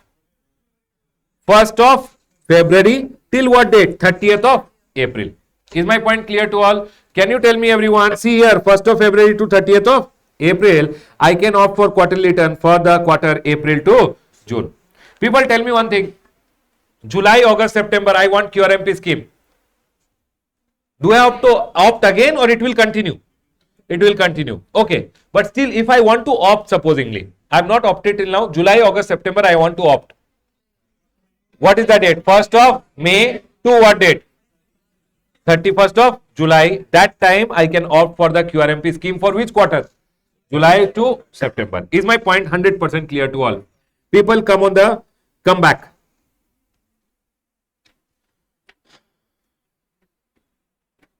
People over here.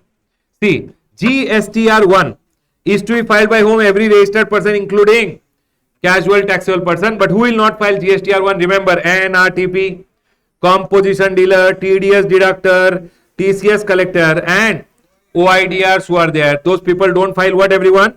GSTR1. Now, you know what? I will file GSTR1 or IFF. It will come where? In your GSTR2A. NRTP will file GSTR5. It will come in your GSTR2A. Baba, GSTR2A, what happens? No, I'll file my GSTR1 today. It will come in your GSTR2A. I'll file my IFF today. It will come in your GSTR2A. GSTR2A ka one screenshot is taken on 13th night. On 13th night, and they create GSTR2B. So whatever appears in your GSTR2A, they go ahead and create what? GSTR2B as on 13th night. So 13th night mein GSTR2B will get created, where you will be able to see the details of your GSTR1, whatever is your purchases, whatever GSTR5 mein NRTP has gone ahead and shown, whatever was shown in GSTR6 or IFF, all the details will come in your GSTR2B. Tell me one thing, whatever appears in your GSTR2B, can you take the credit? Louder. Yes. Are we clear, everyone? Next. People, What are the cases when you will not be allowed to file GSTR1 or invoice furnishing facility? Important question from exam point of view. Cases when registered person will be debarred from furnishing GSTR1 or invoice furnishing facility. Everyone over here. A registered person will not be allowed to furnish the detail in GSTR1 if GSTR3B has not been furnished for the preceding month. People, tell me one thing. For an example, April and May, I am under monthly return. April का I filed GSTR1. Aha, front person got GSTR2B में credit आराम से. I have to file what, GSTR? I told, hey, who will file GSTR3B, because GSTR3B you have to pay the tax, correct or not? Government is telling, beta, next month GSTR1 you cannot file. Why? Because last month ka GSTR3B is not filed. Is my point clear? Next.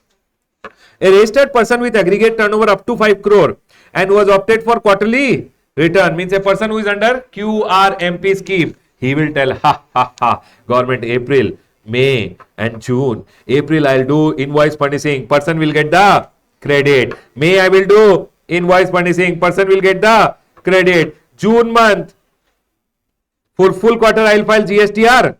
One person will get the credit. Government is telling now, for the full quarter you will file GSTR 3B. No, if you don't file GSTR 3B, next quarter IFF also not allowed, GSTR 1 also not allowed. See over here, a registered person with aggregate turnover up to 5 crore and who has opted for which scheme?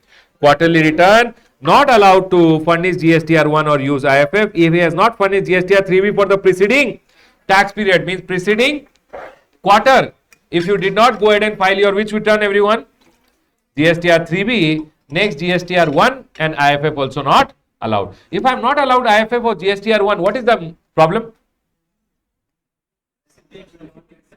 My buyers will not get the credit.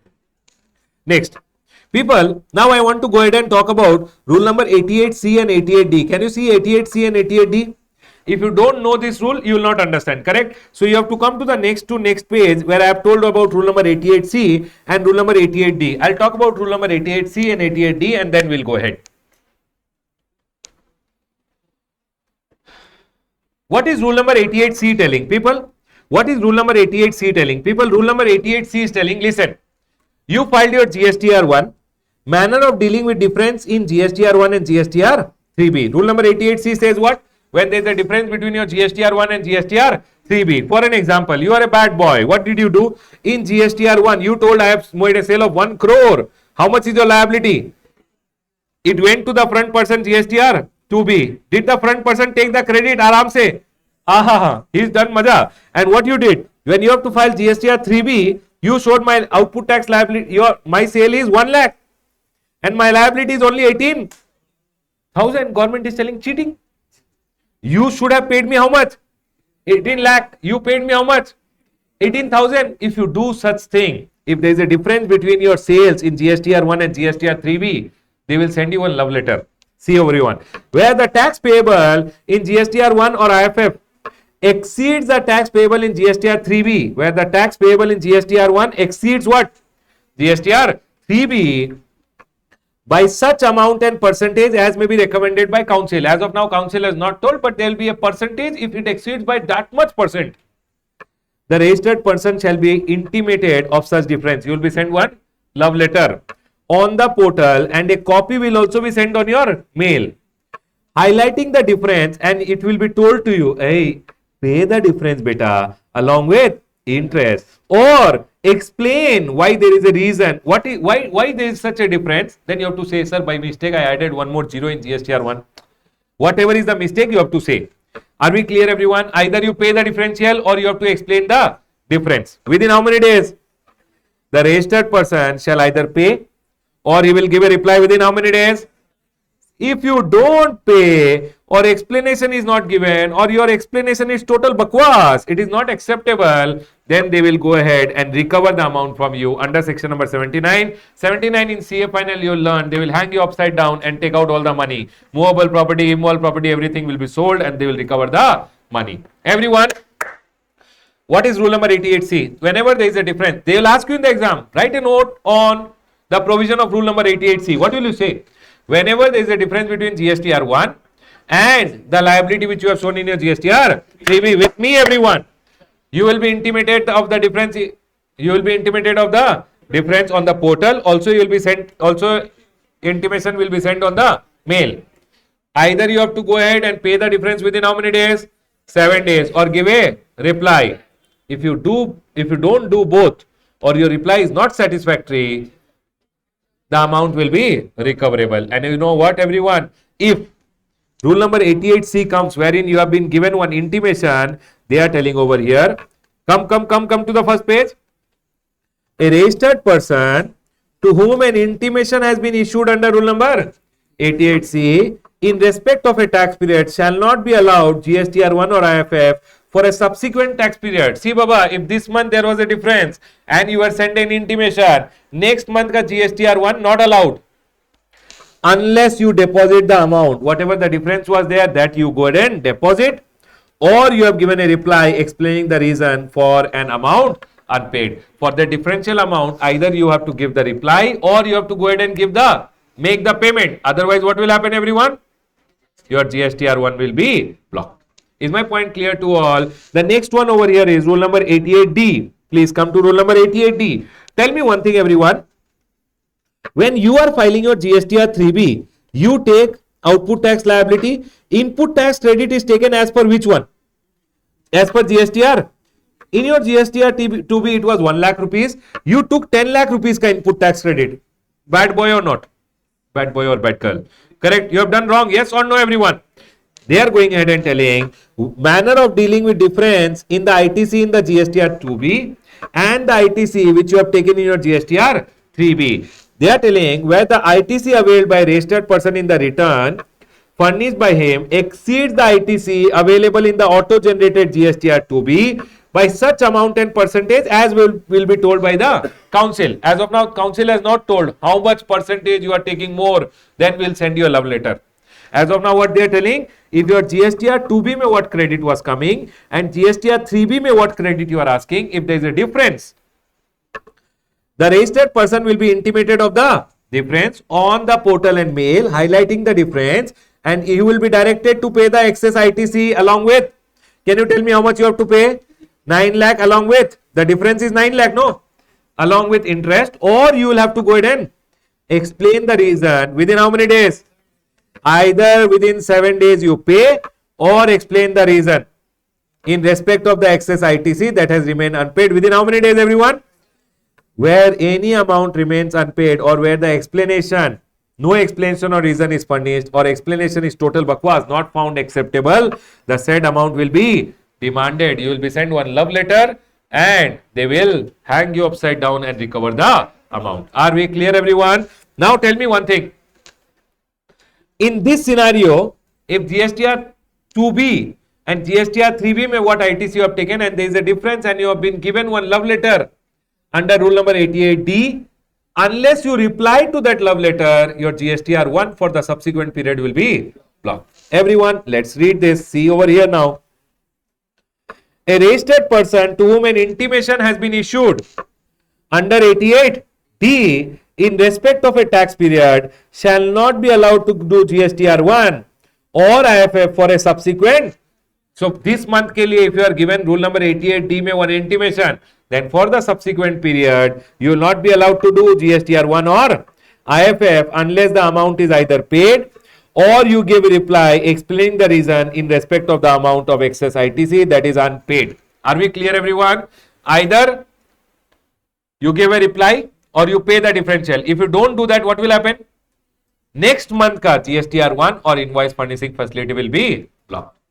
Can I go ahead, everyone? And the last reason over here is a registered person shall not be allowed to use GSTR 1 or IFF if he has not furnished the details of the bank account as per rule number 10A. Array, bank account detail, do you remember, everyone?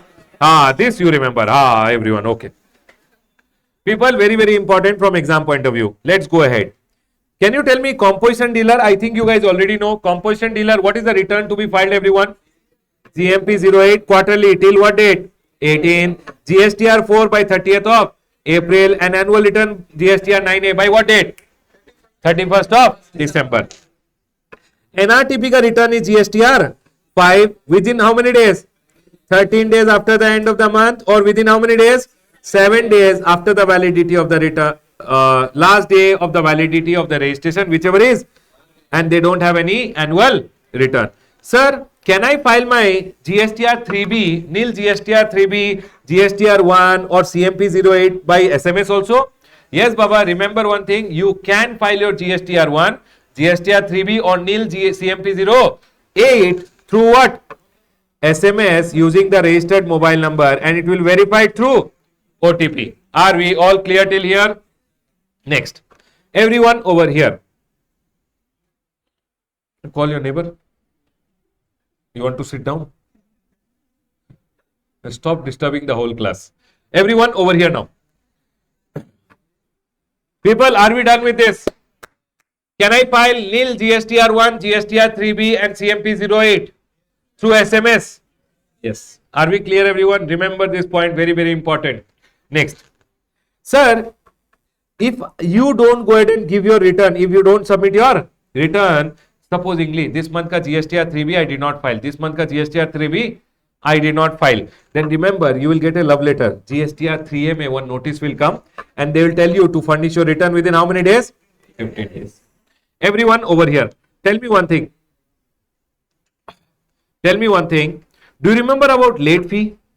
Late fee is for what? Late filing of return. Interest is for what? Late payment of tax.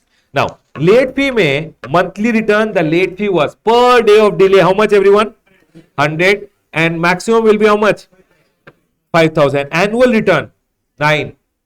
Per day 100, and maximum will be 0.25% of the turnover in state or union territory. But then government waived off the late fee which was there for GSTR 1, GSTR 3B, GSTR 4 and GSTR 5. GSTR 1 is normal person, 3B is yes, normal person, GSTR 4 is composition, and GSTR 5 is NRTP. The government went ahead and told, if you are filing a nil return, earlier it was how much? 100 rupees per day under CGST, 100 rupees under SGST. But now government made it, if you are filing a nil return and you have delayed by a day also, how much is the late fee, everyone? 10 rupees per day. And under CGST, I am teaching about CGST, same amount under SGST also. In your exam, they will not ask SGST, so you can remember this. Can I go ahead, everyone? Next. And if it is not a nil return, then how much rupees per day, everyone? 25 rupees. But 10, it can become maximum how much, everyone?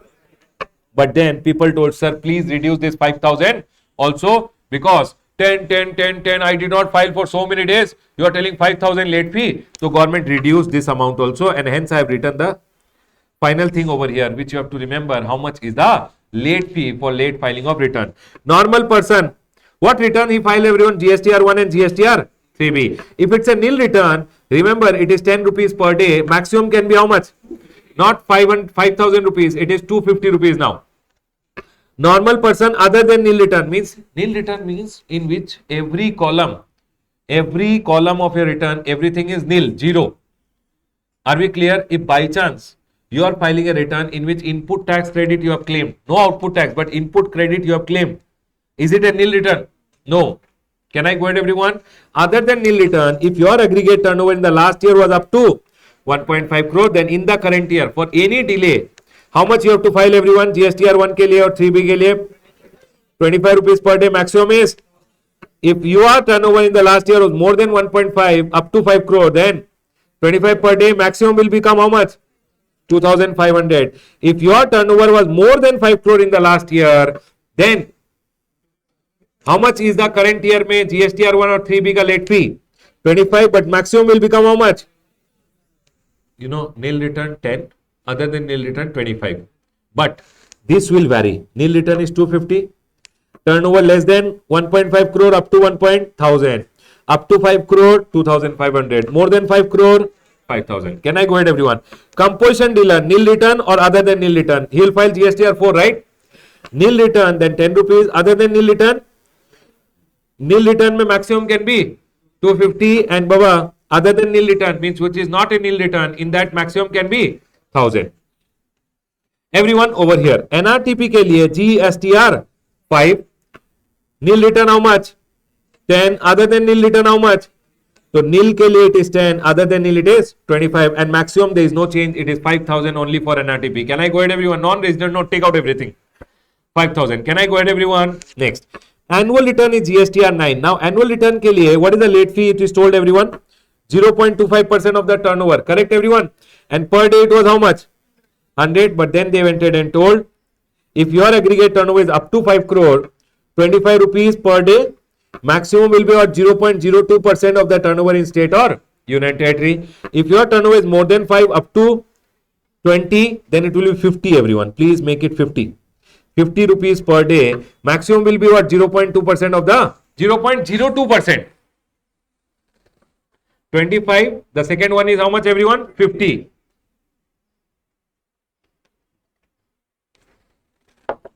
But sir, what if my turnover is more than 50 crore? 20 crore. If your turnover is more than 20 crore, then it will be 100 rupees per day and maximum will be how much? 0.25% of the turnover in state or union territory. Are we clear everyone? People, this late fee, one small question can come. Please be very careful. Other than that, what I have told you, when your GSTR1 and invoice furnishing facility will be blocked, that is also important. The next one over here is, everyone on the important notes is there, no? 1 or 2 marker, 1 MCQ will come from this. Please be very careful. Let's go ahead and close this. Everyone over here. Listen. Number 1, people, just a second.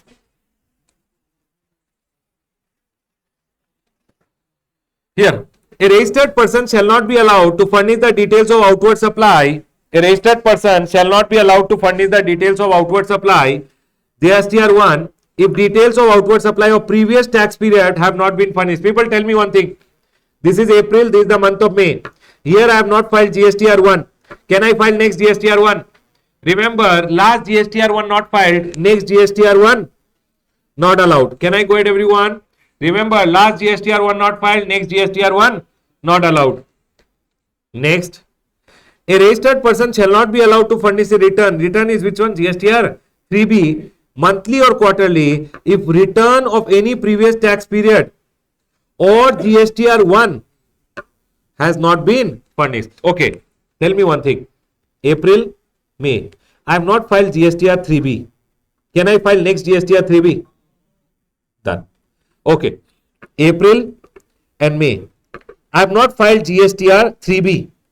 They are telling over here, a registered person will not be allowed to file a return if the details of outward supply have not been furnished by him. Means if you don't file your GSTR 1, you can't file your GSTR 3B also. Are we all clear with this? Next. People, can I tell like this? If you can't file, if you don't file GSTR 1, you can't file, okay, April and May. If you don't file GSTR 1, you can't file GSTR 3B. If you don't file GSTR 1, next GSTR 1 also you can't file. If you don't file GSTR 3B, next GSTR 3B also you can't file. It means everything is connected. First clear your first GSTR 1, then GSTR 3B, then next month ka GSTR 1 and then GSTR 3B. Is my point clear? Can I go ahead everyone? Next. The next one over here is the details of outward supply in GSTR 1. People, when you are filing your GSTR 1, when you are filing your GSTR 1, you have to show the details of the invoices. Correct everyone? You have to show the details of the invoices. Now what they are going ahead and telling, for an example, I would have gone ahead and sold to registered person. Registered person, they want the input tax credit. Yes or no everyone? Do registered person want input tax credit? So Baba people, if invoices belong to registered person, means I have gone ahead and done sale to registered person. Remember one thing, whether intra or inter, invoice wise details has to be shown. Invoice wise details have to be shown because they want credit. For an example, I have gone ahead and sold goods to all of you and you are unregistered. Do you guys want credit? Do you guys want credit? So in this scenario, if you have gone ahead and in your GSTR1, all the invoices, if you have gone ahead and sold to unregistered person and it is intrastate, you can give consolidated. You don't have to give anyone. In your GSTR1, you can give consolidated details. Are we clear everyone? But it should be rate wise. Means for each rate of tax, for an example, under 5%. I've sold 1 lakh rupees ka goods. Under 12%, I've sold 2 lakh rupees ka goods. Under 18%, I've sold this much goods. Are we clear? But if it is interstate, remember, you can give state-wise consolidated details. Are we clear, everyone? State-wise, I have to go ahead and give. For each rate of tax. One point I want to tell you. Can you guys tell me what point I am going to tell now? But if value of supply is more than 2.5 lakh, for that, invoice-wise detail has to be given. Invoice-wise detail has to be given. See, everyone, what they are telling. Tell me one thing. In GSTR1, I have to put the invoice ka detail. If I have sold to registered person, can I give consolidated detail or invoice-wise detail? Louder. Invoice-wise detail. If I have sold to unregistered person, intrastate, can I give consolidated detail? If I have sold to unregistered person, intrastate, can I give consolidated detail? Yes. Intrastate, unregistered person, more than 2.5 lakh. Intra, can I give consolidated? Yes. But if it is interstate, state-wise, for each rate of tax, consolidated details can be given. Each rate of tax, state-wise, you have to give the detail. What about value of supply more than 2.5 lakh? For that, invoice-wise details has to be given. Is my point clear? Everyone over here. Invoice-wise detail of intra or inter made to registered person. Registered person ka to always invoice-wise detail. And interstate supply to unregistered person, value more than, you have to give what? Invoice-wise detail. Now, consolidated detail has to be given intrastate supply, unregistered person for each rate of tax. State-wise, interstate with state-wise you have to give interstate supply with invoice value up to 2.5 lakh, up to 2.5 for each rate of tax. People, will you remember this? Can I go ahead? Tell me one thing. Registered person, invoice-wise or consolidated? Invoice-wise. Unregistered person, interstate, value more than 2.5 lakh. Invoice-wise. Can I go ahead, everyone? If it is unregistered person, intrastate, invoice-wise or consolidated? Consolidated. Interstate, unregistered person, value less than 2.5 lakh. Consolidated for each rate of tax and state-wise. Are we all clear, everyone? Please do one question on this. Let's go ahead. Next. B2B or B2C supply, only details of the invoice are required to be provided in the return. There is no requirement to upload scanned copy of the invoices on the GST at the time of filing the return. People, when you are filing your return, do you have to upload scanned copy of the invoices or only details are required? Details are required. Next. A taxpayer cannot file GSTR1 before the end of the quarter. People, before the current tax period, before the month gets over, can I file my GSTR1? No. Only once the month gets over by 11th. Yes, everyone, I can file my GSTR1. But two people, there are two exceptions. If you are a casual taxable person after close of business, casual taxable person, casually he came 1 week ke liye. Month have not got over. 1 week registration got over. Can he file his GSTR1? Yes. He does not have to wait for the month to get over. He took registration only for 15 days. Registration over. Can I file GSTR1? Yes. CTP can file GSTR1 even before the period gets over. Secondly, cancellation of GST and of a normal person. My registration got cancelled. Will I have to wait for the month to get over or I can go ahead and file my GSTR1? You can go ahead and file your GSTR1. All other people, month gets over, only then GSTR1 can be filed. GSTR1 or GSTR3B needs to be filed even if no business activity or not made any taxable supplies. People, for an example, I went out of India 1 month, no supplies. Do I still have to file GSTR1 and GSTR3B? Yes. Can I go ahead if any error is discovered in the return GSTR1 or GSTR3B after filing? Can I go ahead and file rectified return? No, there is no rectification, but there is no mechanism to file what? Revision return. However, Baba, revised return can I file? No, revised return cannot be filed. But can I do amendment to what I have already filed? Yes. However, the error can be rectified by furnishing the appropriate detail in the amendment table contained in the GSTR1 or GSTR3B. See, this month I went ahead and filed one GSTR1 mein one detail of the invoice and I did some mistake. Next month ka when I am filing the GSTR1, no, that invoice ka detail I can put and I can say this was the mistake and that mistake will get rectified. but last month ka return I can't revise. Tell me one thing, till when can I do rectification with respect to something? This year related rectification can be done by next year ka 30th November or annual return ka actual date of filing, whichever is earlier. People done? Chalo. First chart, everything is cleared. I've told you this is very important. This last one and late fee is very important. The next one, this important notes which I have told you are very important. Other than this final return which is there, no? Please be very careful. They go ahead and ask small question on what is a final return. Is a final return and an annual return same? No. Correct everyone. Final return is when you close your business. Correct everyone. Annual return is every year once the year gets over. Correct or not everyone? So please read these questions in your Q&A material. It can be asked in the exam. Next. Now everyone, GST practitioner. People listen to me very carefully. People over here listen to me very carefully.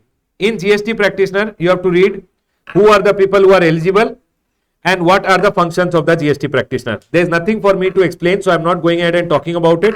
Who are the people who are eligible and what are the functions of the GST practitioner? These 2 points which are there. Will you be able to read it, everyone? There is nothing for me to explain. These 2 points. Who are the people who are eligible and what are the functions of the GST practitioner? These are the 2 points which you have to read and go. Right, everyone? They might go ahead and ask a question, C graded, but still they can go ahead and ask a question. Who are the people who are eligible? Write a 2 marks answer. Or what are the functions of the GST practitioner? They can tell you. So please read these 2 and go. Right, everyone? I'll close my revision on the chapter of returns over here. People, returns may 88C and 88D. Don't leave and go 88C and 88D. Done? I'll close my revision on the chapter of returns. Any amendments over here? Payment we have already done. TDS I have already told you. Returns, people. When can your GSTR1 be blocked? I told you all the 5 reasons now. 3 were there, 2 more we understood. I told you annual return for 22-23 also not required if your turnover is up to 2 crore. This we have already understood. Rule number 88D, did we understood? GSTR 2B and GSTR 3B, there is a difference. You will be intimated. Either pay within 1 week or give a reply. If you don't give a reply or don't pay, they will go ahead and give you a demand order. That's all, everyone, with respect to your chapter of returns. Now we have the chapter of place of supply, the last chapter. We are done as of now with the chapter of returns. C graded chapter, but 3 to 4 marks they go ahead and ask. Do some question answers and go for exam. I'll close my revision on the chapter of returns.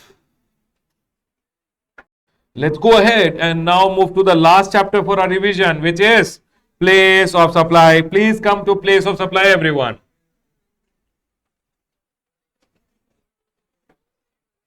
People over here now. We started learning GST with goods or service. Goods or service has to be supplied. Supply can be either interstate or intrastate. Whenever we see inter or intra, what are the 2 things we see? How do we determine whether inter or intra? How do we find out whether something is inter or intra?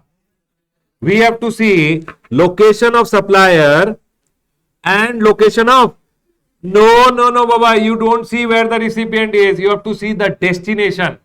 You have to see the place of supply. And here comes the chapter of place of supply, which will tell you how to find out what is the destination. Are we clear, everyone? So we'll have to see location of supplier. Location of supplier is what, everyone? I am registered in the state of Karnataka. My location is Karnataka. Now, when I am going in and supply, will I see the recipient ka location or I'll see the place where I am supplying? You have to see the place of supply. If both are within the same state, same union territory, what will we charge? CGST and SGST or CGST and UTGST. If both are in different state, one UT, 2 different UTs, then IGST, because it will be interstate. Are we clear, everyone? So that is what we are going to learn with this chapter of place of supply. Place of supply, how to find out place of supply is taught by section number 10, section number 11, 12 and 13. But for your intermediate level, only section number 10 and section number 12 is applicable. So whenever you are a supplier of goods, how will you find out whether the supply which you have done is intra or inter? You have to see your location and you have to see the place of supply. Is my point clear to all? Can we go ahead? Now, place of supply for goods is told by section number 10 and place of supply by for services is told by section number 12. So, if I am a supplier of goods, how will I find out place of supply? By applying section number 10. If I am a supplier of service, how will I find out place of supply? By applying section number 12. Are we clear, everyone? Place of supply ka in detail lecture is already available on my YouTube channel, which is 2.5 hours ka lecture.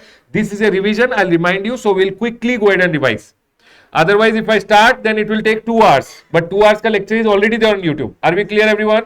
I hope you guys remember we had gone ahead and done place of supply in our class. So we are going to revise, everyone. Now, place of supply, section number 10 is section number 10.1a, section number 10.1b, section number 10.1c, D, E and one CA also has come because of an amendment. Everyone listen. Section number 10.1a says whenever the supply involves movement, whether the movement is done by the supplier, recipient or any other person. For an example, I am in the state of Karnataka. I sold some goods to supposingly Viresh. Viresh, you did not come yesterday. Oh, you are not feeling well. You saw the class or not? Everyone over here. I went ahead and sold the goods to Viresh. Viresh is in Delhi. I am in the state of Karnataka. Everyone, I am in Karnataka. Viresh is in the state of Delhi. Viresh told, sir, please send the goods to me in Delhi. What is the place of supply? Delhi. That is by logic you apply, not by logic. That is just like that you told. But law says where the movement terminates for delivery to the recipient. Where is the movement terminating, everyone? My goods are going. Where the movement will terminate? Delhi. So that is becoming the place of supply. Location of supplier in Karnataka. Place of supply as per section number 10.1a is Delhi. What will I charge? IGST. Everyone over here. Bill to ship to model. Bill to ship to model. One supplier is there. I got an order from one person. I have one more supplier. I told my supplier, bill it to me, but ship it directly to this person. Bill it to me, ship it directly to this person. He is the actual supplier. He is the actual recipient. He is the supplier. He is the recipient. Who am I? I am the third party in between. What I did? I told, hey, you give me the bill, but send the goods directly over here. When he will give me the bill, I can take the credit. Yes or no? Now, supplier is supposedly from Delhi. Recipient is also in Delhi. Whose location he will see for place of supply? He'll bill it to me, right, everyone? So, what is my location? That will be the place of supply for him. Are you guys able to understand? Supply is from Delhi. I am in Karnataka. People, I'll tell you over here. This is one supplier. Supply is from Delhi. This is one buyer. Recipient. He is from Delhi. I got an order from this guy. I forwarded the order to him. I told, hey, he gave me the order actually.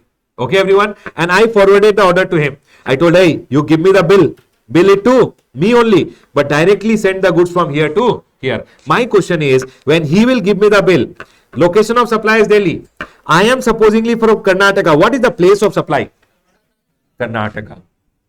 Are we clear, everyone? Is my point clear to all? This is known as bill to ship to model. And in this scenario, what will he charge me? Delhi. I am in Karnataka. What will he charge me? IGST. Remember, principal place of business of the third party. Actually, he is the supplier. Actually, he is the recipient. Who am I in between? I am the third party. My location becomes the place of supply. Is my point clear to all? Can we go ahead? Next. Sir, supply does not involve movement. Supply does not involve movement means supposingly I am in the state of Karnataka. I have a machine in my factory. Okay? You told me, sir, you are selling me the factory. You sell me the machine also. As it is, where it is condition, I sold it. There is no movement. Correct or not? My machine is installed in the factory. I sold the factory. I sold the machine also to you. In this scenario, what is the place of supply? I am from Karnataka. Location of the goods at the time of delivery. When I gave you the risk and reward, where was the machine? Karnataka. What will I charge you? CGST and SGST. Is my point clear to all? If movement is there, where the movement terminates. Bill to ship to me. Principal place of the third party. Third one. No movement. Where the goods are at the time of delivery. That will become the place of supply. Now here, one CA was inserted. What is CA, everyone? CA, I have gone ahead and given over here 10 CA. Everyone, can you guys say 10 CA? 10.1 CA. Where supply is made to unregistered person over the counter. People, listen to me very carefully. For an example, I am coming from the state of Delhi. People, it says over here, place of supply.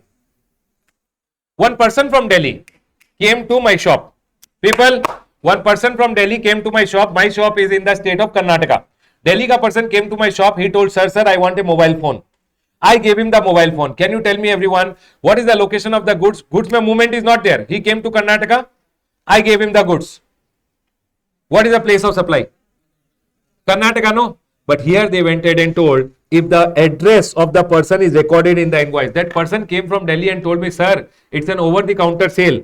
It's a over-the-counter sale you are doing to an unregistered person. I am going to take those goods to Delhi. He gave me the address of Delhi. What will be the place of supply? Delhi. Remember this point. Are we clear, everyone? So government introduced 10(1) CA that supposedly one person from Delhi came to Karnataka. Over the counter, he told, I want a laptop. You sold him a laptop. He gave address of Delhi. What is the place of supply? Delhi. What will you charge? CGST, SGST or IGST? IGST. Are we clear, everyone? So remember, location as per the address. But sir, if it does not give you the address, he came, he took the laptop. I gave him the laptop.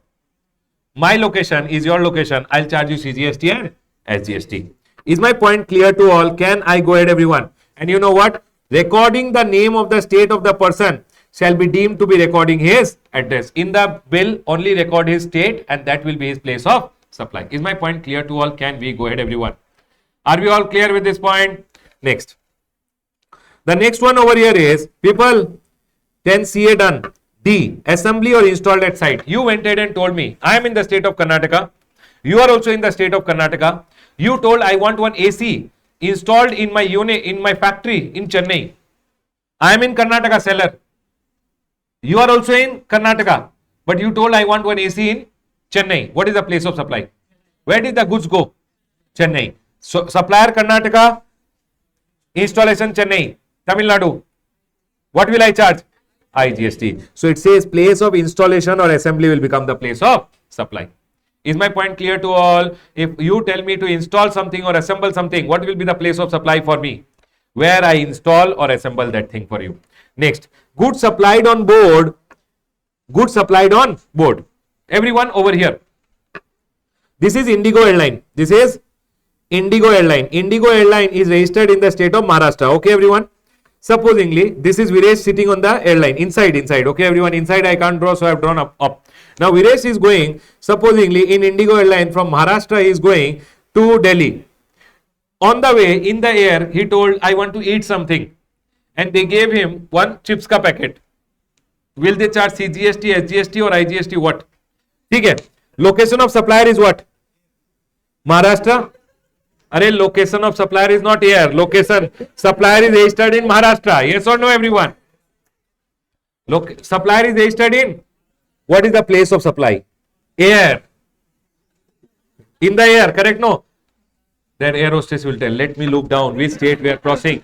No, Baba. In this scenario, they went ahead and told, whenever such kind of supply is done, place where the goods are taken on board. Now, these chips were loaded in the Indigo flight in the state of Maharashtra. Can you tell me what will be the place of supply?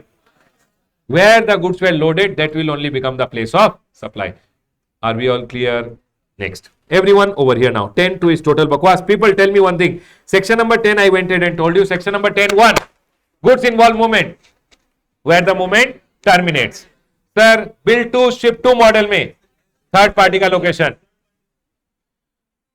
No movement. Where the goods are at the time of delivery. Over the counter sale to unregistered person. Address is there.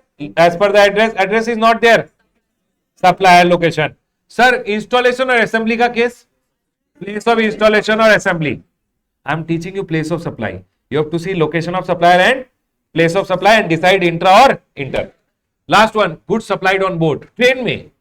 Goods were going. It can go in train, it can go in plane, it can go in bus. Are we clear? Place of supply is what? Where the goods are loaded. Where the goods are loaded. Are we clear?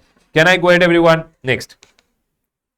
Now, section number 12 comes, which talks about services. Section number 12 is applicable, people. Section number 12 is applicable when supplier and recipient both are in India. Supplier and recipient both are in. Actually, section number 13 is applicable when supplier or recipient, anyone is outside India. 13 is not applicable for you. Are we clear? So, section number 12, 1 is bakwas for you. You don't, but what is section number, when is section number 12 applicable? When supplier and recipient both are in India, then section number 12 is applicable. How will you find out place of supply when supplier and recipient both are in India? By applying section number 12. Are we clear? Next. Section number 12.2 is residuary case because section number 12 has 12.1, 12.2, 12.3 up to 12.14. See, section number 12.3 to section number 12.14, they have given specific services. If you are falling in any specific service, then that rule will be applicable to you to determine what? Place of supply. But if you are not falling in 12.3 to 12.14, then which rule will be applicable to you? 12.2. For an example, I am a chartered accountant. I went ahead and gave some services. People, I am a chartered accountant. I went ahead and gave some services. For me, there is no specific rule. Which rule will be applicable? So, if I have gone ahead and given services, to a registered person, what will be the place of supply? Location of the registered person. If I have given to an unregistered person, if I have his address, whatever address I have, that will become the place of address. A or means what, everyone? Address on record. In my books of account, whatever is his address. Sir, if I don't have his address also, I am here, you are here, this is only the place of supply. Are we clear, everyone? Tell me one thing. I am a chartered accountant. I went in and gave services to a person who is registered in Delhi. Place of supply? Delhi. I am in Karnataka. You are in Delhi. What will I charge? GST. I am a supplier. I am registered in Karnataka. You are not a registered person, but your address in my books of account is supposingly Maharashtra. Place of supply? Maharashtra. What will I charge you? GST. I am in Karnataka. I don't have your address also. You are unregistered person. What to do? I am here, you are here. I'll think you are also here. I'll charge you GST and place of supply will be what? Karnataka. Is my point clear to all? Next. Services supplied in relation to immovable property, directly in relation to an immovable property. For an example, you told me to do the interior designing of your immovable property, which is in Delhi. I am from Karnataka. You told interior designing of the property which is in Delhi. Place of supply, everyone. Delhi. I am in Karnataka doing place of supply is in Delhi. What will I charge you in the bill? GST. Or might be lodging accommodation service. I am in Karnataka. I give lodging service. My hotel is located in the state of Karnataka only. People, I am in Karnataka. Hotel also located in Karnataka. GST and SGST. Lodging. I give functions at immovable property. For an example, I have a Kalyan Mandapam. I am in the state of Karnataka. Kalyan Mandapam means where marriages happen. Correct, everyone? I gave you that Kalyan Mandapam for a marriage. I told, okay, for a function you can use it. I am in Karnataka. Hall is also in Karnataka. Place of supply is what? Karnataka. Or any ancillary services, if I am going ahead and giving in relation to this. For an example, along with lodging, if I go ahead and give you food, is that an ancillary service? Then for that also the place of supply will be what? Where the property is there, that will become the place of supply. Are we all clear till here? Then they are telling, supposingly I am in the state of Karnataka, you are also in the state of Karnataka, but you, Shah Rukh Khan, for an example, I am in Bombay. Shah Rukh Khan is also in Bombay, but Shah Rukh Khan told my property in London, you do the interior designing. I am in Bombay, you are also in Bombay, but property is outside India. Place of supply will be what? Location of the recipient. They are telling now you are in India, recipient also in, you are in Bombay, recipient also in Bombay, charge GST and SGST. Are we clear, everyone? Tell me one thing. I am in Karnataka, property in Delhi, place of supply. Place of supply, Delhi. What will I charge? GST. I am in Karnataka, property is outside India, but you are in Bombay. Place of supply, Bombay. What will I go ahead and charge you? GST. Are we all clear till here? Next, it says location or intended location of property, boat or vessel. What do you mean by boat or vessel? For an example, you know Kerala ka houseboat is there. For an example, over here, Sharath got married. Sharath and Sharath's wife went for a honeymoon. Okay, this Kerala ka houseboat. Everyone listen to me very carefully. The person who is running this houseboat, Sharath is looking at me. He started dreaming marriage. Study, Baba. Everyone here, supplier. This person whose boat it is, he will give you what, everyone? Arey. This is homestay. Yes or no, everyone? Kerala houseboat. Correct or not, everyone? Now tell me one thing. Supplier is from which state? Kerala. Place of supply will be what? where the boat is there. Boat is in which state? Kerala. So the place of supply will be what, everyone? Kerala. Is my point clear to all? Can we go ahead? Baba, might be the boat is moving from here. Okay, it is moving like this, here. Okay, but still, remember one thing, the place of supply will be where the boat is located. Where is the boat located?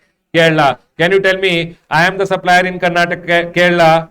My boat is also in Kerala. Immoval property is in Kerala. What will I charge everyone? GST and GST. Are we all clear till here? Sir, what if the immoval property is located in multiple states or union territory? For an example, everyone tell me one thing. This is one building, okay? This building, half is located in Karnataka, half is located in Kerala. A building in the border only. Okay, everyone. I am one interior designer. I was told to do the interior designing of this building.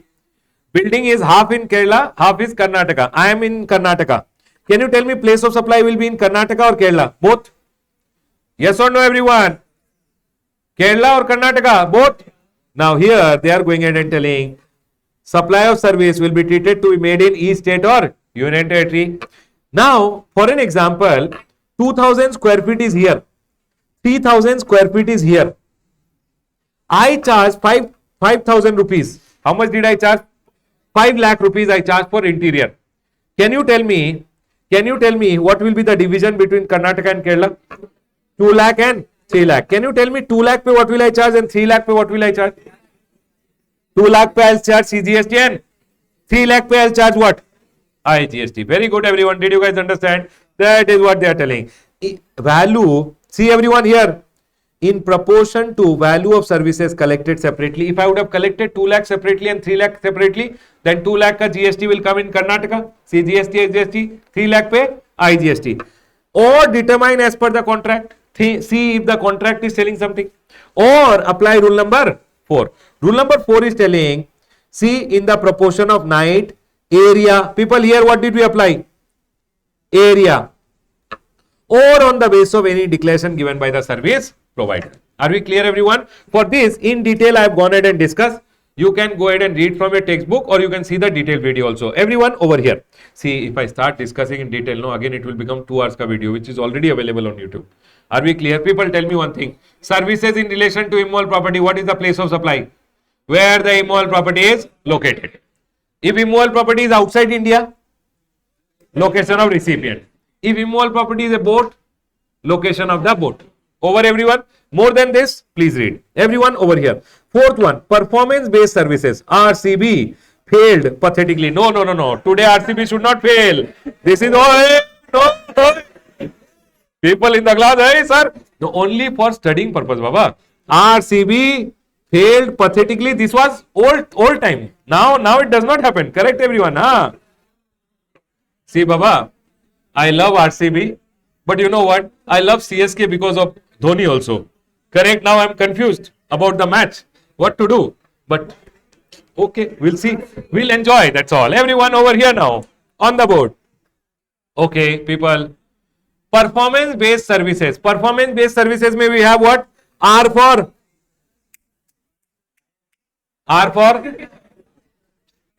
restaurant services. C for cosmetic surgery. B for people. You did not go ahead and read in your textbook one time also, no, after I taught you. R for what? Restaurant. C for cosmetic surgery. B for beauty treatment. F for fitness services. P for personal grooming. And H for health services. Whenever you are giving these 6 services, everyone listen. What are the 6 services? Restaurant and catering. C for cosmetic and plastic surgery. Beauty treatment. F for food and beverages. Fitness. P for personal grooming and H for health service. You came from Delhi to Karnataka. You ate some restaurant mein food. Everyone, who is this guy? Isal Kap Namdu. Okay, yes, correct. Everyone over here now. People, you came from Delhi to the state of Karnataka. You ate food. I am a supplier in Karnataka. Food given in Karnataka. Place of supply, Karnataka. Are we clear, everyone? Where the performance based services, these 6 services ka case mein, remember, place of supply is always where you poop. Are we clear, everyone? POP, place of performance. Next, everyone. Okay. You came from Delhi, haircut given in Karnataka, place of supply. I am in Karnataka, I gave the haircut. Supplier in Karnataka, place of supply in Karnataka, intra or inter? Intra. Can I go ahead, everyone? Training and performance appraisal services. I gave training to you. You are a registered person. I am in Karnataka, you are registered in Maharashtra, place of supply. Maharashtra. I will charge you CGST, SGST or IGST? IGST. But if I went ahead and gave you training services and you are unregistered, you came to Karnataka and took the training services. I am in Karnataka, you also took the training services in Karnataka, you are an unregistered person.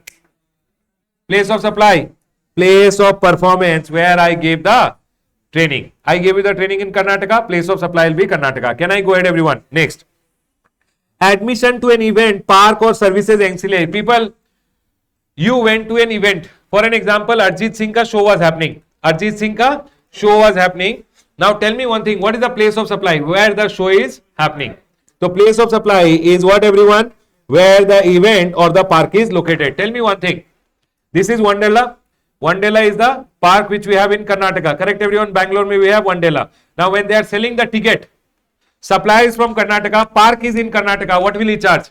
CGST and SGST. Are we all clear till here? Next. This was selling of entry ticket. This was about admission to an event, means selling of entry ticket. Now, organizing an event or ancillary services. Organizing event means what? Supposingly, for an example, ICI went ahead and told me, Ramesh sir, can you organize an event for us? I am from Karnataka.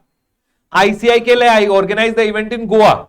But ICI is registered in the state of Karnataka only. I am also in Karnataka. ICI registered in Karnataka. Event happened in Goa. Place of supply.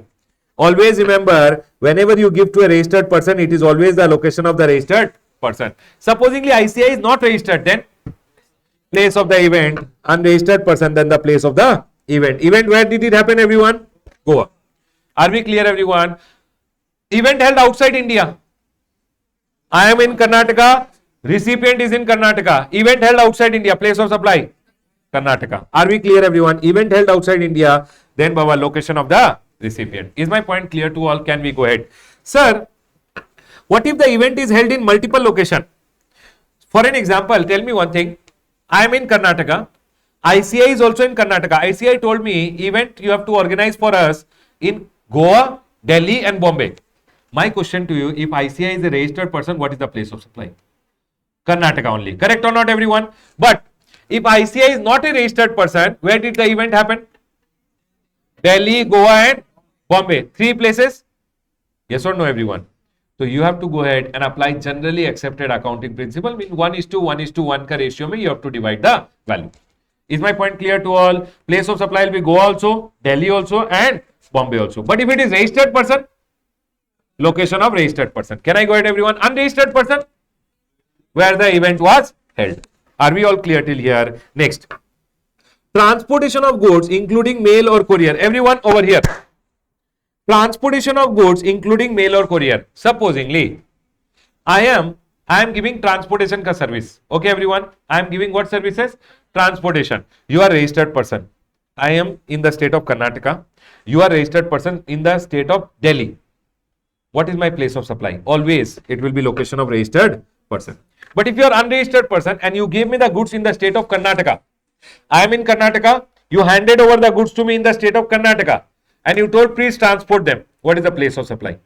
Where you handed over. Where you handed over. Location is where the goods were handed over. Passenger transportation service. What is passenger transportation? Baba, passenger can be transported by bus, not truck, bus, flight, ship, rail. Yes or no, everyone? Goods also can be transported by all the mode. Passenger also can be transported by all the mode. Remember, passenger transportation, supposingly I am a bus operator. I am in the state of Karnataka. You are also registered in the state of Karnataka. Can you tell me if you are a registered person, what is the place of supply? Location of registered person, I will charge you CGST and SGST. Registered person, then location of registered person. What if you are an unregistered person? I am in the state of Karnataka. I am registered in the state of Karnataka. You are an unregistered person. I went from Karnataka to Kerala. I picked you from Kerala. You are an unregistered person. You jumped in the Bus from Kerala. Place of supply will be what, everyone? Place of embarkation, that is Kerala. Are we all clear till here? Always remember one thing. Always remember one thing. Right to passage. Right to passage. Always general rule will apply. Right to passage means, you know, metro card. You can get in anytime. You can get down anytime. Get in anytime. Get down anytime. You can get inside the metro from anywhere. Get down anywhere. So metro is giving what? Passenger transportation. So when metro went ahead and sold you the metro card, what GST they will charge? If you are registered person, location of registered person. If you are unregistered person, address on record. Otherwise, it is always location of supplier. Always remember, you went from Karnataka to from here to Bombay and Bombay say back to Bangalore. Both are different. Two flights, right? Going and coming are two flight. Two flight means two place of supply will come. You always have to find out two place of supply. Can I go ahead, everyone? Next. On-board services. People, do you remember? On-board when goods are sold in the flight. Yes or no, everyone? Same way, when in the flight, on-board services are given. On-board services means in the flight you told, I want to see a movie. They told, give 100 rupees, you can see a movie in the flight also. Okay, everyone? Now, Indigo airline is registered in Maharashtra. The flight started from Maharashtra. Place of supply will be what? Where the flight started from. First scheduled departure point. Are we clear, everyone? You were in the air and you saw the movie. Place of supply will be what? Where the flight started, first scheduled departure point. Next, everyone over here now. Telecommunication services. People, listen to me very carefully. What is telecommunication services? Arey Baba, you know all this telecom fixed line. You have a landline at your home. Sometimes telecom services are given by fixed line, circuit, dish, etc. Remember one thing, wherever the telecommunication services are given, supposingly BSNL is registered in Maharashtra. BSNL fixed a telecommunication line for you in Karnataka. What is the place of supply for them? Where the fixed line is located. Can you tell me, if they are in Maharashtra and they give you a fixed line in Karnataka, what will they charge you? GST. Are we clear, everyone? Generally it does not happen, but still, where the fixed line is located, that is only the place of supply. Karnataka BSNL. Fixed line fixed in Karnataka only. What will they charge you? Place of supply is what? Where the fixed line is located. Postpaid mobile. For an example, Baba, nowadays postpaid you can use from anywhere. I am in the state of, I am BSNL in the state of Karnataka. One person from Delhi told, I want a BSNL ka SIM card or postpaid connection. He gave me address of what? Delhi. I am going to bill him what? Delhi. What will be the place of supply? Billing address. Place of supply will be always the billing address. Okay. If I am selling prepaid mobile telecommunication services given by what, everyone? Prepaid or internet. Always remember, here there are two things. One is Airtel. Airtel first sells the prepaid ka vouchers. Baba, you know earlier scratch card etc. used to come. Used to scratch. Correct or not, everyone? So first they will give it to a dealer and then dealer used to sell it to the final customer. Prepaid mobile ka case mein always remember, whenever it is sold through a selling agent or a reseller or distributor, here what will be the place of supply, everyone? Location of supplier, supposingly Airtel is located in Maharashtra. This dealer is located in Assam. Can you tell me what will be the place of supply? Assam, where the dealer is located. Address of the dealer. Can I go ahead, everyone? Supposingly, now this dealer will also go ahead and sell to the customer. In this scenario, location of supplier is what? What is the place of supply? Where the voucher is sold, that is Assam. Because the customer ko voucher is sold in Assam, it says where the prepayment is received or the voucher is sold. Can I go ahead, everyone? Nowadays, you can recharge your mobile through what? Internet banking also. Supposingly you went to Paytm and you recharge your prepaid mobile. Can you tell me what will be the place of supply? Where whatever is the address on record. For an example, Paytm is registered in Maharashtra. Your address is in Maharashtra. What will they charge you? See GST and SGST. Next. Any other case if it comes, always address on record will be taken. Any other case if it comes, address on record will be taken. Address on record is not there, then location of supplier. Are we all clear till here? The next one over here is lease circuit installed in one state or union territory. Okay, people, tell me one thing. BSNL ko you went ahead and told BSNL, this is BSNL. BSNL is registered in the state of Maharashtra. This is your office in the state of Maharashtra. Okay, everyone, this is your office in the state of Maharashtra. You told them for internet connectivity, please install one lease circuit. They installed the lease circuit in Maharashtra. Can you tell me what is the place of supply? Maharashtra. They will charge you what? CGST and SGST. You told them, I want a circuit which is connecting my Maharashtra office to the Delhi office. And this link from Maharashtra office to the Delhi office, I want you to install. BSNL went ahead and installed a lease circuit, which one point is in Maharashtra, one point is in Delhi. And they are charging you 20,000 rupees. Can you tell me, everyone, how much belongs? Now they have provided you service in Maharashtra also and Delhi also. What ratio it will be divided? 1:1. So how much belongs to Maharashtra? How much belongs to Delhi? Can you tell me Maharashtra ka supplier, place of supply for this 10,000, what will he charge? CGST, and for this another 10,000, what will he charge? Intra or inter? Inter, and they will go ahead and charge. See what they are telling. Whenever lease circuit is there, please apply rule number 6. And rule number 6 says in the proportion of number of points lying in the state or UT. You have to see how many points are lying in Maharashtra, how many points are lying in Delhi. Is my point clear to all? Can we go ahead, everyone? Next.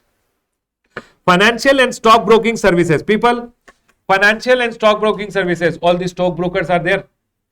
Yes or no? All these banks are there. They go ahead and give. What will be the place of supply? It says always address on record. For an example, I am a banking company. I am a bank. For me, I am registered in Karnataka. Your address is given of Maharashtra. When I am going ahead and charging you, what will I charge you? Intra or inter? Your address in my books of account is always Maharashtra. I am in Karnataka. Inter, what will I charge you? IGST. If address on record is not there, if in my books of account your address is not there, then I am here, you are here, I will go ahead and charge you what? CGST and SGST. Insurance services. Insurance services, Baba, you know insurance companies give insurance services. If they have your address, you are the registered person, location of the recipient. If you are unregistered person, then address on record. I am an insurance company. I told you I sold you an insurance policy. You are a registered person. What is the place of supply? Location of the registered person. If you are an unregistered person, I have your address. Address on record. Can I go ahead, everyone? Next. Now comes section number 1214. People, can you tell me section number 12, what did we learn? 12.1, we learned about when location of supplier and location of recipient both are in India. Section number 12.2 told about what? General rule. Location of registered person. If that is not unregistered person, then address on record. Otherwise, take location of supplier. Immovable property में where the immovable property is located. Performance based service, place of performance. Event का case में place of the event. Organizing of event, registered person, location of registered person. Unregistered person, where the event held. Correct, everyone? Transportation of goods, registered person, location of registered person. Unregistered person, handover. Passenger transportation, location of registered person. Unregistered person, where he jumps. Goods का case में picked up, unregistered person का case में jump. Can I go ahead, everyone? On-board services. In flight, you are given some service. Train, you are given some service. Then, first scheduled departure point. Then we learned about telecom services. I'll tell you simple to remember. Fixed line के through service is given then where the fixed line is. Circuit के through given then where the circuit is there. Postpaid के case में postpaid का billing address. Prepaid का case में where the distributor is there. Are we clear, everyone? Can I go ahead? This much you remember. Financial or stock broking service का case में if I have the address, address on record. If I don't have the address, my place becomes the place of supply. Can I go ahead? Insurance का case में you are registered person, your registered person का address. If you are unregistered person, address on record. And the last one over here is advertisement services given to central government, state government, local authority or statutory body. If any advertisement services are given to whom, everyone? Central government, state government, local authority or means if you are going ahead and giving services to the government, if you are going ahead and giving what services, everyone? advertisement services to the government, which is meant for states or union territory. Might be Modi government went ahead and told you, I am an advertisement company. Modi government told me, Beti Padhao, Beti Bachao ka advertisement, Ramesh, you have to do. I have to do what, everyone? Beti Padhao, Beti Bachao ka advertisement.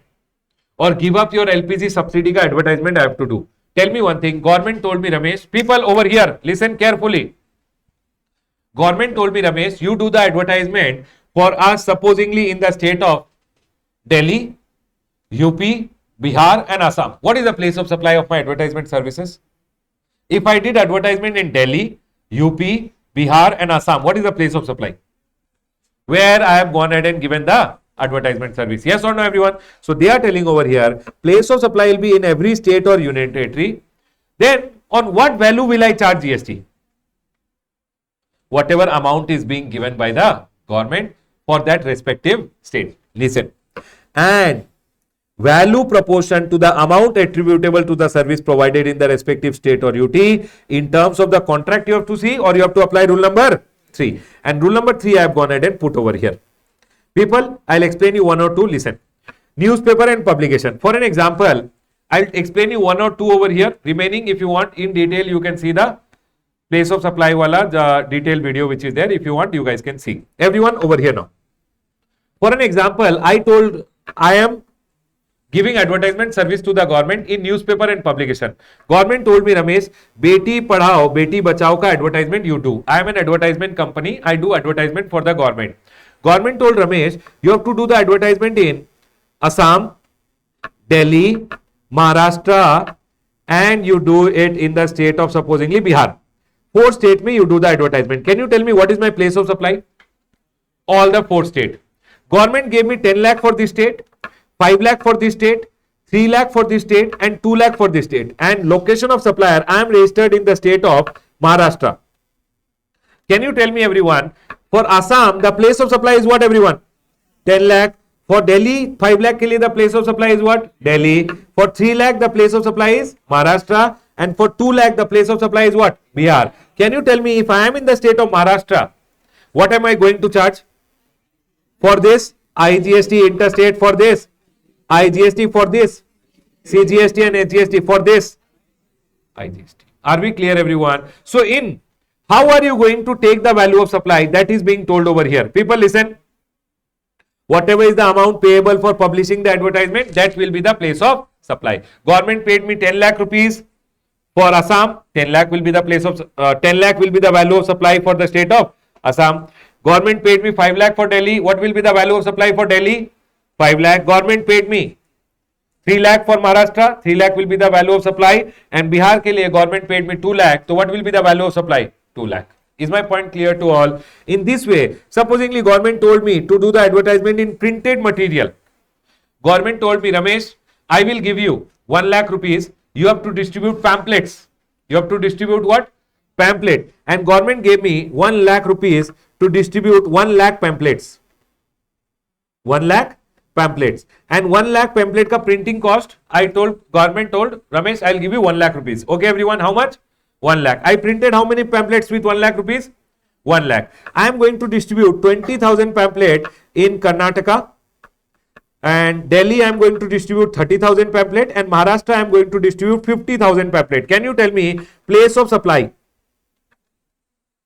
Karnataka, Delhi and advertisement done in all the 3 states. So place of supply will be all the 3 states. What will be the value of my supply? 20,000, 30,000 and how much GST? If I am registered in the state of Karnataka, what will I charge over here?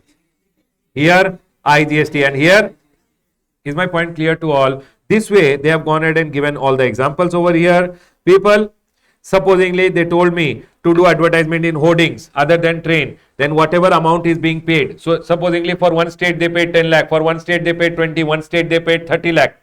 So, what is the place of supply? 3 states, and the amount they have already told. Is my point clear to all? If they have told you to do advertisement in train, for an example, government told me to do advertisement in train, then remember the ratio of the length of the railway track multiplied by the amount payable. Sir, if they told in utility bill or gas bill, then whatever is the amount payable. Railway ticket, radio station, television channel, cinema hall, over the internet and through SMS. For all of them, I have gone ahead and told you what will be the, how you have to go ahead and divide. Are we clear, everyone? This I have also discussed in detail, but I am not going ahead and discussing now in detail because again it will be a lengthy thing. We have already discussed in the in detail video which is there. If you want, you guys can see that. Now here one amendment is there which I want to talk about. Everyone listen to me very carefully. Please listen carefully about this amendment. Everyone over here. It says place of supply in case of services in respect of advertisement sector. In case of advertisement, what will be the place of supply? There are many cases where there is a supply or sale of space or supply of rights to use the space on hoarding or structure, that is immovable property belonging to vendor, to the client or advertisement company for display of their advertisement on the said hoarding or structure. What will be the place of supply of the by the vendor to the advertisement company? For an example, this is one advertisement company. Okay, everyone. I am one advertisement company. I went to one person. I told this hoarding belongs to you. You know, hoarding on the roadside will be there. I told this hoarding belongs to you. He told, "Ha, sir, this hoarding belongs to me." Hoardings will be always attached to the earth or it will be attached to an immovable property. So hoardings are always what? Anything attached to the earth and anything attached to a building is always what? Immovable property. When this person gives this hoarding to this person, might be for 1 year. He told, okay, sir, I will give it to you for 1 year. You give me 10 lakh rupees. My question is, when hoardings are given, is it services in relation to immovable property? I gave my immovable property to you for use. Yes or no, everyone? Am I giving you advertisement service? No, no, no. I am just giving you my hoarding to use. You are an advertisement company. I am giving you what, everyone? Hoarding to use, or I am just giving you the space in the hoarding. People, tell me one thing, hoardings are immovable property. Which rule will apply? I am in the state of Karnataka. Hoarding is in the state of Karnataka. You are in the state of Maharashtra. Location of supplier? Karnataka. What will be the place of supply? Karnataka, where the hoarding is there. What will I charge you? GST and SGST. Remember one thing. It says supply of space on hoarding given by a vendor to advertisement company is grant of what? Right to use an immovable property. Hence section number 12(3) shall apply and place of supply will be where the hoarding is located. Is my point clear to all? Can I go ahead, everyone? Is my point clear? I'll ask you one more thing. This is one person. This is one advertisement company. I am the advertisement company. I told this person, people, listen, I am the advertisement company. This is one vendor. I told the vendor, see, you go search for a hoarding. In the hoarding, the advertisement which is to be done, I'll tell you. You get it printed, you do everything and do the advertisement for me for 1 year. My question over here, is he giving me any immovable property on rent or he is giving me advertisement services? When he is giving me advertisement services, am I central government? No. So whenever advertisement services are given to central government, then this is applicable. Otherwise, residual rule. Tell me one thing. What will happen if I am a registered person? He is in Karnataka, I am in Maharashtra. Location of supplier is Karnataka. Place of supply will be what? Maharashtra. What will he charge me? People, he is not giving me the hoarding now. What is he giving me? He is giving advertisement service. And in that scenario, section number 12(2) will apply. Is my point clear? See over here. There are many other cases where advertisement company wants to display its advertisement on hoarding at a specific location available with the availing the services of a vendor. The responsibility of arranging the hoarding, billboard lies with the vendor who himself owns the structure or may take it on rent from someone. Might be you told me to do advertisement. I don't have a hoarding. Might be I will take the hoarding on rent from someone. Yes or no, everyone? And then I am giving the services of what? Advertisement to the advertisement company. Is my point clear to all? In that scenario, what will be applicable? If I have a hoarding, people, I have a hoarding, I gave it to you. Which section will be applicable? 12(3). If I gave advertisement service to you, then 12(2). See over here, where the vendor is responsible for display of advertisement, he is providing advertisement service to the advertisement company. Place of supply will be what? 12(2), general rule will apply. Are we all clear till here? In this chart, I don't think so. Section number 12, 14 should be asked to you. At final level also they don't ask, so I don't think they will ask you. But however, I have already explained it to you and in detail it is already there. Okay, everyone, you guys see it once. Other than this, in my opinion, 12.3 is very important. Section number 10.1 say 10.1 A, B, C, A, D, E is very, very important. They will ask you one question out of this. Okay? A, B, C, D, E, they will ask you one question. 12.3 is good question. 12.3. 12.3, 4, 5, 6, 7, 8, 9 and 10 are most important ones. They must ask anything out of this. People, this does not mean anything else will not come. I believe these are good ones to ask. 10.3 to 10.10, 12.3 to 12.10 are good ones to ask. Other than this also anything can come, Baba. But these are some of them which you should be very attentive about. Are we all clear? People, I have tried my best to go ahead and explain you the complete place of supply. I hope you guys enjoyed it. Please do question answers and we are done with the chapter. Congratulations, everyone. Now, listen to me very carefully, everyone.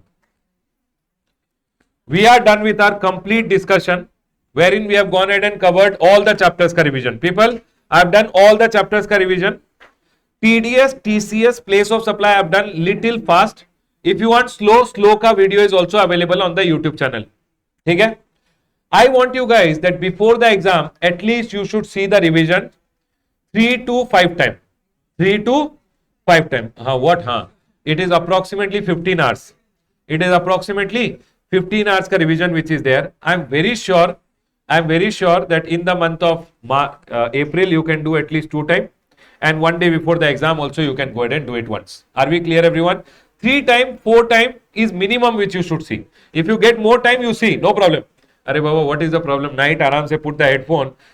Keep listening to the revision, you will sleep faster. Are we clear? Rather than doing your scrolling of the phone, you listen to the advertisement, you listen to the class. I am teaching you advertisement now, so you listen to the revision, you will sleep faster. Are we clear, everyone? Listen. Good students are those who will listen to the revision and practice question answer. How will you practice, everyone? Write, compare, write, compare. Are we clear, everyone? I have gone ahead and taught you the amendments also in the class. Along with the revision, I have gone ahead and taught you the amendments also. We have covered all the amendments in the class only. Other than this also, if you want, the amendment video is available on YouTube. You can see the detailed amendment video also. Right, everyone? I have gone ahead and tried my heart and soul to go ahead and revise with you guys so that you guys enjoy it. Love you all. Take care. All the very best for your exam. Please write well, everyone. Take care. Bye, guys. People watching at home, I hope you enjoyed the revision. If you enjoyed it, do like the video and also share the video with your friends. Love you all. Take care. Bye, guys.